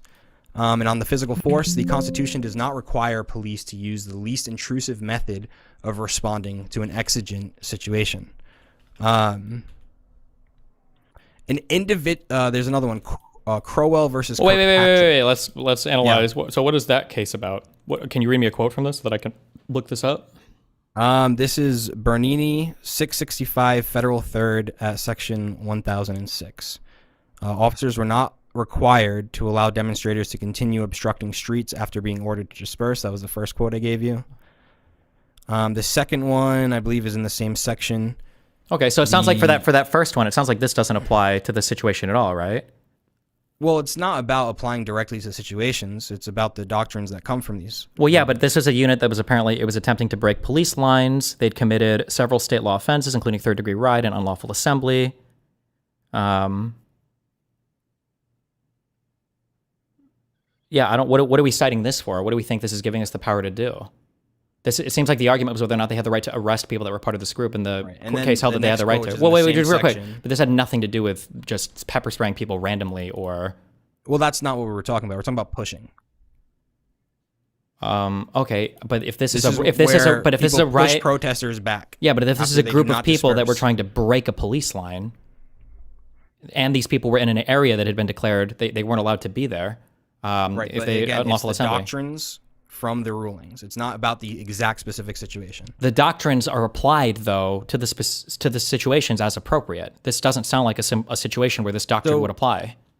So when it says the Constitution does not require police to use the least intrusive method of responding to an exigent situation, true, that would cover exactly what happened with this lady. No, and with it absolutely wouldn't. Because what would be the least intrusive? The least intrusive would probably just be to ask them to move. Yeah, when they refuse to move. I don't know, you could call for a guy to come over and tell them that they're under arrest, tell them to sit down, tell them they're going to be detained. Right. So are they required to use the least intrusive method? No, but just because you're not required to use the least intrusive method doesn't give you carte blanche to use any method that you so choose. Pepper spray is that's a huge, like... No, it's not. Yes, what do you mean, no, it's less lethal. It's less lethal. You get over it within the hour. Within an hour, hold on, yeah, but it's still a huge escalation from nobody's really attacked anybody. Well, the officer attacked the lady. Nobody's really done anything yet. To start pepper spraying people is a huge, like, you're aware that, like, in the vast majority of arrests, pepper spray is not employed, right? Like, that's an exceedingly rare thing. Again, so even though there wasn't a large crowd here, these are crowd control tactics because they're dealing with crowds of people who are on the line of impeding with them all day, right? But but that's not happening here. I don't know what you're talking about there. That's not happening here, right? No, well, they're in a mode of crowd control.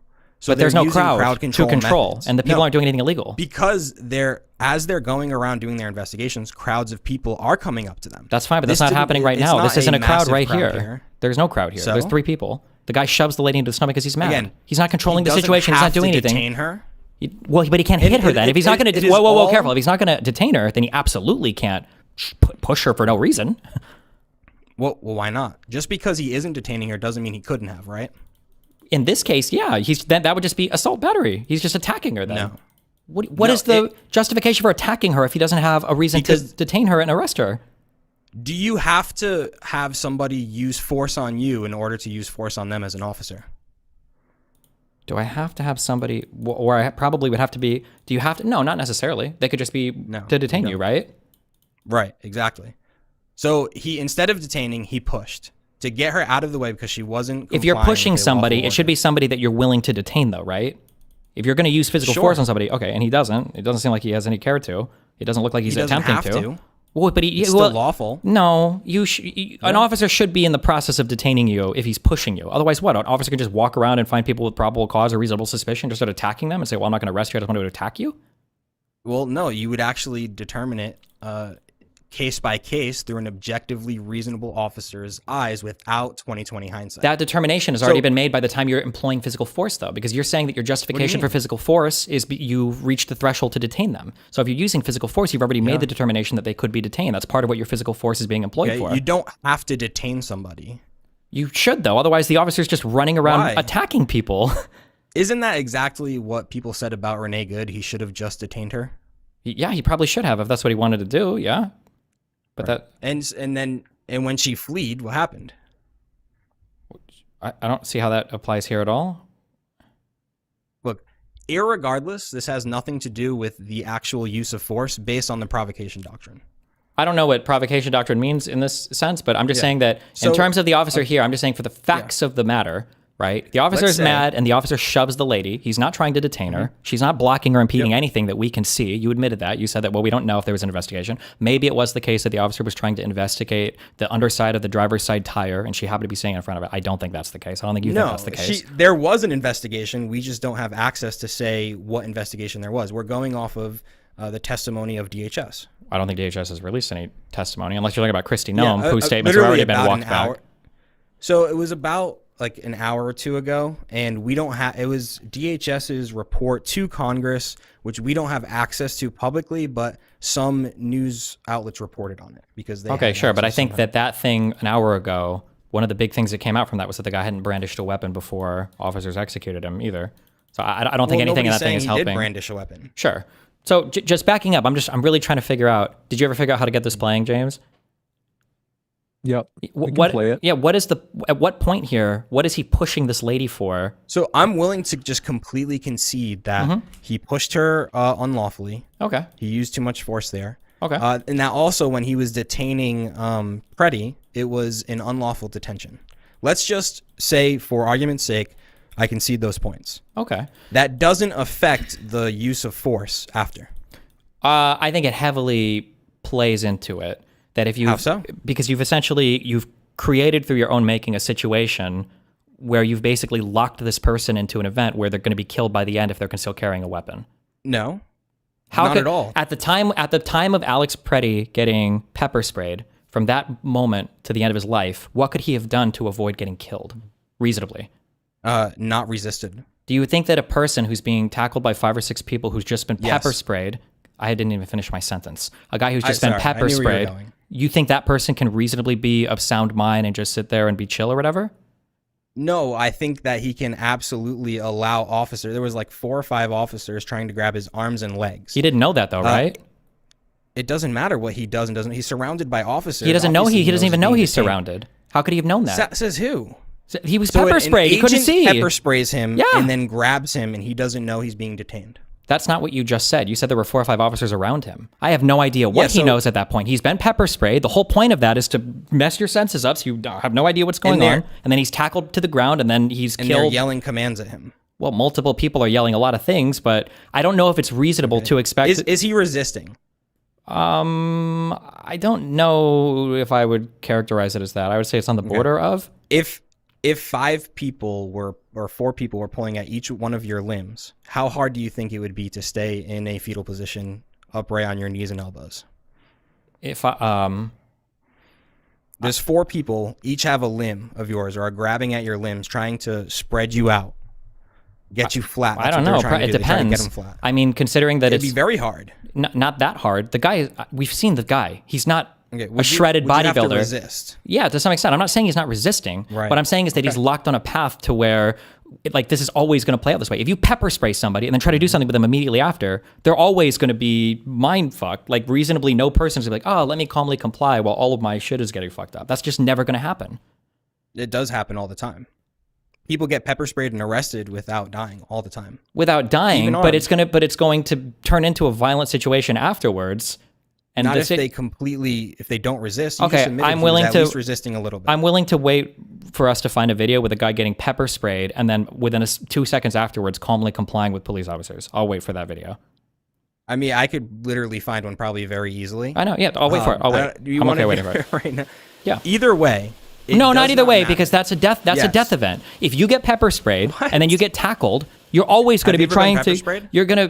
No, I haven't, thankfully. But like, you're gonna. So then what would you know about that? I did the one chip challenge. I've eaten the spiciest chip available to all of mankind. Were you incapacitated? I have too, and actually, it is similar to getting pepper sprayed, except it's not in your. Except eyes. it's not in your eyes and nose.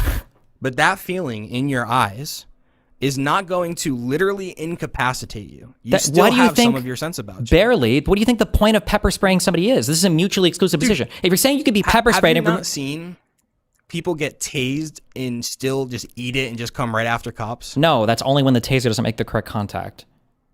And people are messed. They get pepper sprayed. I could pull up a video right now. I don't know if actually we could play it on here, but a man has a blade, right?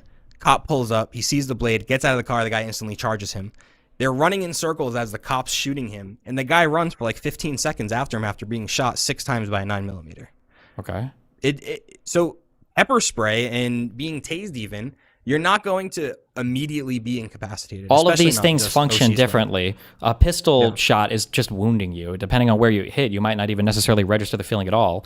I don't think adrenaline counteracts spicy capsaicin fucking up of your senses or whatever. Okay. And in terms of how a taser is supposed to function or a stun gun is supposed to function, when the 2 electrodes make contact with your body, it passes a current that locks your muscles up. It's not about it hurting you or causing pain. So all of these things get compliance in a different type of manner.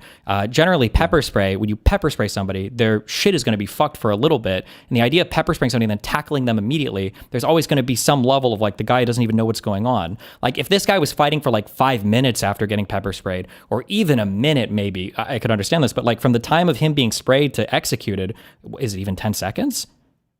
And in that time, he was able to resist arrest physically. Yeah, but he's always going to be resisting. Reach towards his waistband. Honestly, I don't think the intention there was to pull the gun. I think what happened maybe even was that he felt that his gun wasn't on him. Maybe he was just trying to get up. And that could be the case, but if an objectively reasonable officer sees that as a movement towards grabbing his gun, he has every right to pull the trigger. So then he's locked on a death passage. He can't. There's no way off the train. Don't reach. Don't resist and don't reach. How about don't pepper spray somebody? How about don't pepper spray somebody for no reason? There was no reason to pepper spray him. And right? even if that was illegal, was there a reason to do with the use of force? Well, of course it does, because you're inducing a situation where you're just going to have to kill the guy. No, officer created jeopardy is completely different than that. How? Because officer created jeopardy is specifically about the officer placing himself in immediate danger, not in potential danger. How is he not placing himself in danger when he's pepper sprayed a guy and then climbed on top of him and then found out he had a concealed carry on him, and now that's given him justification to execute him? Right. So at what point was he in immediate danger? When he was using at what point was the officer in immediate danger? Mm-hmm. I guess he felt that way when they identified he had a firearm. When? No, that's potential danger. When did the officer felt like he was in immediate danger? As soon as they identified he had a firearm. No, that's potential danger. If there's no reach, it's unjustified, right? There's cases like this all the time where cops pull people over. They either have illegal firearms on them or legal. You think that the reason why he shot him was because he saw the guy reach for a gun? Yeah, if not, so one, you have no information to justify that, right? You can admit that. Yeah, I have the video. No. You don't have any statements. Yes. You can't see where the guy's eyes are. That's a total speculation on your part, right? No. What do you mean no? You think you know reaches, that? Look, the guy has the gun on his back because he pulls the gun because there's potential danger now that he's armed. Wait, who pulls the gun? What's he looking for? The officer pulls the gun. Yeah, there's the guy directly behind him. So when the guy grabs the gun off of him, I'm not sure what cop knows where the gun is at this point, but yeah, the guy takes the gun and he dips off, right? Yep. So he's taking the gun. So if the other officer is looking for a firearm, then he's seeing the gun be removed. If we're going to go with that, no. So they say he's got a gun. Even if he removes the weapon and the officer sees him remove the weapon, you don't assume that he doesn't have any other weapons on him. Okay. You don't have to. All right. Legally. So, like then every single he part of pulls this the gun explanation is contrived, and you don't believe any of this. How? So the officer assaulted How? that woman in the street for no reason. There was You no think- crowd. You you made that think up. You he- said there was a crowd. he There was no shot- crowd. We watched the video. There's no crowd. So he's shoving. He's attacking a think- woman for no you think reason. the agent You have a shot him guy. because You have he a just guy wanted who to is a. murder him? You have a guy who is. No, he shot him because he's undertrained, and the officer induced a situation where an idiot with a gun, which is not what we expect cops to be, by the way. The reasonable cop standard is based on a police officer with training, much the same way that we would look at an EMT and his actions and at the scene of an accident as the reasonable standard for an EMT, not an ordinary And how person much who's not training trained. does the officer who shot have? I don't know. How much training does he have? Should be enough to be a federal Okay, agent, so right? you don't know then. Enough to So be why a are you saying federal he's not agent. trained? If he doesn't, then he's just a murderer, and he's out on the streets Okay. looking to murder people. So then he's just. But be you charged said with earlier murder. he's not trained. What? You said he's undertrained or something like that. I said it seemed to be evidence of poor or bad training. Yes. And you're just saying that because Because there was he no shot good him? because one, he was assaulting a woman for absolutely no reason, and two, because he was employing pepper spray for absolutely no reason. again, it has absolutely nothing to do with the use of force. What do you mean? What has nothing to do with the use of force? The prior situation here has nothing to do with at the time that the force was used, what was going on. But Did it, it well, seem no, like but he at was time, what do you reaching mean? for a Hold on, weapon? hold on. If they were fighting or whatever, and they had like an extended back and forth, and then the police officer, in fighting the guy was like, I'm gonna have to shoot you, or I'm gonna have to detain you, or whatever. And the guy is like still fighting or whatever. And then at that point, the police officer, deploys the pepper spray, and the guy continues to fight. Well, you've put the guy on notice. The guy knows that you were gonna pepper spray him. He knows you talked about this. At this point, you have a much more reasonable assumption that this guy is willing to, I guess, fight to the death or something, right? Yep. None of that happened at the lead up to this, though. He shoves after assaulting the woman. He goes to kind of shove the guy. Armed. Who is? Pretti. The officer doesn't know that. He doesn't know it until he pulls his he pulls his weapon after he figures it out. Yeah, after he's already pepper sprayed the guy. He had no reason to pepper spray the guy. It doesn't. So, pepper spraying somebody doesn't give them the right to resist arrest and or reach. I never in a said it way gives that them the could right be- to resist arrest, but he had no Okay. reason to pepper spray the guy. It doesn't matter. It literally does, because So, it plays alright, into so whether or let's not say he it was- thinks the guy would engage in a form of lethal behavior towards him. It factors let's into say it. it was justified. Let's say it was justified, right? Let's say the lawful order or the spraying of the pepper spray was justified. That would only be justified under the Fourth Amendment, right? If what? If the pepper spray was justified, it's a use of force. It would only be justified under the Fourth Amendment. I don't know about the Fourth Amendment, but okay. The Fourth Amendment is that an officer, I can't quote it exactly, but this is where the use of force comes from. This is how we judge use of force. There's in every situation. I don't think that it For matters for officers. a continuum of force Yes, it does. argument. It very much matters, the Fourth Amendment. Okay. Now, this is where Graham versus Connor comes in and all of that. So with the Fourth Amendment... Wait, what do we think? if What it was are we taking justified- from Graham versus Connor here? Let me pull it up. The calculus of reasonableness must embody allowance for the fact that police officers are often forced to make split-second Correct. judgments. It's not the exact one I'm looking for. Okay. This he didn't have to make a split-second judgment here, right? The officer created all of these. Of course, these are split-second. No, he's creating all of the negative situations. He's doing all of this. The officer's the one inducing all of these things, right? Again, even if the provocation doctrine was one that would say, okay, if the officer illegally used force to make this person comply or to detain this person, then force later could be questioned even if it was completely reasonable. Then the Supreme Court threw that out, so you can't use that. So Okay, even hold if on. Let it's me stop. an Hold on. I don't illegal expect you to search understand this, procedure- but I'll explain for the audience because you're not understanding what you're trying to explain here. What you're explaining is correct. So let's say that an officer, had a no-knock warrant, or let's say the officer had a search warrant for a house, and the officer's conducting an illegal search because they went to the wrong address. And let's say that when they go into the house or whatever, the guy's like, "Well, fuck you! Like I'm gonna beat the shit out of you," or whatever. And the officer's like, "Hold, look, I have a search warrant." And the guy's like, "Oh, I don't care." And the guy starts attacking the cop, and then he pulls out a knife, and the cop shoots and kills him. It doesn't matter that the original search warrant wasn't accurate. The cop doesn't lose the right. Before. What did before? That was the provocation doctrine. The provocation doctrine would say then the use of force is no longer acceptable. I'm not concerned with that. I don't know what is when you say provocation doctrine. What are we referring? Is this prior to Felix v. Barnes, or this is the most recent stuff I've read on this? Regardless, what I'm saying here is that like the cop doesn't lose the right to self-defense just because an initial action might not have been legal, right? I think we can all agree with that. I think that's reasonable. I think ethically, morally, it makes sense. Because the provocation doctrine was struck down. Sure. Okay. It makes sense, right? It makes sense that the cop, just because the cop might make a misstep in the beginning, now his life is forfeit if the other guy decides to respond. Right. Okay.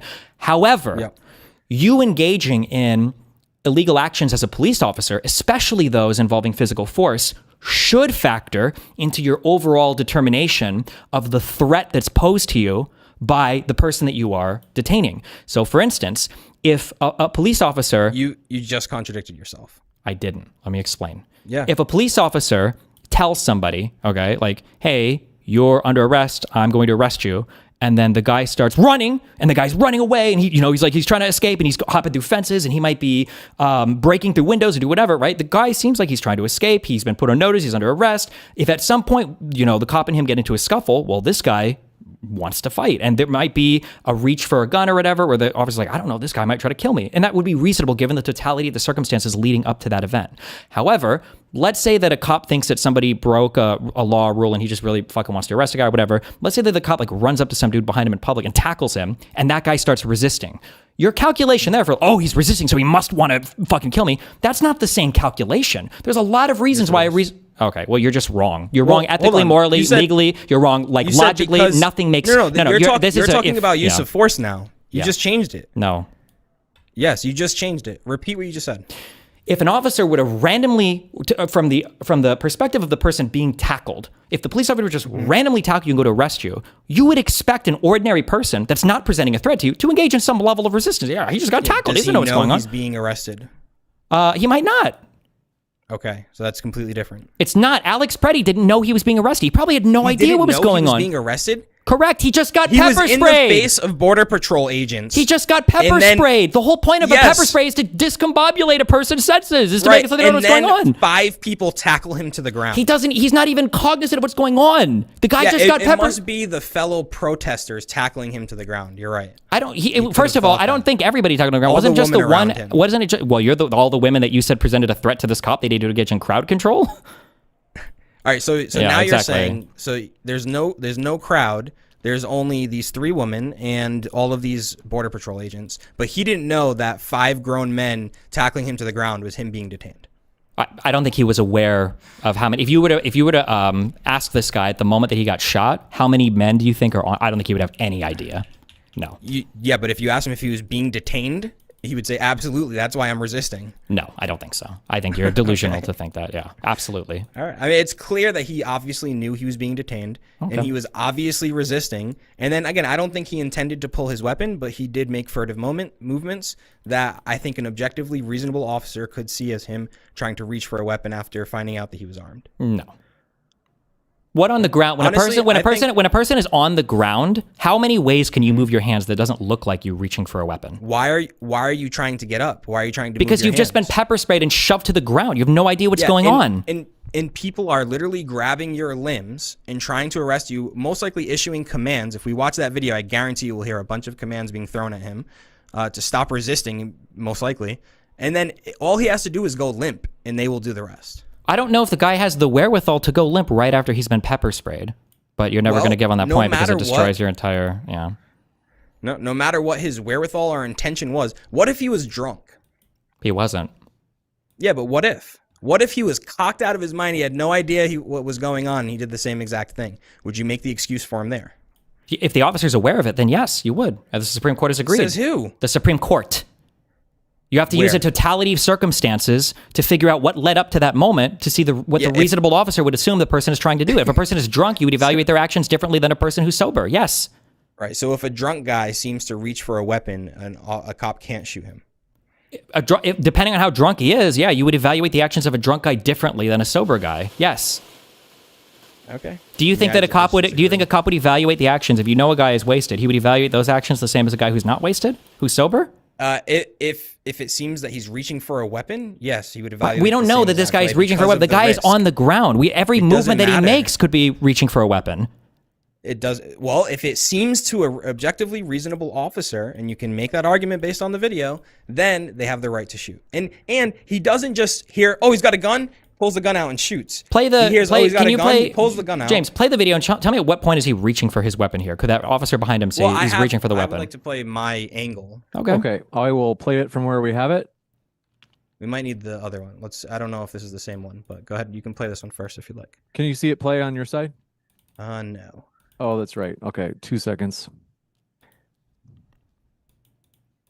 Let me, I'm trying to remember how I did it just before because I had it screen shared.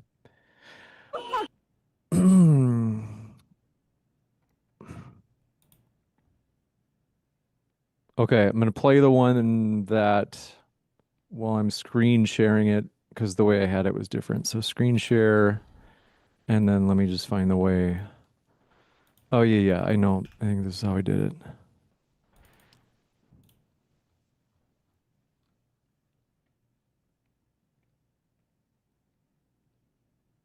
Okay. Some of these angles, when the shots get fired, they go crazy. So I don't know.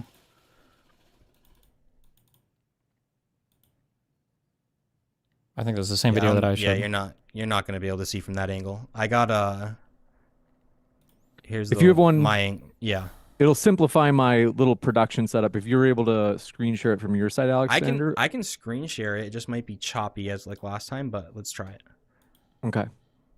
And then if you'd like to have audio, just be sure you click that little box that'll ask you when you click yeah, share I should it first. do the audio. Let's see. And then, folks, that poll is still in the live chat. Currently, the plurality or the highest voted option in response to do you think Alex Pretti was murdered was it's 44% for yes, followed by 39% for no, and then 17% I don't know enough yet. And Alex, we can see yours now, your video. Cool. All right. So this is slowed down. This is not but this is just showing the movement of his arm. Yep. So down here, yep, you can actually see his hand, right? See yep. his hand down. All right, now watch it come up. See how it's sliding up? No. You're gonna see. What do you mean? His hand's gone from this bottom here. You can see the hand. It's also tough. Is it skipping for keep you? Playing. Or is it no, smooth? keep playing. Let's see where he's reaching for his gun. Look, right? His elbow comes up. You can see it right there. That's his elbow. And then he gets shot there. I don't have the sound on. Hasn't the firearm literally already been removed at that point? It doesn't matter. What do you mean it doesn't matter? So he's good. So he's dead. So he's locked in a death sequence. He's locked in a death sequence. First off, they say he's armed. So they remove a gun, but I don't know exactly who knows. So you're telling me the cop behind him holding the gun can see so well that he can determine the guy's hand coming up, but he can't see the other cop pull the gun out of his waistband? Even if he does, you're telling me that the police officer can see the hand coming up, but he can't see the officer's hand reaching in and pulling the gun from his waistband? Go ahead. I'll concede that too, and it doesn't matter. It does, though, because we're saying a reasonable officer standard. You're telling me that the officer was able to see the guy reaching up with his hand that was in front of his body, but he couldn't see his fellow officer pull the gun from his waistband? If you remove a firearm for somebody, does that mean they can't have another firearm? So then in that case, the guy's hands can move anywhere on his body. He could have a gun hidden literally anywhere. He could be Vash the Stampede and his hand could turn into a gun. Or he could be the Terminator, or he could be any number of Ghost of the Shell complex anime machine. He could have guns anywhere in his body. So in that case, anywhere he moves his hands is a fair shoot. It's always harder to defend in court when they don't find a weapon on him at all. Wait, that shouldn't matter. Wait, no, hold on, careful. That shouldn't matter. It should be a reasonable officer's interpretation at the time. It doesn't matter if he has another gun on him or not. It depends on what a reasonable officer could determine. You're saying the two-gun theory. Name one. I'll have them right here. Okay, give me one, and we'll look it up. Because the other one didn't support anything you were saying at all. It was about dispersing a crowd of people that were unlawfully assembled. I'll boost it or check you out a screen share on this side. Okay. And then you'll get in the same way that you had it before.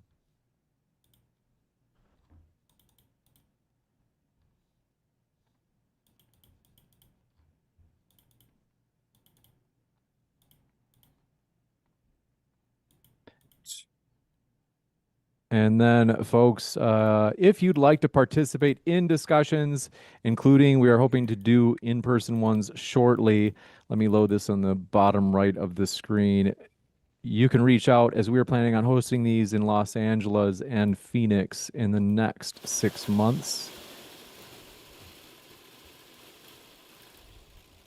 Sorry, I have a quote I'm looking for. It says, the officers do not need to be certain if there is a weapon or not. Yep, no one's doubting that. But to assume the guy has a second weapon? Yes, you don't need to be certain if there is a weapon or not. What does that mean? It means the guy was uncertain. Was he certain that that man did not have a weapon? Are you saying a cop can just kill you all the time, no matter what? No, not at all. Listen, the furtive movement has to be made in order for you're just like rambling off like weapon. little random points. Also, that video that you have, that video is not showing that's not his elbow coming up. That's just him standing up. That's his butt in that video. What? It's his butt in the video. Not his butt. It is. He's wearing khakis, and the thing you're seeing is the color of his jacket. No. There's a reason why you don't have this from any other video angle, and there's a reason why it's just a mega dicksuck account that's like the one posting this. Legacy media will never show you this video of Alex Pretti reaching for his loaded handgun before an ICE agent shot him in self-defense. Pass it on, right? Like the DHS doesn't even stand by. To get it posted from there. Well, the DHS doesn't even stand by this statement. So like, slowed down from the same angle. Yeah, that's fine, but like you can see it's like it's artifacting, kind of like the coloring is kind of off, like on his pants or whatever. Like, you can see his pants almost like transform. So you're saying it's a fake video. I didn't say it's fake. It's just JPEG artifacts or whatever you call the MP4 or whatever artifacting. I don't think that's his elbow. I don't think so. And even if it was, where does his hand moves in the same direction? I mean, I can give you. I linked another video that highlights where his hand. I linked another video that's from multiple angles that shows where the hand is the entire time. He wasn't reaching for his weapon. Even DHS isn't making this claim. They're not going to make this directly after that. Well, if they don't, then it would be unjustified. Oh, okay. So if it came out later on, or if we saw from other angles that the officer was actually holding his arm the entire time and that's not his arm coming up, then we would say, oh, well, the shoot was unjustified. Yeah, because where's the immediate threat? Agreed. Okay, well, then contend with this. So, I linked another video, this Reddit post. James, play this one. An officer can't just claim you have a weapon on you or even know you have a weapon on you and shoot because of that reason alone. We agree there. Let me remember, how did I do this? Yeah, okay, I've got it. The only other way would be as if that gun actually did misfire, and it would be reasonable to expect that this person fired. But we don't know if that happened. It's like 20 different ways for the cops to kill you, I guess. I mean, there is. Don't resist officers, especially while armed. You shouldn't pepper spray somebody for no reason and then expect them to be able to immediately comply.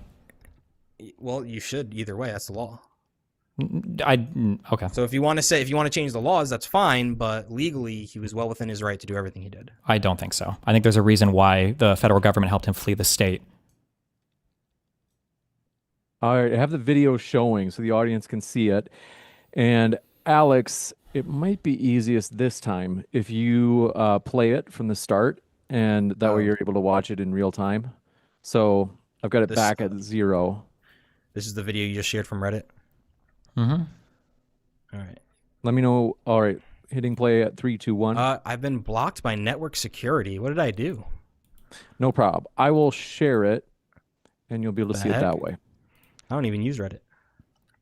If you have a VPN or something, it might be a certain VPN is. You've been going on those websites I told you not to go on, Alexander. All right, I got it pulled up on my end too now. Okay, if you can't, I just did it incognito. You got it.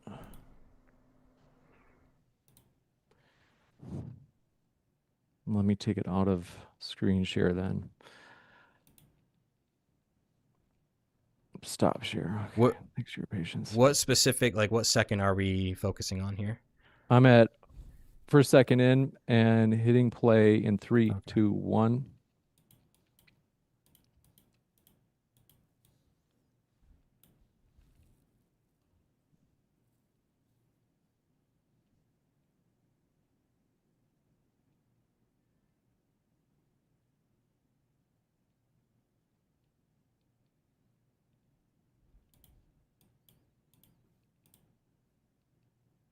It's just like the first 15 seconds, basically.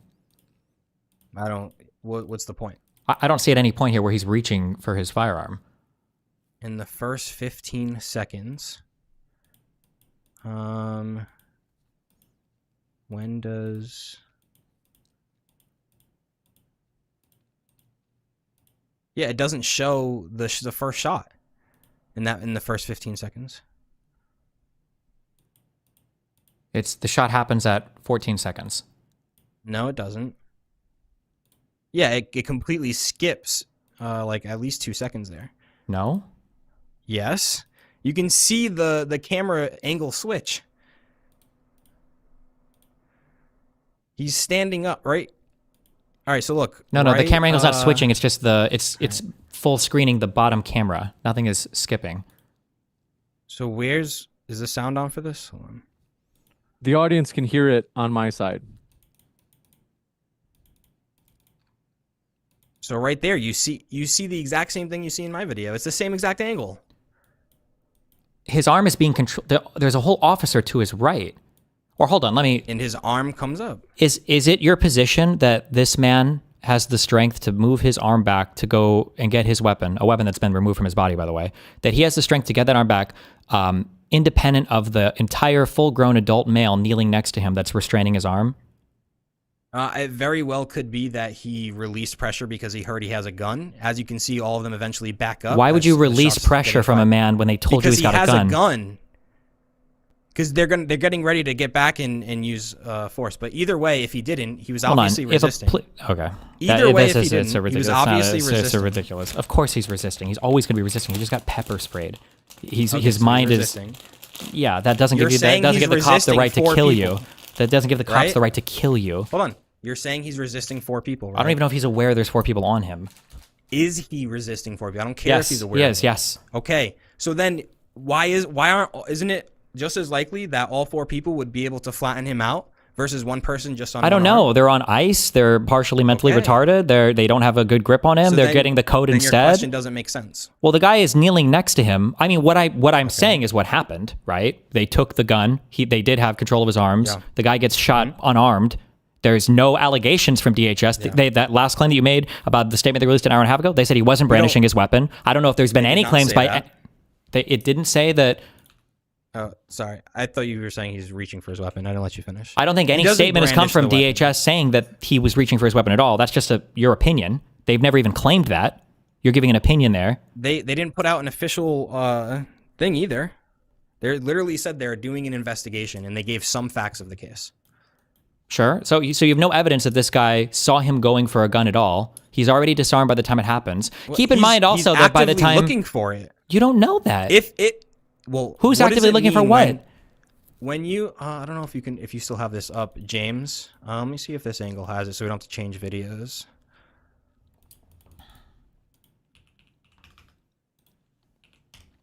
I don't know if this shows it. Oh yeah, so you can see I'm at about 9 seconds here. The guy with the Same jeans and video? the green shirt. Yep, same video. The guy with the 2 seconds. Let me just get to that point. Yeah, no worries. You said 9 to 10 seconds in. Yeah, we're looking at, it says the gray shirt guy is still there. His arm's basically on the gun of Alex Pretti's gun. And then behind him is the officer with the green shirt or whatever, brown shirt and jeans. Let's see. I'm definitely at 9 seconds in, where it has the words hands and gun on All right, the... so yep. Is the officer reaching for his gun yet? I'm at 10 seconds now. He's got his hand on his holster like this. The officer behind Pretti. 2 seconds. I'm going to try to zoom in just a little bit. And Like the officer that shoots him even moves to the other side of his body. He wouldn't even have seen that arm moving. Yeah. How would he have even seen it? He's got a top-down view of his whole body. Barely. And in the middle of like 5 struggling people as he moves to the other side, how can he have this great of a perception of where the guy's arm is moving based on the position of his elbow while another guy's there? But he can't tell that another guy just disarmed him. So resisting arrest shows intent. It depends though on how they're resisting. It depends on what's the lead up to that moment. Do you acknowledge that it depends on the lead up to the moment of them resisting or no? No. If it was based on unlawful use of force, that's fine. If you don't acknowledge that, that's fine. But you're out of step with where the Supreme Court, where the law is right now on this. You have to do it. It has to be the provocation doctrine shut down. I don't know and I don't care. That's not relevant. That's not how we determine these things Yes, anymore. it is. Right now, what we because look at is a you're totality saying- of the causes. We're looking at a totality Yes. of the causes, okay, that lead up to that event. That's what the Supreme Court ruling is right now Yes. on how we But analyze then the you're situation. also saying, I agree. You're also saying that if you have a previous Fourth Amendment violation, you can use that to understand the next Fourth Correct. Amendment violation. You can't. You can. You the absolutely propagation can. doctrine was shut down. I proved that 100% here. I don't even think you can't even explain. You can't even articulate what the provocation doctrine is. I did in my opening statement. Did you hear it? Say it again. Were you paying attention? I'll read it again for you. Okay, so you can't articulate what the provocation doctrine is. You're looking up the AI generated answer you have. So if you can't even articulate this doctrine that I don't even think is in use anymore, so now you're because just Felix poisoning v. the well. Barnes, I'm not Here's poisoning my the well. answer. If officers unlawfully provoked a confrontation, they Correct. could be liable for later use of force. That's the provocation doctrine. Yes, but that means Okay. what provocation doctrine, assuming what you just read is true, what that's saying is that just because an officer provokes somebody doing something illegal doesn't mean the officer is liable necessarily for all the future use of force. That could Right. still factor, though, into their determination for whether or not their life is at risk when they're dealing with somebody. Well, was the officer's life, if Pretti reached for his weapon or made a movement that seemed like it, would that constitute a justifiable use of force? It depends on the situation leading up to it. So if it's proven that he made a movement that looked like, to an objectively reasonable officer, he was reaching for a gun, that wouldn't necessarily prove a justified use of force there? Wouldn't necessarily, correct. Says who? Well, one, he was disarmed, and then two, says the Supreme Court. So? People have been shot without weapons on them, and the officers have been justified in use of force because of the way that they've moved toward their waist. Yeah, but you have to consider the factors leading up to that. The cops just pepper sprayed the dude, and a ton of people were tackling him to the ground. You have no idea what's going through this head. You can't determine at that moment, I know this guy's a killer. I know this guy's going to start attacking one of us, right? That's why I'm saying if there was a larger lead up to that event, if the officer and him were having a row, they were going back and forth, the guy started talking like, I got my gun on you, and I'll kill you guys if you take me down or whatever, and then they take him down, and then they see him reaching. Now you have a much better argument for like, oh, a reasonable person, a reasonable officer even could have felt like his life was at risk at that point. But if you just start pepper spraying a dude in the face, and then you start tackling him, and the guy's like, and then you're beating him over the face with your fucking pepper spray can, and the guy's like arms are reaching around. No, that's a totally different situation. That's nothing to do with the legality of the conduct of the cops beforehand. It's just that a ton of people could respond in wild situations there where a reasonable officer wouldn't necessarily think, oh man, this guy's trying to murder us for sure. Would he have been arrested after the fact for resisting? He Alex could have been. Pretti? Yeah. Right. Okay. So he committed the crime, right? That has nothing to do with this argument, but yeah. You don't Yes, get it murdered. does. You don't get executed in the United States for committing crimes Right. generally. No, but when when the crime is resisting arrest or resisting lawful detention, or just detention in general, when you resist this and you're armed, courts have decided that you are inherently risky. It's an inherently risky situation. That's why it's okay for him to pull the gun. Do you disagree with that? I don't know what you mean inherently risky. You're plugging your own language into here. Everything is inherently risky. There's always a risk in a physical confrontation. Yeah, well, risk of serious bodily harm or death. Just because a person has a firearm on them? No. Yes, it's potential risk. More so than someone who does not or you do not know if they have a weapon on them. Yeah, Once but you know someone is armed, the risk is presented. The cop didn't initially know he was armed. No, but once he did, he pulled his firearm out, right? Yeah, but then he was Do you think disarmed. that he was allowed to pull his firearm out? I think pulling the firearm is maybe okay. Okay, and then you said he was disarmed, and I've asked you this before. Is it unreasonable to think that just because you've pulled one firearm off of somebody that they don't have another weapon? Yes, that's unreasonable. How is that unreasonable? What is the percentage of perpetrators that carry multiple weapons on them? It doesn't matter. It could be literally 1%. does matter. If it's one person, No, it then, doesn't. then that goes to the reasonableness. It's an objective standard, yes. If there's been one person in no. all of human Listen. history, then you would say, well, it's an unreasonable thing. If 90% of perps carry two guns on them, then you say it's very reasonable to assume he has a second one. Not at all. It's not based on that, because if you had a 1% chance of dying from skydiving, would you skydive? I don't know what the chance. Maybe I don't know what the chances are of dying. Would it be reasonable to skydive? I don't. 1% seems kind of high to me. I don't think I would risk it. Okay, so there are people who would, right? Sure. Okay, is it reasonable? It's within reason to assume that I should be safe here. I don't even know how to. I don't know how to compute the question.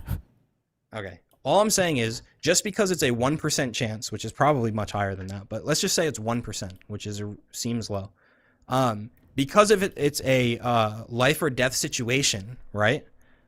If it's the with case this that you're argument, wrong every on that single 1%, thing. Wait, if it's no, because in court, Everything cops literally have this collapses. lenience. They don't. Everything collapses right now into, because isn't it the case that when you pull someone over or when you go to arrest somebody, they could have a gun? You know what? I'll submit this to you. There is a higher chance that a person that you don't know if they have a gun or not. There is a higher chance that they have a gun than there is that a person with one gun has two.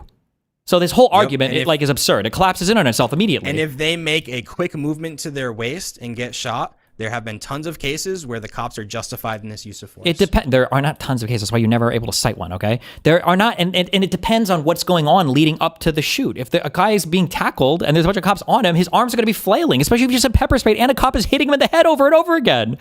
It's going to impact how the guy is acting, such that it should change how you perceive those actions. Yeah, well, it literally doesn't matter because he was resisting arrest. Resisting arrest doesn't give you a right to kill you. He wasn't reaching for his gun. You haven't proven that at all. And you haven't proven that the officer perceived that at all. While armed, which means the potential risk there is well known. Doesn't matter. Doesn't give you the right to kill. Firearm and kill somebody. It does once he makes the movement that could we don't be see seen that he's as made him the reaching movement. for his waist. I showed the video. I mean, I think it's we saw the video. None of the other officers there felt the need to pull their gun. A JPEG artifact. None of the other officers felt the need to pull a firearm, and he was disarmed beforehand.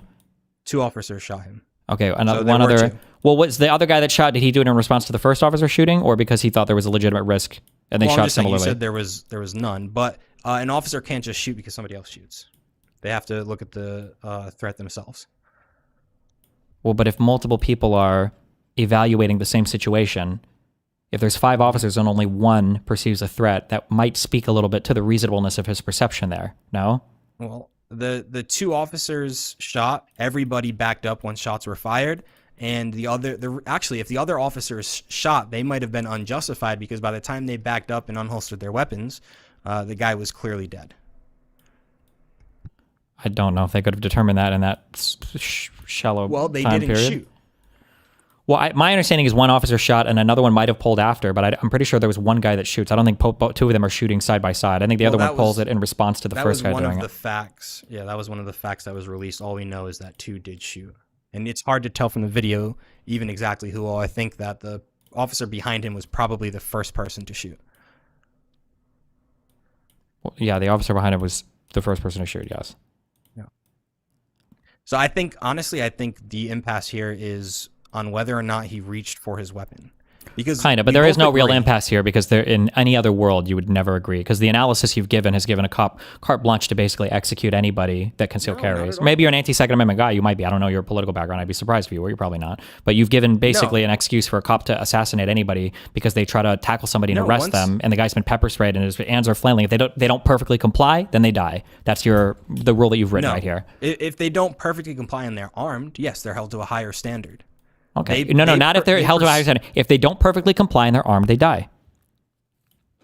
Well, no, not if they don't perfectly comply. You can resist without showing movements towards reaching for your waist. How? On the ground? I'm just saying it's possible. It's not. You understand that, like, like Euclidean geometry, your hand can only move in one direction, and once it's up here, any movement is a movement towards your waist, right? Like, what do you mean? What are we talking about? Like, any movement can be perceived. You're on the ground. If you reach forward to go down, you saw the execution of the Chris Shaver guy on video, right? He tried to pull his pants up, and he was already on his hands and knees, and that was interpreted as him reaching for his waistband. Any movement of your arm from this position is going to necessarily, in this universe and in all the ones that I know where geometry works the way that it does, is going to be a movement towards the waistband. So just own the rule at least, so that if this happens to somebody in the future, if you're armed and you resist, you're fucked. Okay, all right, not fucked. You can be lawfully executed by the police. Yes. Okay, all right, that's a fine rule. If you're armed and resisting officers, I agree with that. Gotcha. This may be a chance to go into the question and answer. We do have a lot of questions already. Are you guys ready for that? Yeah. As usual, folks, we'd like sincere questions, not insults. I know it's the internet, but still. This one from, and just let me get to the list here. Thank you very much for your question. Steven Steen, longtime viewer, says, Stephen Miller is an evil, psychotic Nazi. Okay. Isn't that him? I don't know. GAI Jen Retard says, Alexander, are you pro soft or pro crunchy taco? This is a clever fat joke. Honestly, I like crunchy, but if I get tacos, I'm getting like Taco Bell and I'm driving. So you got to do the soft. Otherwise, I'm just a mess. It might be a sincere food question. We do get a lot of them. Okay, No joke. Big League Drew says, wow, you're really going to make me side with a dude with a lady's name. Okay. Tyler S says, I don't see in any universe where Alexander is going to win this debate. Destiny is going to clear this. Easy trust. No way to justify what happened. My guess is, Alexander, you might disagree still. Also, there's very strong opinions about this on both sides, obviously. That poll is still in the live chat. Over 2,000 have voted. Do you think Alex Pretti was murdered? Currently, the plurality is yes with 44%, no with 41%. And finally, I don't know enough about it yet with 15%. This one from Big League Drew says, I have a confession to make as someone who believes everyone should be carrying every day, everywhere. I have concealed carry at a BLM protest when I lived in Portland and even stood next to the police. Any thoughts? It was just a confession, I guess. Big League Drew says, here they come back. They say, is an officer justified in shooting if an acorn falls onto a car and the officer thinks it was a gunshot? Yeah, I don't know. That was a wild situation. It is a hilarious. Well, it's not hilarious, but it is a wild video. But the hypothetical. You know let's the say video. That, you know, well, there's a sometimes video. You know the video, right? There's a video where an acorn sounds like a gunshot. You know about this, Destiny? Yep.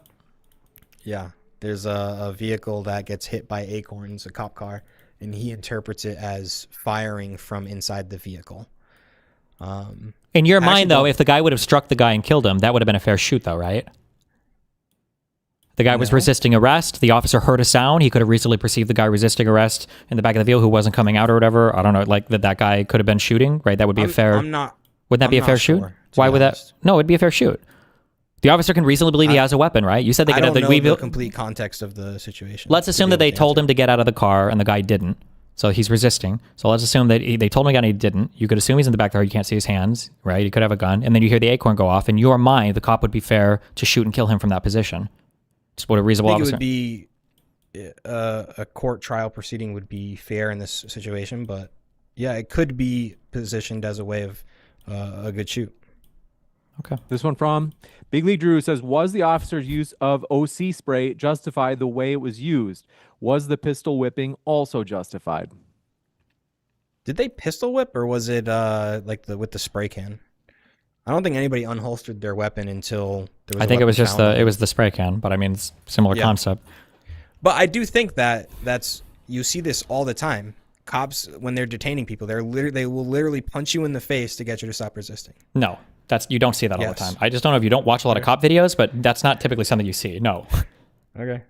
Basil Problem, your pal Wi-Fi says, Bluetooth Bible, you are a, quote, Baghdad Bob level propagandist. I don't know what that means.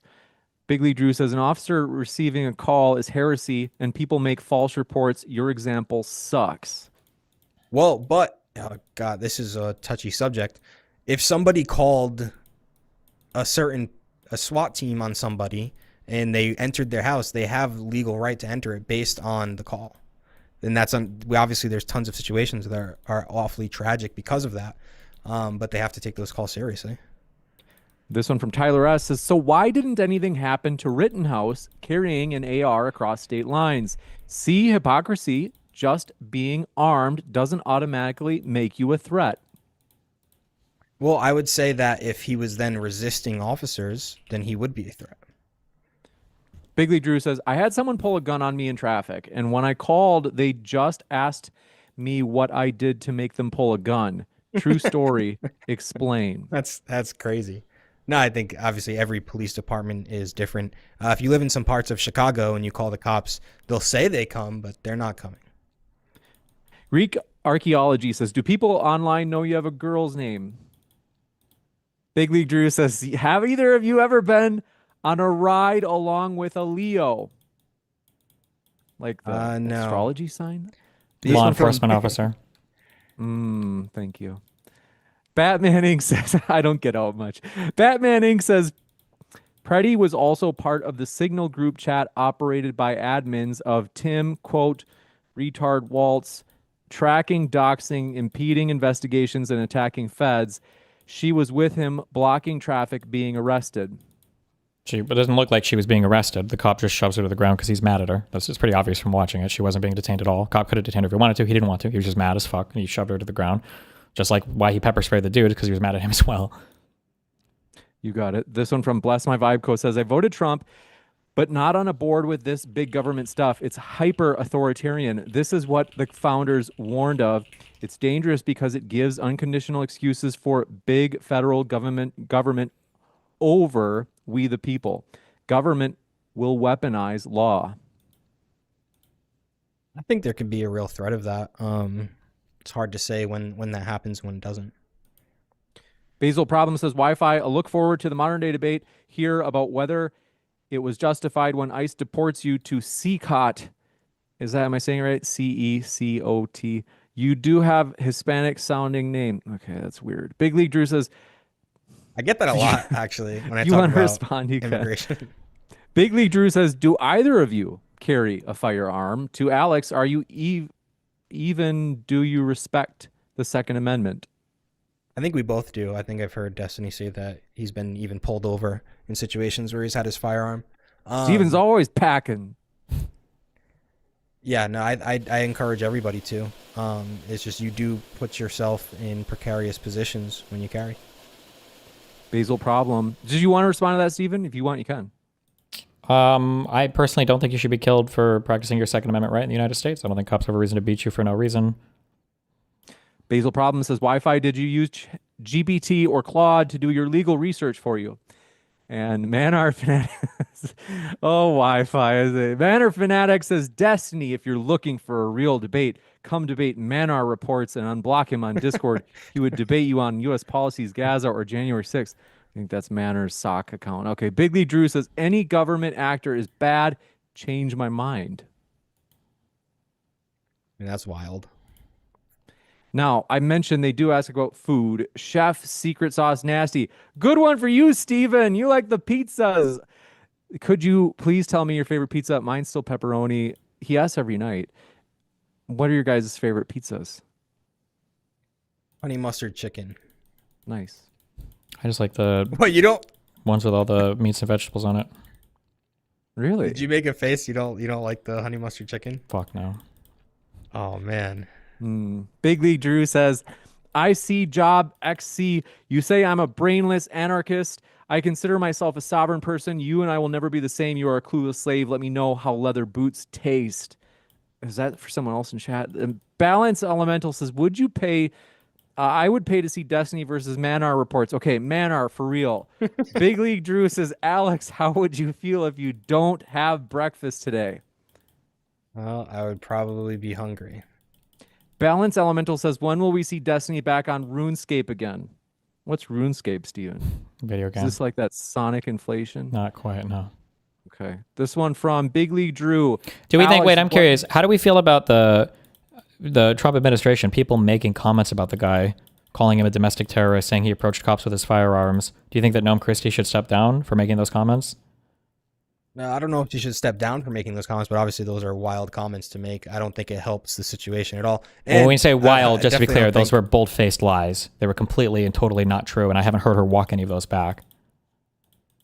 Yeah, I don't agree with them at all. What did Trump say? Trump said something stupid too. Probably, but why shouldn't Noem Christie, if she's openly lying to the American public about an officer-involved shooting that involved the killing of an American citizen, and she's lying blatantly about the facts of the case, why shouldn't she step down for that? Well, is calling him a domestic terrorist lying about the facts of the case? Well, she didn't know anything about it, and she also said he approached officers with his gun. Yeah, I mean, obviously, if you gave a charitable interpretation, you could just say that he approached him while he was carrying. That's not a but charitable obviously he interpretation. did not. That would be an untrue interpretation, right? I mean, I could see how someone could give her a charitable interpretation like that. No, you couldn't. No. If somebody yes, says he approached him with a gun, we're never assuming it was a concealed carry gun that wasn't out, that the officer wasn't aware of. That's not what that means. My first assumption would be that he approached with a gun out, yeah. And everybody's a reasonable assumption would be that, right? So she was lying when she said that.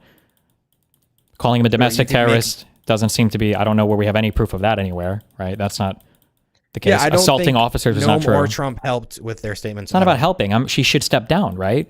Why would she not step down for that?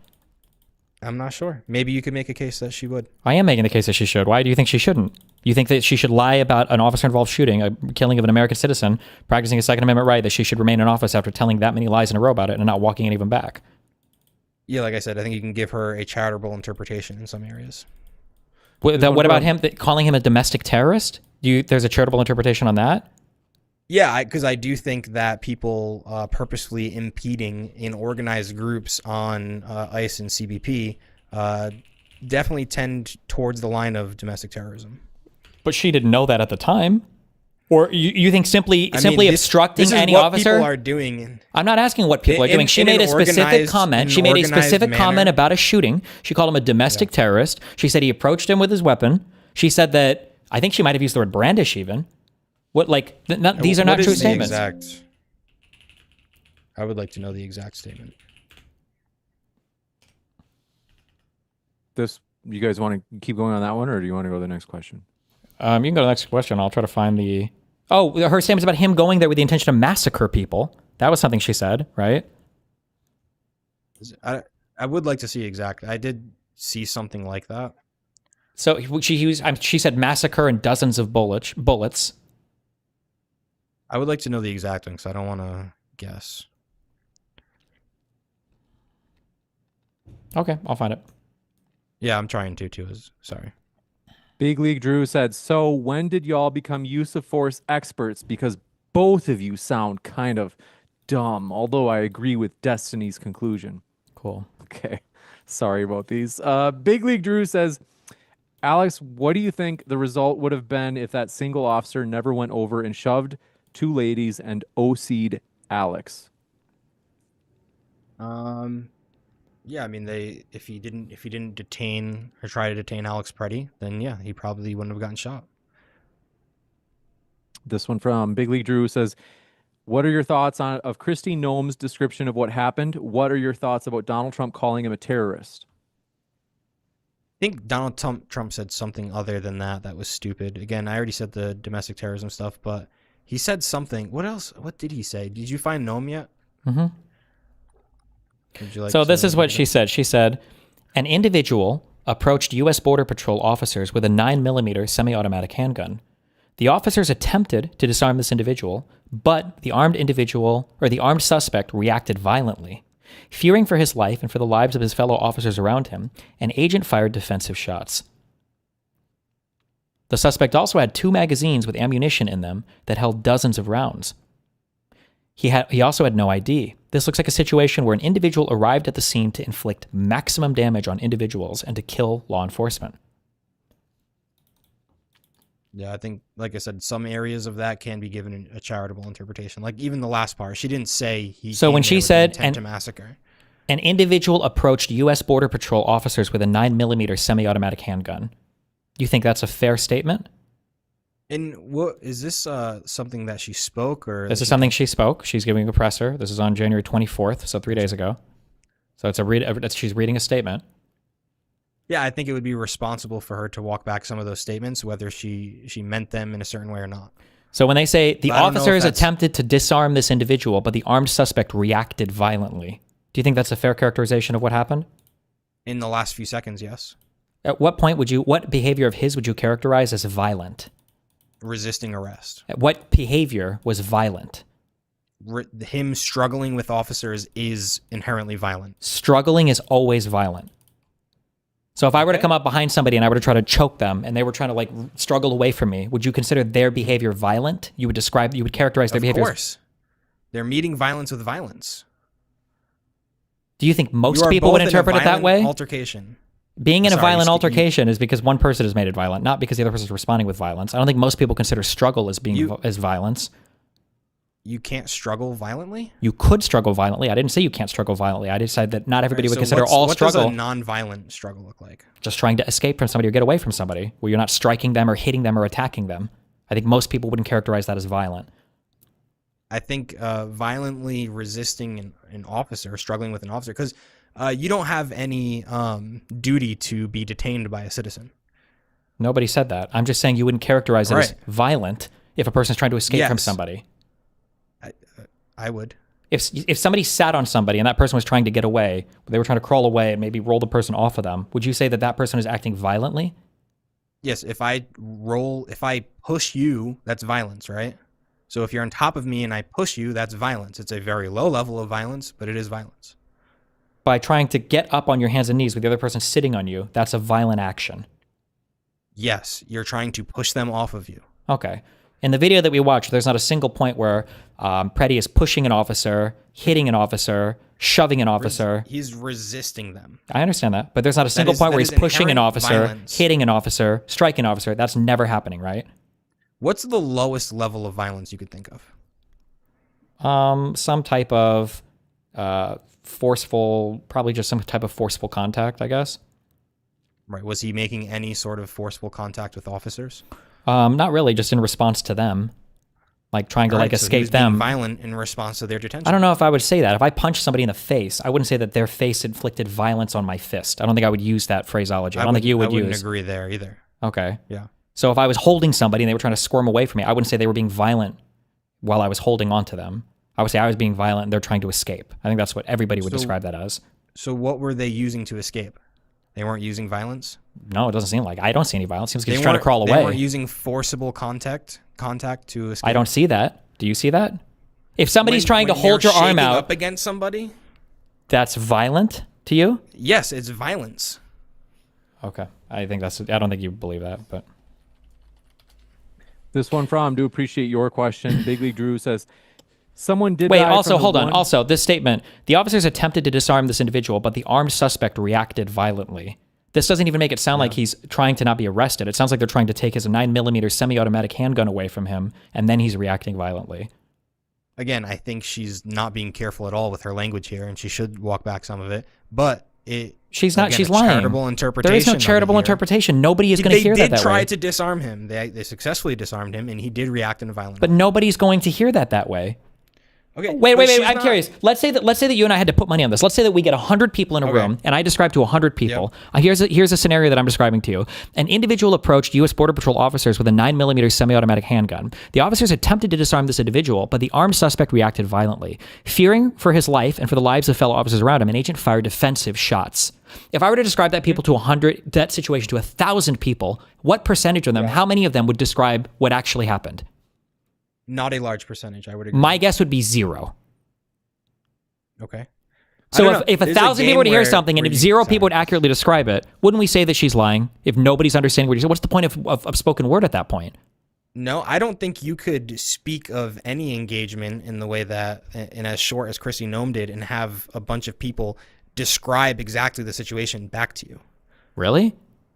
Yeah. If I were to say, a man intervened between an officer that was attempting to detain a woman. In the course of the officer then attempting to detain the man, officers discovered a weapon, disarmed him, were unaware that he was disarmed, and fired on the man and killed him.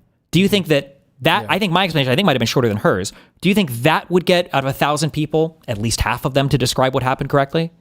Probably not half, but I would say it's clearer.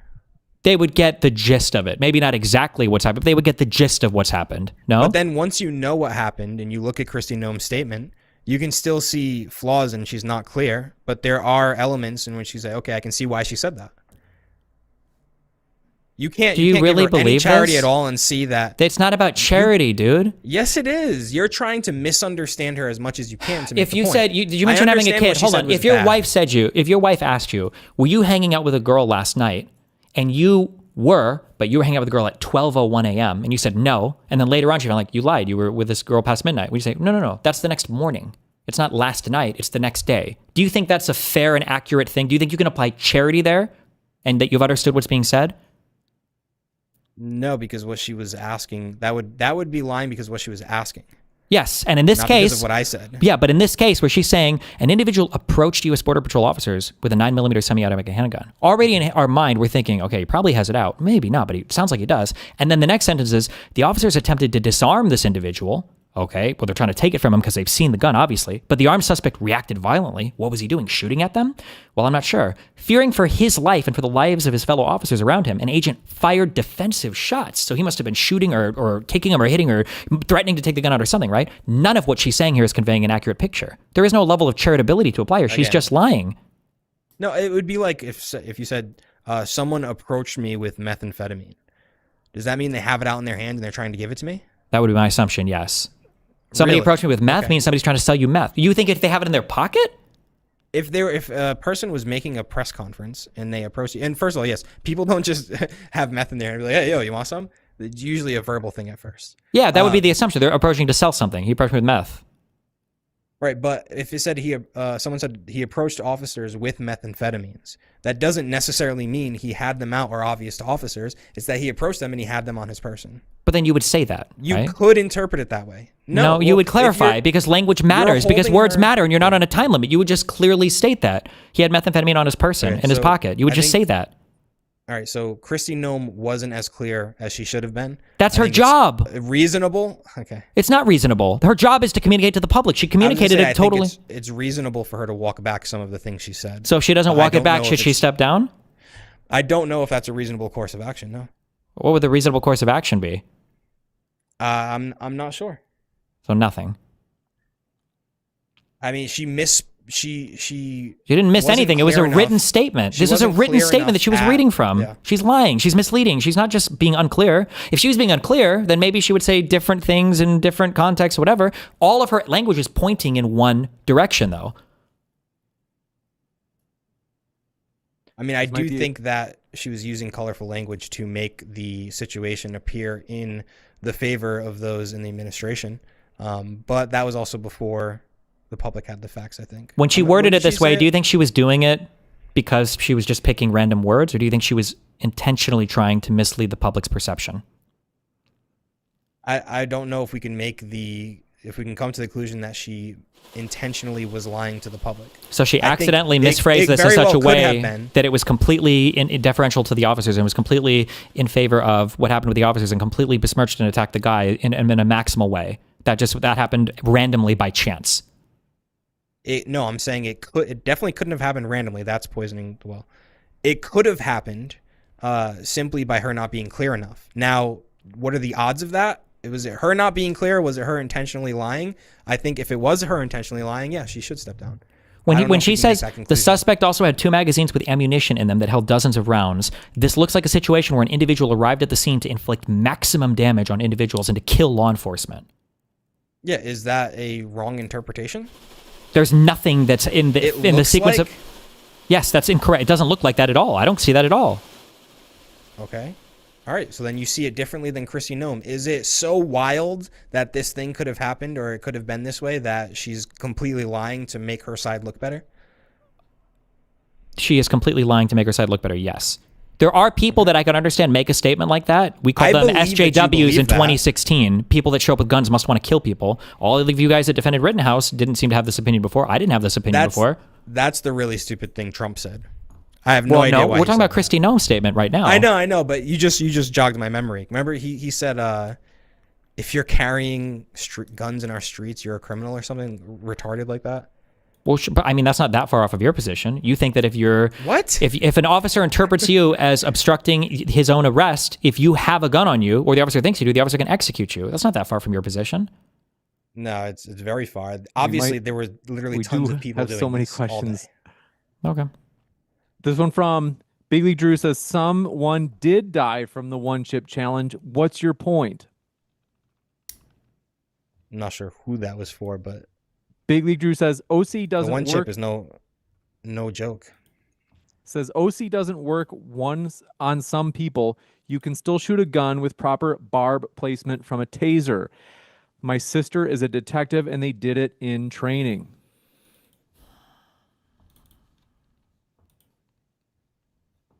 Think that's you down with that, Alex? Yeah, I agree. That was my point. Steven, down with that as well? Well, I don't even know what the statement was. What was it? They said OC doesn't work on some people. You can still shoot a gun with proper barb placement from a taser. Basically, it said my sister is a detective and they did it in training. The barb placement is supposed to lock your muscles up. I don't believe that's possible, but that's my understanding. Big Lee Drew also said he didn't reach for a gun. You can see both of his hands. It looks like he was confused and trying to protect his head. You have blatantly lied about what happened. I mean, on the video, what I could see, and again, we don't have all of the videos. I do want to see, who knows, sometimes these videos don't go public. They just go to trial. But I would like to see the body cam footage, and I think that would help clear things up. This one, Big Lee Drew says, explain how you could fear for your life if someone isn't holding any weapon and is face down on the pavement. You can, if somebody, like this exact situation, if somebody was known to be armed at one point and then makes a furtive movement toward their waist, that is textbook justified use of force. He said, brother, regular LEO get like 6 months in the academy and spend like 3 to 5 days on one subject, then think they're experts in everything. It's a joke. I'm sure there are some officers like that, yeah. Robin Webster says, 2A citizen with legal gun is not a threat. That's not true. I gave the court case. I could bring it up again, but the fact that you have the firearm on you puts you in a different risk category. You got it. It's the same thing. I was talking to an officer, and they were saying that when they perform stops, like if they just perform a regular traffic stop, they're not just going to have their firearm out. But when they perform what he called a felony stop, which is obviously a more risky situation, he will stop the person. He will pull up to the scene with his pistol drawn. This one from Hell's Pacifist says, if he's been pepper sprayed, he's blind. Pretti didn't know what he was reaching for. Hold on, I'm sorry. Just real quick, that last response had nothing to do. Felony stop means that the perpetrator has already shown that he has a reckless disregard for the law or is willing to commit felonious actions. You have a reason to have a firearm. That that has nothing to do with them having a gun or not. You can pull somebody over for an ordinary traffic stop and they have a gun, right? And you're not approaching with your pistol pulled. Okay. Totally agree. I think you said something. I watched a video you did, I think, the other night on Brad Palumbo's channel where you said that. And I totally agree. Just because you have a firearm on you doesn't mean they can pull out their pistol. But it was, especially in this case, it was the resisting arrest and having a legal firearm on him that allowed them to draw their pistols. This one from, do appreciate your question as well. Logan Messiak says, Charlie Kirk was murdered. The young children killed in the Minnesota church shooting were murdered. This individual was wrestling officers with a gun. If you want to respond, you can. Sorry, say that again. They said Charlie Kirk was murdered. The young children killed in the Minnesota church shooting were murdered. This individual was wrestling officers with a gun. That guy must have gotten his ass kicked in every wrestling match he's in. If wrestling to him is squirming around the ground while everyone else is fucking your shit up. But I don't know. Maybe he just got last place every meet. Beyonce had one of the best something. Says, please ask if this rotund specimen is or has ever applied to be an ICE agent. Thanks for hosting this. Okay. I got a bad back. Can't do it. Big Lee Drew says, there is no video of furtive gestures, please. Yeah, I mean, I'll find the video that's not slowed down, and I'll post the slowed down one on my X, Alexander Medei. Can't fit the rest of my name. You got it. This one from Big Lee Drew says, Greek archaeologist says, Destiny, Milo, rematch, please. He needs relevance. Hell's Pacifist. What do you say, Steven? You and Milo for old time's sake? Fuck no. Wow. Hell's Pacifist says, all he had to do is go limp. They're quoting you. They say, hide your loved ones from people who think like this. Pepper sprayed, but just totally rational and zen? Question mark. Come on. I don't think you have to be totally rational and zen to simply allow 4 men to detain you. Upsetty Spaghetti says, Destiny. Okay, it's just an insult. Okay. Alejandro Vallejo says, we already knew presuppers are the flat earthers of philosophy. Now Wi-Fi Gospel is confirming he's the legal equivalent of a flat earther too. All right. Big League Drew says, instead of sitting in a fake library, why don't you read a real book? You're okay. Let's see. Big League Drew says, you don't need to be, you can respond to these. Just interrupt if you want to respond to the smack talk. They say, you don't need to be certain they have a weapon, but they need to be in reasonable fear of their life or others, and I don't think that can be articulated. Yeah, I think it's the resisting arrest paired with being armed, and then the furtive movement. Keep wanting to say moment. Bob Celeste says, can I get a where was the reach in chat? LMAO. Big League Drew says, these people wanted a golden age so bad, so they refused to see Trump as a major L. Pathetic. I think they're accusing you of having Trump devotion syndrome. Trump devotion syndrome. I just called him a retard for what he said. I can't count, right? Chick M says, the typical way to arrest someone on the ground is to bring someone's hands behind their back. Couldn't it Wait, be hold on. When possible somebody says Trump devotion syndrome, you guys always do this little trick where you'll criticize Trump on some irrelevant shit, but you wouldn't have a single criticism of any major policy move or any major White House move that Trump has made over the past year, right? Over the past year, in the other direction of his enforcement, laying off, I think he just retracted the arrest warrants for the people who violated the FACE Act in the Minnesota church. I don't think that he's pulling out of Minnesota. Apparently, him and Tim Walz have come to a deal. I don't think that deal is going to turn out well. I don't know. There's definitely things I disagree with. This one from Chick M says, the typical way to arrest someone on the ground is to bring someone's hands behind their back. Couldn't it be possible that Pretti was trying his best to keep his hands away from his back to avoid being shot?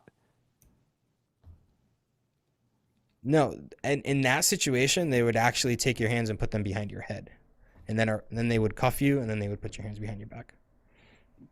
This one from Basil Problem says, Bluetooth gospel. Other than watching body cam videos on YouTube, where did you develop your expertise in law enforcement tactics? Yeah, I don't think either me and Destiny are experts. Watched a lot of cop slop videos. I've never in my life seen an officer holding somebody put hands behind their head. What do you put the hands behind your head? You cuff one, you put it behind the back, and then you take the other one, put them back, and you finish the cuff. That's proper and normal procedure. Sure, but you wouldn't. They wouldn't put both of them behind the head initially. Like if the guy went to put, like in this case, if the guy went to put his arms behind his back because he thought he was complying, in your world, they would still be authorized to shoot him. Well, it depends what commands they were giving him. Were they telling him to put his hands behind his back, or were they telling him to... Were they telling him to put his hands on his head? I don't know. Well, we'd have to... So in your world, if he went to put his hands behind his back, you would count that as a furtive movement, and because he had a firearm on him, you could kill him, right? It could be considered a furtive moment, yeah. This one from, do appreciate it. Basil Problem says, we got that one. Big League Drew says, is it okay to change your mind on this, Alex? It is okay to change your mind. We will accept you, Alex.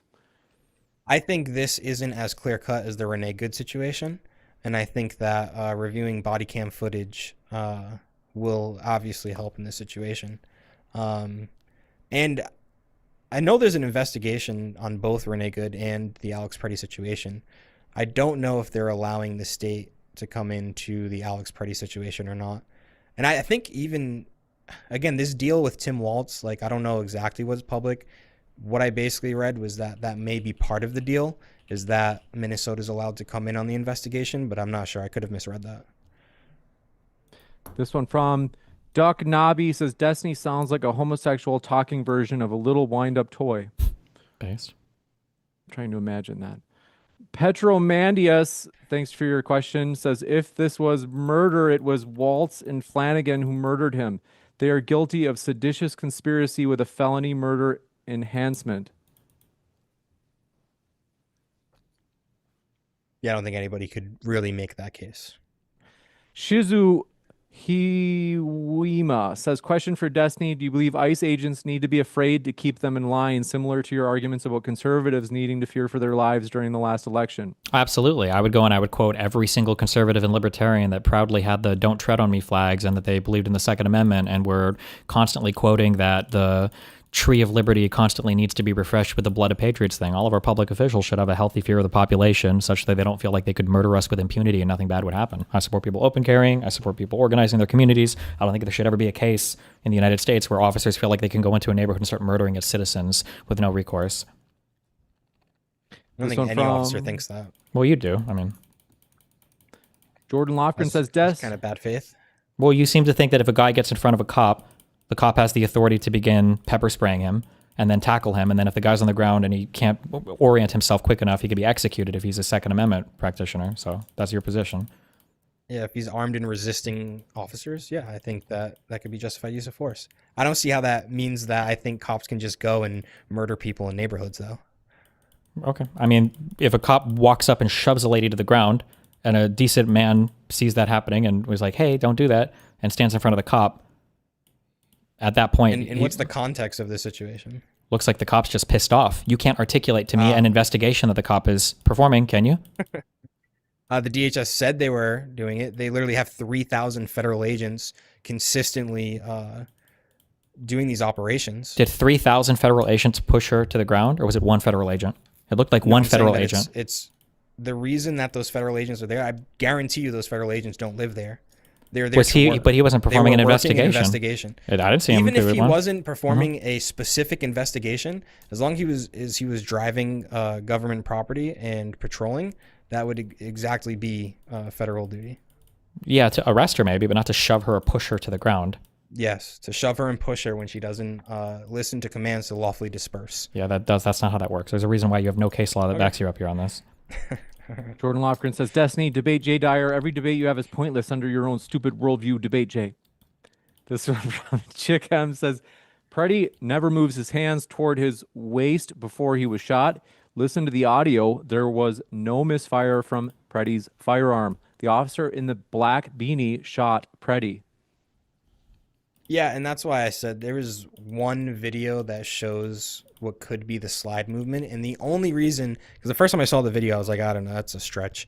But then the specific type of gun, I actually remember when it was being talked about several months ago, maybe a year ago, where this specific gun was giving people a lot of problems in the misfiring department. So that's when I started to take the theory a little bit more seriously, and I just added it in. It could be the case, could not be. Based on the last report, I don't think it was, because they didn't mention it. It seems like it would be a big fact to mention. But you got it. In Their Shoes Apologetics says, Alex, how can you say probability doesn't matter in this case when the debate itself is an evaluation of probabilities? Destiny asked the right questions. I forget exactly the context in which we were speaking. Do you remember, Destiny? You have to probabilistically assess the likelihood of this guy being violent against you. You can't just assume every single person has 2 guns and kill them.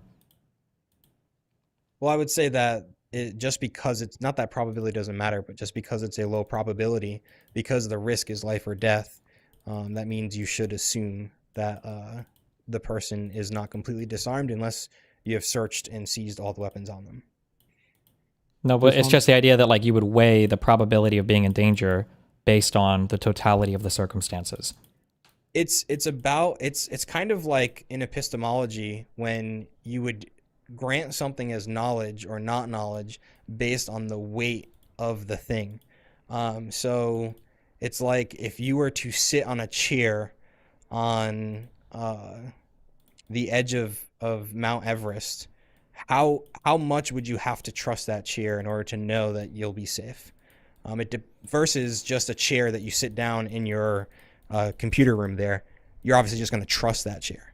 When you're on the side of Mount Everest, you're going to look at that chair and you're going to investigate that chair and test it out a bit before you actually sit on the side of a mountain that you could fall to your death if the chair breaks or doesn't hold you. So in a situation where even though the probability is low, you have to weigh it very heavily because the risk of being wrong is life or death. Let's say that you are carrying out an arrest warrant for a guy that you have probable cause to assume that this guy killed another person with a pistol, we'll say with an AR-15. Okay. Let's say that officers pull up and they see this guy walking outside of a building and there is a guy next to him. And then let's say that the guy that you're pulled up to arrest, let's say that he reveals that he had in front of him, he's got an AR-15, and he turns and he aims at this guy to go to shoot the dude. Do you think officers would have a right to shoot and kill the guy aiming the AR-15? Yeah. What if you were outside of an airsoft arena? Would that change the calculation whatsoever, or would you still shoot and kill him? No, yeah, that would change. That's my whole point. What do you mean? Explain. As in the totality of the circumstances leading up to, he could still have an AR-15 and really truly kill the guy, right? You said the 1%. It could be a real gun, but the totality of the circumstances leading to when you enact your violent force, you're going to consider where you are, what the circumstances leading up to an event are. If that Alex Pretti guy had been fighting and brawling with officers and had been talking shit, like he was being violent or whatever, and then the same situation plays out, I'm a lot more sympathetic to the officers for why they would be on edge for this guy, resisting. They said they were going to arrest him or whatever. That would heavily factor into the officer thinking this guy's ready to fight and maybe die. But if the guy got pushed, pepper sprayed, tackled in like 5 seconds, and then he's getting the shit beat out of him, and then like 5 officers are all of a sudden on him, I'm not thinking, and the calculation for a reasonable officer is not as much, oh, this guy's a fucking murderer. He's probably just a dude who's getting the shit beat out of him. He's like struggling on the ground. Here's the misstep in your analogy, your hypothetical. You asked me if it was an airsoft place. Does the cop know that? Yeah, we'll say he does. Just like the cop here knows that Pretti's not fighting with the dude. He's not fighting with the guy. He hasn't talked shit. He's not making threat. The officer knows whether he's been in a fight with Pretti, of course. Arrest and he's armed. After he's been tackled, after he's been, you've left the world of induction and now you've gone to deduction or whatever. No, he doesn't know 100%. Not only doesn't he know you've abandoned the argument. You've abandoned the argument. It wasn't about if he knew it. It was an induction question, and we can't. Finish. Okay. Let me finish. Not only does he not know the intentions, the courts don't hold him to the standard of trying to guess his intentions. Yes, they do. No, they don't. What do you think a reasonable officer standard is? What do you think they're trying to assess? Yes. An officer doesn't need to know the intent of somebody reaching for their waistband. They have to assess it, what a reasonable officer would think. Okay, well, yes, in a situation where they're reaching for their waistband, a reasonable officer would think they could be grabbing a weapon, so I can fire. It depends on what's leading up to that. If a cop walks up to me and the cop says, "Give me your fucking ID," and I reach down to my pocket and then I hand him my wallet, as opposed to a cop getting a call saying there was a dude walking around, describing me, 6'5", blue eyes, perfect hair, and they say, this guy we think has a gun, and an officer walks up to me like, hey, and then I turn around and reach for my pocket, even if I am pulling out my wallet, right? There's a different set of circumstances leading to both of these events. In the first one... You just made my argument for me. How? The cop knew he was armed. No... that's already by the time he's tackled and resisting quote unquote arrest. Before the use of force. And it doesn't matter. No. They're already fighting him. Stop bringing up provocation doctrine. Whatever ChatGPT told you, it doesn't apply here. No, it doesn't apply here. The Barnes v. Felix, the 2024 case is the most recent reading that I've done on this. Your use of force is like a case from like the 90s or something, or the 80s. That's not related to this at all, right? And the Barnes v. Felix case, the Supreme Court. Totality of circumstances. Yes, and the totality of circumstances would have to do with what leads up to the violent interaction. But based on the provocation doctrine, it excludes prior Fourth Amendment violations. We're not talking about provocation doctrine. Yes, it is. If you're talking about, the thing that the Fifth Circuit talked about was the moment of threat analysis. If that's what this provocation doctrine is, the Supreme Court explicitly ruled that, and they tossed that moment of threat analysis. Okay, well, this provocation doctrine has nothing to do with this. I've already spoken to this. It's not relevant here. I've asked you specifically if spraying with pepper spray is only justified under the Fourth Amendment, and you agreed. I don't know. I don't even know if that applies here. It doesn't matter. What allows somebody to use force? What allows an officer to use force in the Constitution? To use force as if he's trying to detain somebody and they're resisting arrest. Yeah, which amendment? I don't know. Is this unwarranted search and seizure? I guess it would be the fourth. Yeah, but I don't know. I don't know how this. Do you think this is factoring in here? Because if is an unjustified use of force breaking the Fourth Amendment? An unjustified use of force, probably, yeah. Yes. Okay. So if the pepper spray was an unjustified use of force, that is you're breaking the Fourth Amendment. So the provocation doctrine says just because you break the Fourth Amendment and then there's a use of force that's separate from that event, it doesn't mean that use of force can be thrown out just because of I'm not throwing it out just because of that. It would just play into You're saying the events leading up to it. Yes, the events leading up to it, but I'm not saying because it was justified or unjustified. Your brain is locked on this. I'm not saying just because it was justified or unjustified. I'm saying that it would factor into how you would evaluate the resistance of the person up to that point. And that's what the provocation doctrine says, and the provocation doctrine was shut down in 2017. That's not what that is, and that's not what I'm talking about. Okay. You got it. This one from Red Boomer says Destiny has to debate the Debate King Manor. Okay. Where's Worm? And DVI'd says Alexander was the only one reaching here in their shoes. We got that one. Type 35. I'm curious. Does the guy even touch the officer before the officer decides to tackle him and everything and pepper spray him? It literally doesn't matter because you're talking about an unlawful seizure at that point is what you're trying to get at.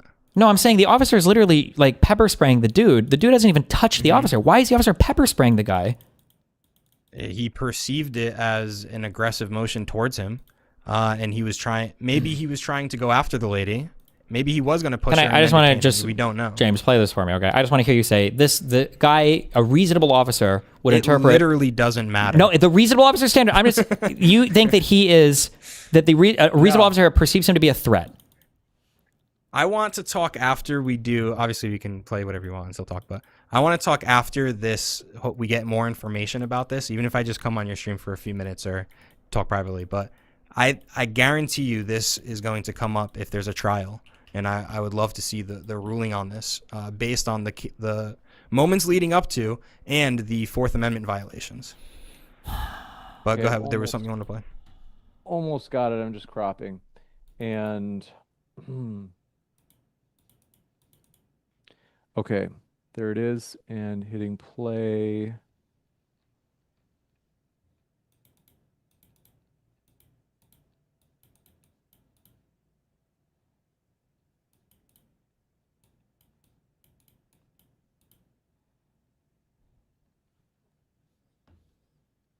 Wait, are you playing this like on your stream? Yep. Oh.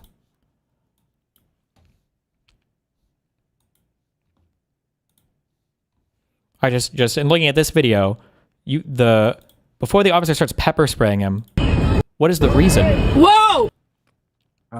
Is it playing? Well, I think you have to open it yourself. I don't even think I don't even think Pretti touches the officer. Whoa!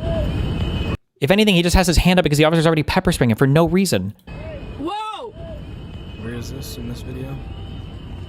Like, the officer's not trying to even detain or arrest. The officer's just mad. I don't know why you can't even just admit that. The officer's just pissed off. He's just taking out his rage. He shoves the woman to the ground for no reason. Yeah, but he's not mad and trying to detain somebody. It is what happened. He's just mad. He's pissed off. He shoves the lady. He doesn't even try to detain her. He's got his pepper spray out. He starts spraying the dude. Even if what he did was unlawful, it has nothing. I'm not saying about that. I'm just saying that the start of this, well, it kind of does, but it doesn't. Okay. Even if what he did was a Fourth Amendment violation, previous Fourth Amendment You're quoting a violations. sentence that you don't understand. You just keep quoting the same sentence at me. You just don't understand what you're reading or what you're saying. I don't think you understand. I understand it you didn't even perfectly. Know about the provocation doctrine. You're like, what is this? It has nothing to No, do because with because I try to stay with current law. I don't know any prior law to that. I just stay with what's current. Your misunderstanding is you seem to believe. I've already 6 years ago. I'm not talking about provocation doctrine. I'm talking about Felix v. Barnes, which is the most recent case of this, which was just a year ago. It's a 17-page ruling with you 10 minutes to read. You're getting mixed up because you think that I'm saying that just because the officer broke the law means that the guy was justified or the officer didn't have a right to defend himself afterwards. That's not what I'm saying. What I'm saying is that it takes away from the fact. I'm saying that his actions would factor into whether or not he thought the guy was a threat. Whether they were breaking the law or not is not relevant. I'm just saying that they would factor into whether or not that guy is a threat. That's it. It doesn't matter if they're legal. It doesn't matter if they're not legal. I'm not provocation doctrine. He was a threat, right? No, he wasn't. I don't think a reasonable officer would assume so. Okay, so then these are two different arguments. Okay. They're not, but... Yes, you're making two completely different arguments. You're saying, okay, he was never having a use of force. He was never a threat, right? You're saying he was never a threat. Pretti, I don't believe a reasonable officer would think he's a threat, no. Right, and then you're saying the officer put him into a circumstance in which he was a threat. No, I don't think he was a threat, ever. At what point was he a threat? Those are two different arguments. When is he threatening the officers? What is the threat part? All right, so then the officer didn't put himself in a situation in which Pretti was a threat. Correct. He didn't, because Pretti was never a threat. You're welcome. That's a contradiction. What am I contradicting? There's a threat and there's no threat. My position from the very beginning is that there's no threat. That's why the shoot was unjustified. If there's a threat, then the shoot would be justified. Then why are you making the argument that the circumstances led to there being a threat? I'm not. I'm saying that a different set of circumstances could have led to a reasonable officer perceiving there to be a threat. But that's different set of circumstances didn't arise. We have to deal with one we have now. And this one doesn't arise to a reasonable officer thinking there's a threat. This one coming in from Big Leafy Tree says we need more highly trained civilians to survive ICE encounters. And then Type 35 says, Alex Pretti had his phone in the hand that moved towards the waist. How could he reach for his gun when he was holding his phone? Again, these split-second decisions, you can't say that someone can't drop a phone and pick up a gun. But I do think it is weird. He has something in his left hand too. Maybe he grabbed something off of the lady by accident when he grabbed onto her, which was also weird. Why do you think he grabbed onto that lady? Well, initially, I think he was trying to help her stand. And that I think he was probably losing his senses because the retarded pig fuck cop was just spamming like crowd control pepper spray in this guy's face. So he was probably just grasping for anything at that point. I'm pretty sure what he has in his other hands at the point when he's on the ground are his glasses. Okay. That makes sense. This one from Where's Worm says, Alex, for fun, assume Destiny is right. You're at a Nazi rally and a lefty cop pepper sprays you and they dogpile you on all fours. What do you do? Well, the cops aren't right or left. What's this lefty cop bullshit? The cops are there doing their job. And if I now, whether or not you think he was actually impeding, he was there instigating. Now, you could say it was legal, like he was just using his First Amendment. That's fine. We actually don't know all of the entirety of what happened, and I'm sure it will come out. But if he was like on that line of impeding, and an officer made the decision that he was in fact obstructing or impeding, then you at that point, you don't fight the law in the street, you fight it in court. Can you be instigating just by legally protesting? Well, I would say when you use instigating, it's not in a obstruction way or... Sure, so you could be instigating but still be doing a legal thing, right? Yes. Would you agree that Like ICE the is whistles. instigating by being deployed to Minnesota like this? That Trump's goal was to instigate with ICE, even if it was legal? Yeah, I would say so. This one from And I think- Laser. Like using the whistles is instigating, right? But it's legal. Laser 0231 says, Destiny, let's say that Pretti is not disarmed. If Pretti clearly reaches for his gun and is shot by officers, would the previous circumstances be dispositive towards a self-defense justification? I don't think you can put somebody in a position where 95% of people can be interpreted as using violence. I think that the behavior prior to this was just so out of line that it would be hard to justify them doing almost anything and having a reasonable use of force to kill the guy. It makes it very, very, very hard when the whole situation leading up to it seems to be completely unjustified. Doom Spiral says, was the Ashley Babbitt situation a justified enforcement action? That's for me. Either of you. I mean, I would say obviously yes, of course. Yeah. I do think it could be. What do you mean it could be? I think it could be interpreted that way. Which means you're also saying it couldn't be. That's like a pointless statement. Are you waiting for more facts to come out about it? No, I'm just saying that you very well could interpret it that way. It was interpreted that way. Well, it wasn't, right? Because Trump paid out the family, whatever, some wrongful death lawsuit, like $10 million or something. I mean, civil and criminals Would you interpret it as a good shoot or a bad shoot? Honestly, I don't know too much about it, but from what I have seen, probably a good shoot. Tyler S. says, Destiny, why can't he acknowledge the guy being pepper sprayed isn't able to perfectly comply? The bootlicking and ice guzzling is wild. What was that one again? Sorry. They said, Destiny, why can't Alex acknowledge the guy being pepper sprayed isn't able to perfectly comply? The bootlicking and ice guzzling is wild. Because the courts don't recognize that. Just because you get pepper sprayed doesn't mean you have the right to break the law.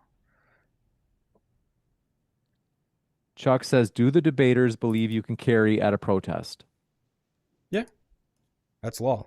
I mean, I do. I don't think under his interpretation, the cops have huge deference to assassinate you. So basically, any on-the-ground struggle is going to be the detention. Yes, they can kill you. Yes, I don't believe that. I think this. I think that effectively destroys the Second Amendment in the United States. I don't think that just because a cop tackles you, that he has a right to kill you immediately after.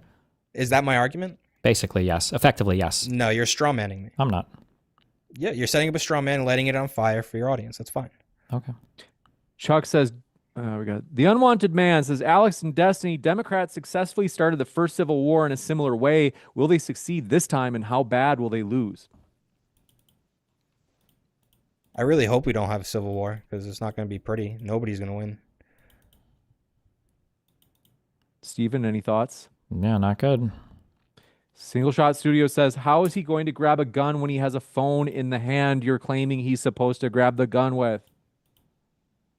Yeah, I don't think it's impossible to grab a gun with a phone in your hand or to drop the phone and grab a gun.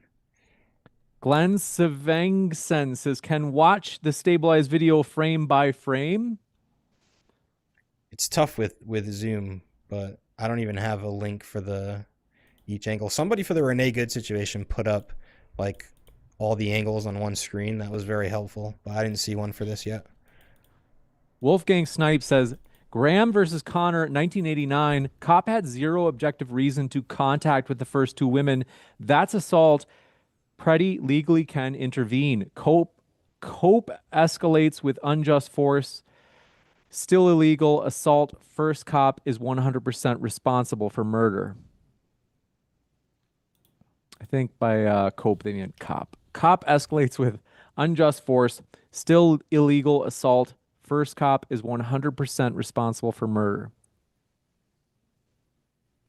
Yeah, I'm not sure. I'm not sure. .com dad says, Destiny, putting aside the moral issue of this tragic shooting, how would you wager any are convicted and do time?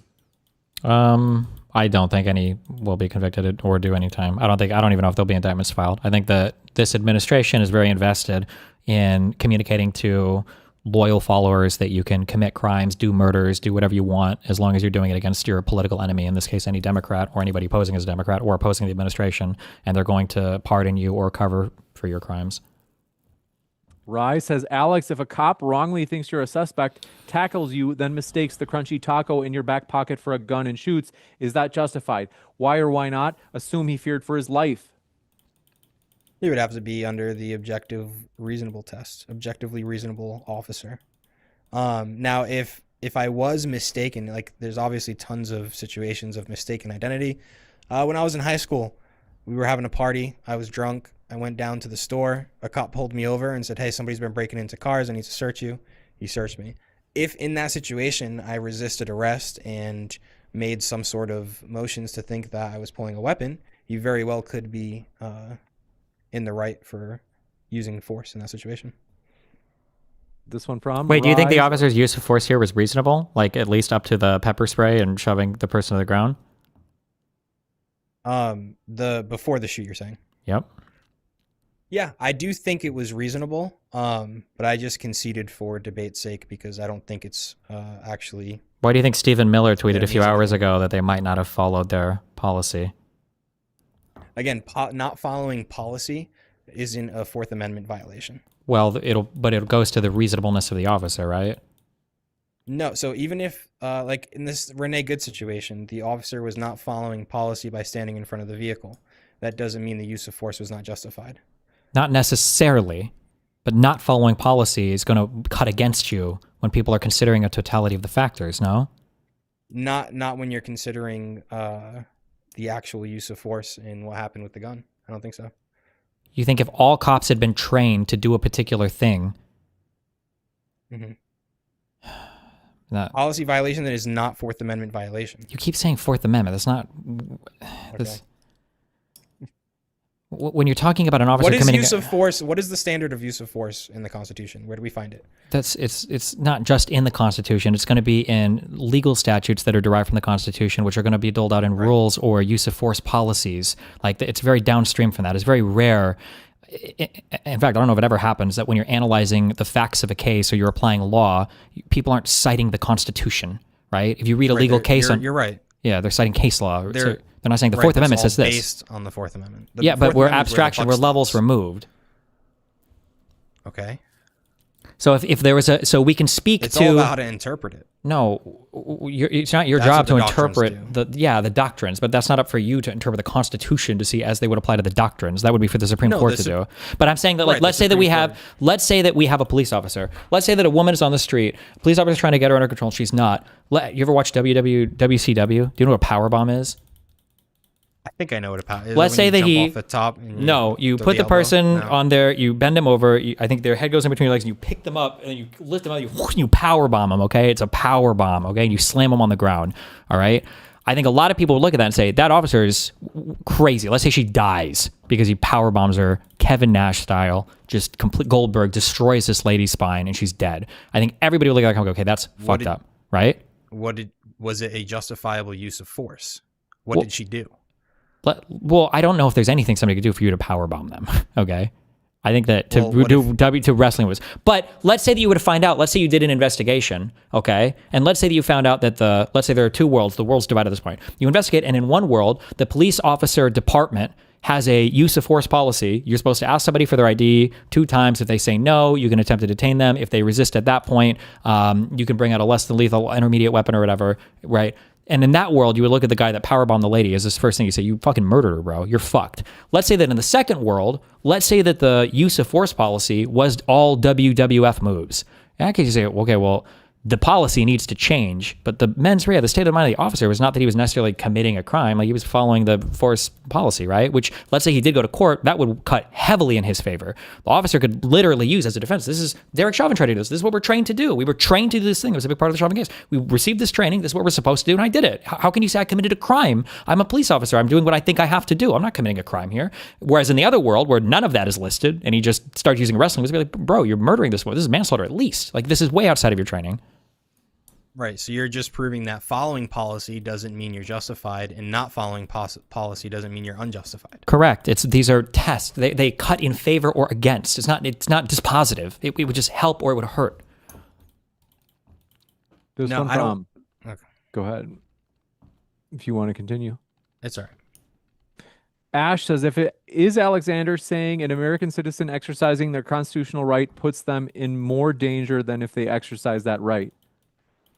Yeah. Just like I think if you go down to, there's a hood down from me called South Providence, and you scream the N-word, you are exercising your First Amendment right, but you're putting yourself in grave danger.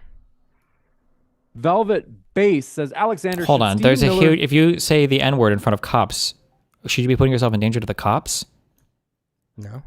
Okay, talking about another citizen attacking you. Here we're talking about police officers killing you.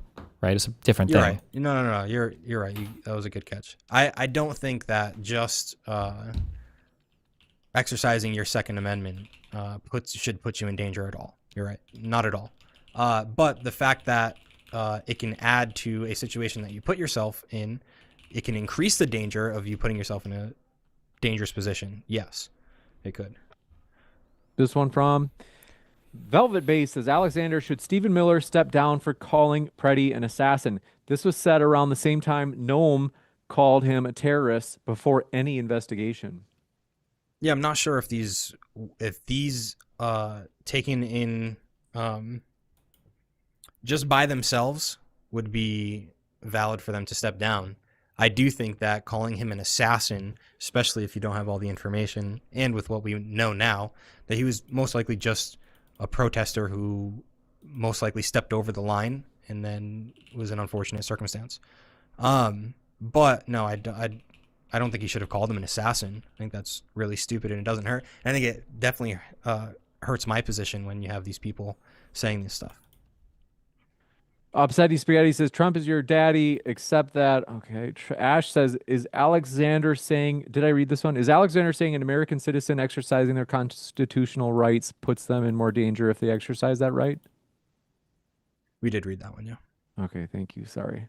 Sean O says, is it possible that the officer had his right arm moved? Is it possible that the officer that had his right arm moved his arm behind his back, either to handcuff or gain control? I guess it's possible. It's not what we see in the video that we have. Sure, it's possible. I don't think that's what happened.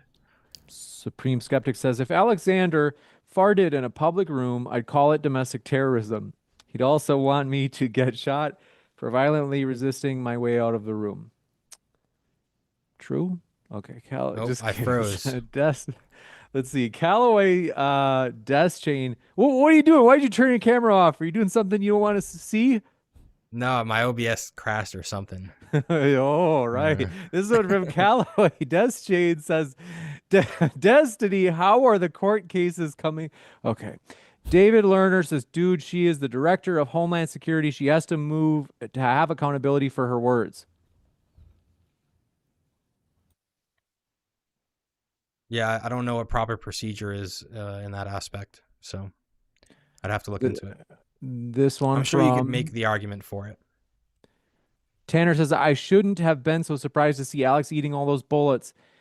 Bless my vibe code says, a lot of these agents you're covering for aren't seasoned career LEOs. They're rookie entry-level thugs. That's why they're sloppy. They tarnish the badge. Alex, is this true? Or are some of these guys undertrained? Or, I mean, is it like a kind of a trend? No, I think some are. That exists in all police departments and law enforcement officers. But there's like hundreds of thousands of applications for these positions. So they kind of have the pick of the litter. They usually try to pick people with at least some form of either law enforcement or military experience. Hundreds of thousands? There's no shot. There are hundreds of thousands of applicants for these positions. That's. I mean, maybe I'm wrong. The last number I saw was 200,000. If it came from the administration, it's a lie. So that's an insane amount of applications.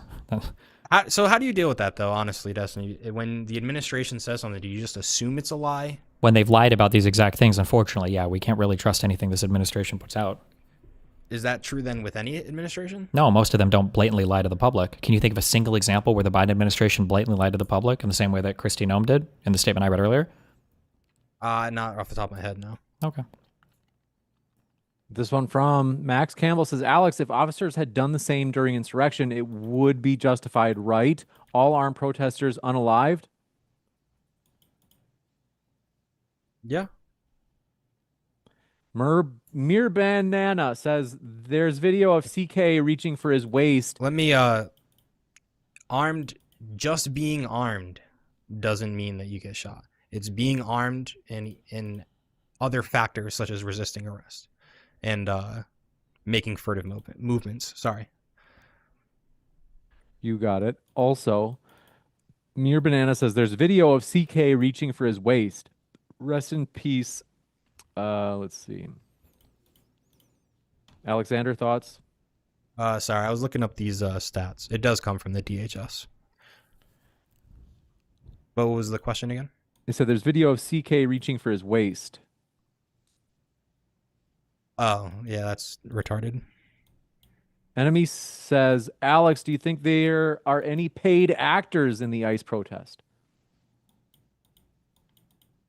I think in any protest, any big, large-scale protest, and could they be for the left? Yeah, maybe even some right in there as well.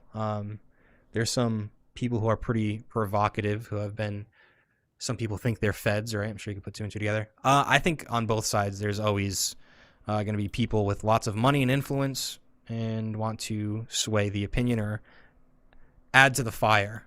But I do think that there are a large amount of people in these protests who do actually believe everything and are not being paid to be there. I just think they're wrong. This one from TD2 says, Bellingcat already debunked reaching for his gun. His hands are in front before the first shot. I didn't... Bellingcat? Is there a video? I'll look it up after this. Dave Lerner says his last words were, quote, "Are you okay?" to the pepper-sprayed woman as he was assaulted, knocked to the ground, and beaten. Alexander is vile or in denial. Now, again, I think that even if all of leading up to it was an abuse and not justified use of force, even afterwards, he has the duty to surrender to officers, and not surrendering to them put him in a precarious position. You got it. SGM says Alexander, so he has all his limbs being pulled all over and still be autonomous enough to reasonably pose a threat, or did they let go to let him pose a threat after disarming him? It's unclear in the video if they let go. I don't think they let go before the shots. They could have, but no, I think that it's actually, like even Destiny said, this guy's not a wimp, and it's actually hard to detain somebody who's actively resisting arrest. If you have kids and you've ever changed a diaper of a 2 or 3-year-old, you could understand that too. So I think both could be true. If he stopped resisting arrest, they would have arrested him. And I also think that he could still pose a threat even though 4 people were on him, yes. You got it. And Just Deej says Trump's coom must have hella calories. Okay, this is weird. Destiny, quit debating these clowns. Sorry, guys. Let's see. David Amick says, what if the officer assumed Alex Pretti was a vampire? They're saying, like, the hypotheticals. Greek archaeology says, James, could you please email Pearl Davis for talking? Okay, let's stay on.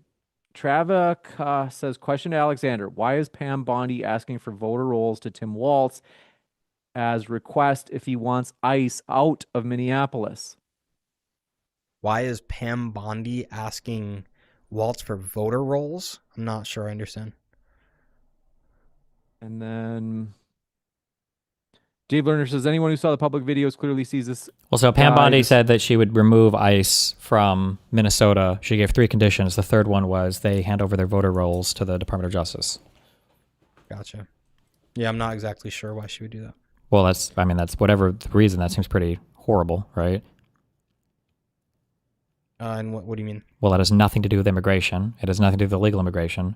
Why would that be conditioned on? Kind of seems like you're sending feds to a state to murder their citizens until you hand them over something that they want that they wouldn't get otherwise.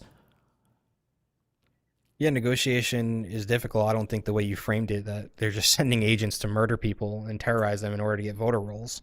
But they're at a position where I think it probably is hurting the right politically having ICE in Minneapolis, whether that's just because of the response of the left or maybe what the left believe is true. It could be either or. Do you know there's a name for, we have a special name for when you negotiate with somebody, and part of that negotiation is threatening to do something bad to them if they don't comply.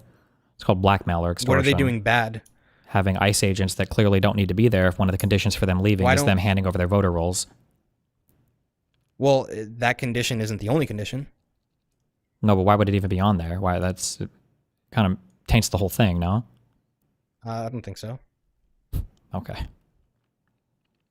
This one from David Amick says, got that one. David Lerner says, anyone who saw the public videos clearly sees this guy, this innocent man was assaulted, then murdered. Stop gaslighting us.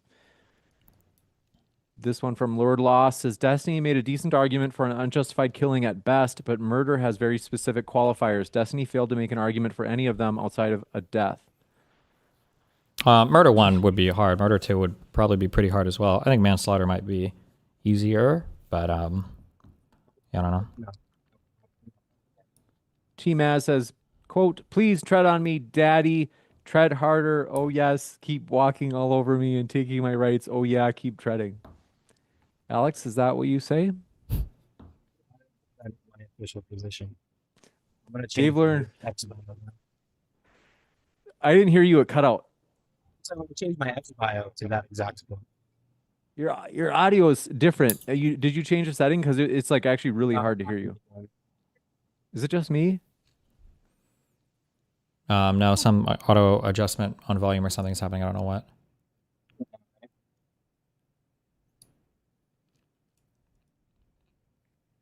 We'll give you a chance to figure it out. Thomas Evans says, Alex holds civilians to higher standards than cops. Alex, is this true? No. It's so quiet. It's like here in the other room. It's quiet now? Oh, now it's fixed. Now it's fixed. All right, it's good now. Cool. Perfect. Okay. I've had the same mic and interface for like 4 years. I should probably get a new one.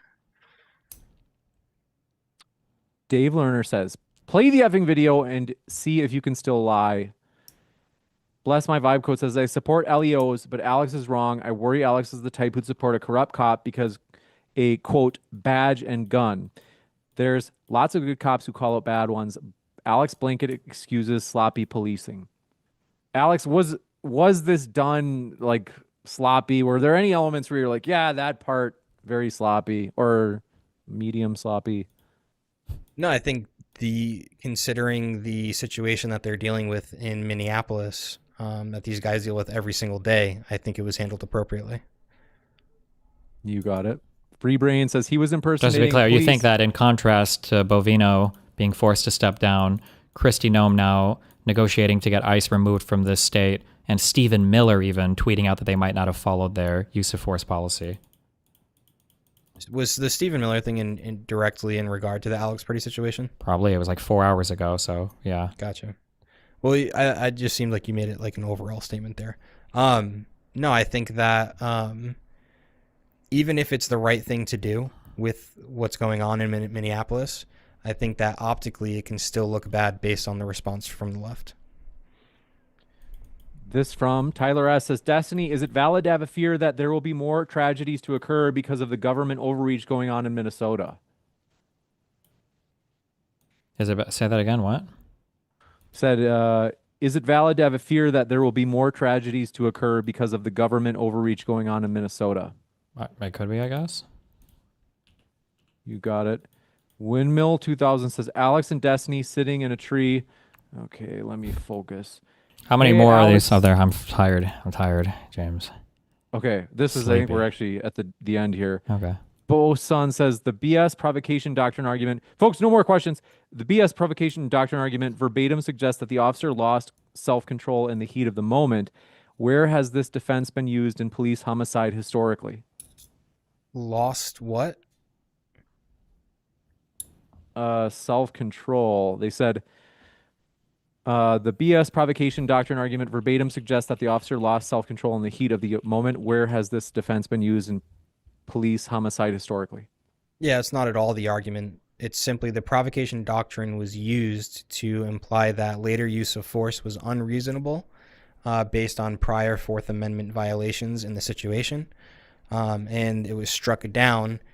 Basically, the reasoning behind it is that officers can't give up their right to defend themselves just because they violate the law. Okay.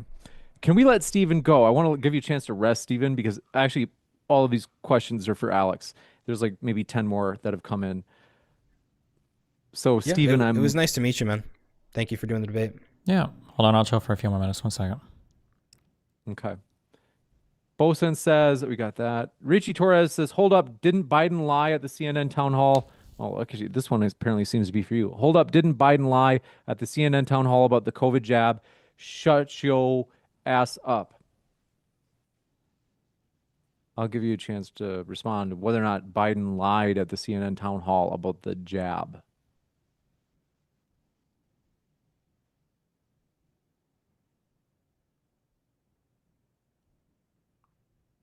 Did you fall asleep, Stephen? What? I'm sorry. Was that a question? What was the question? Sorry. They said, hold up, didn't Biden lie at the CNN town hall about the COVID jab? No. Bless My Vibe Code says, I don't see this as a pro-cop, anti-cop thing. You can respect the badge without defending insane, sloppy actions. These are feds, not your local good old boy police. Have a sense of justice, not just force. Sorry, say that again. We got to wrap up both because getting I know you tired. guys are tired. This is so many questions. Bear with. Name is the game says, that's not. Bless My Vibe Code says, I don't see this as a pro-cop or anti-cop thing. You can respect the badge without defending insane, sloppy actions. These are feds, not your local good old boy police.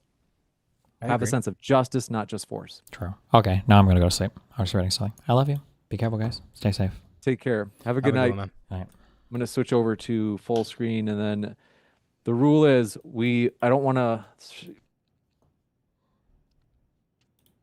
Sorry, I was reading a thing on the provocation thing.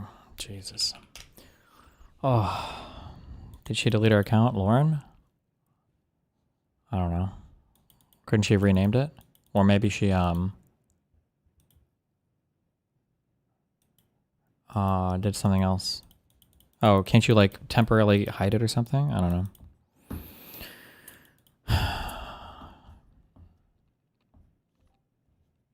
Freeloader just wants, I'm so tired and I have a headache. Okay. All right. We have earn badges to solve with purple for, oh fuck, next time. Batmobile, Friar, Card, Robin, Joker, Basement, Penguin, Character, Sheriff, Devil, Capstone, Flyer, Ranger, Maid, Ballroom, and Cut Up.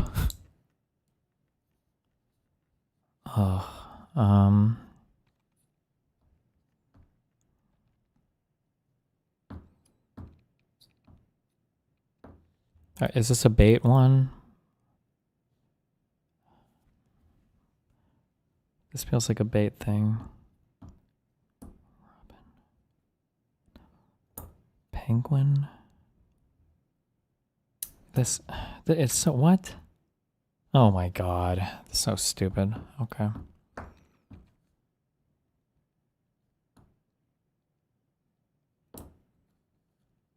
Are friars like types of birds? Like a friar bird, a robin, a maid, a devil bird? Batmobile. Bat. Cap. Ball. Fly. Cut. Mobile. Mobile.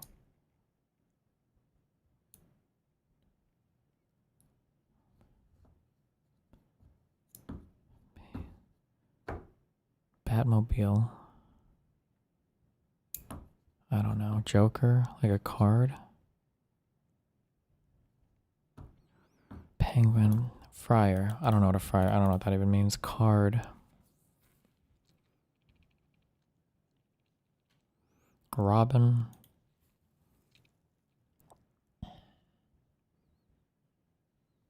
Basement. Jesus. Penguin.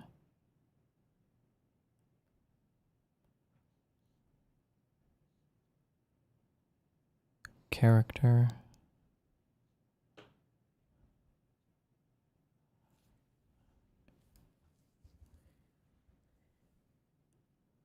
Oh my god.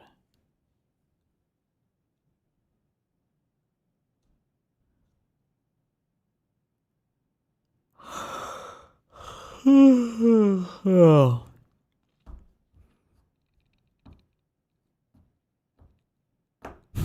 I have no idea.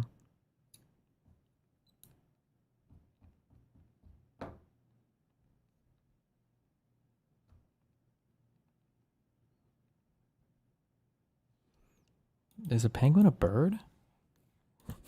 God, they are, right? Birds. A maid bird? A flyer bird? I don't know. No, I don't even know. Basement? Flyer. Fly. Devil. Robin.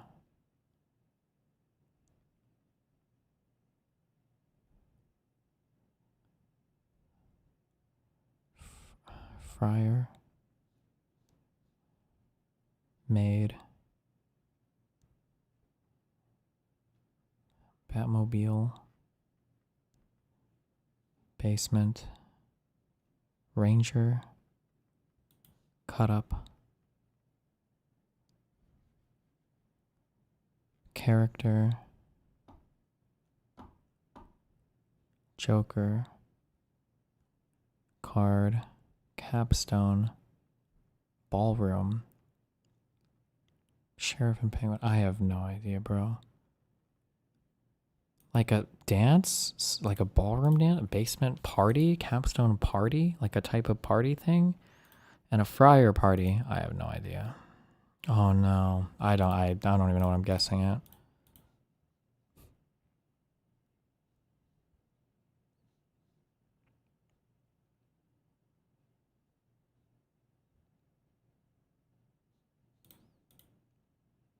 I have no idea. Get me the fuck out of here. What is this? Quite the laugh. Well, hold on. Quite the laugh. Card. He's a character and a Joker shirt. A cut up? I've never heard that in my life. Card, I've maybe heard before. I don't know, maybe. NHL team member. Devil, Flyer, Penguin, Range. I wouldn't know any of these. First words of Robin Hood character names. No clue about Friar, Maid. Robin, Sheriff. Okay, wouldn't have known any of those. Starting with baseball gear. Ball, base, a bat, and a cap? Like a... Oh, God. Jesus. Okay, I'm glad they put all these together, because holy fuck. I would have been cooked. All right, I love you guys. I'll be back tomorrow. Stay safe. We're going to cappuccino, cappuccino, cappuccino, cappuccino, cappuccino, cappuccino, cappuccino, cappuccino, my dinner. So I'll catch you guys next. Stream right now.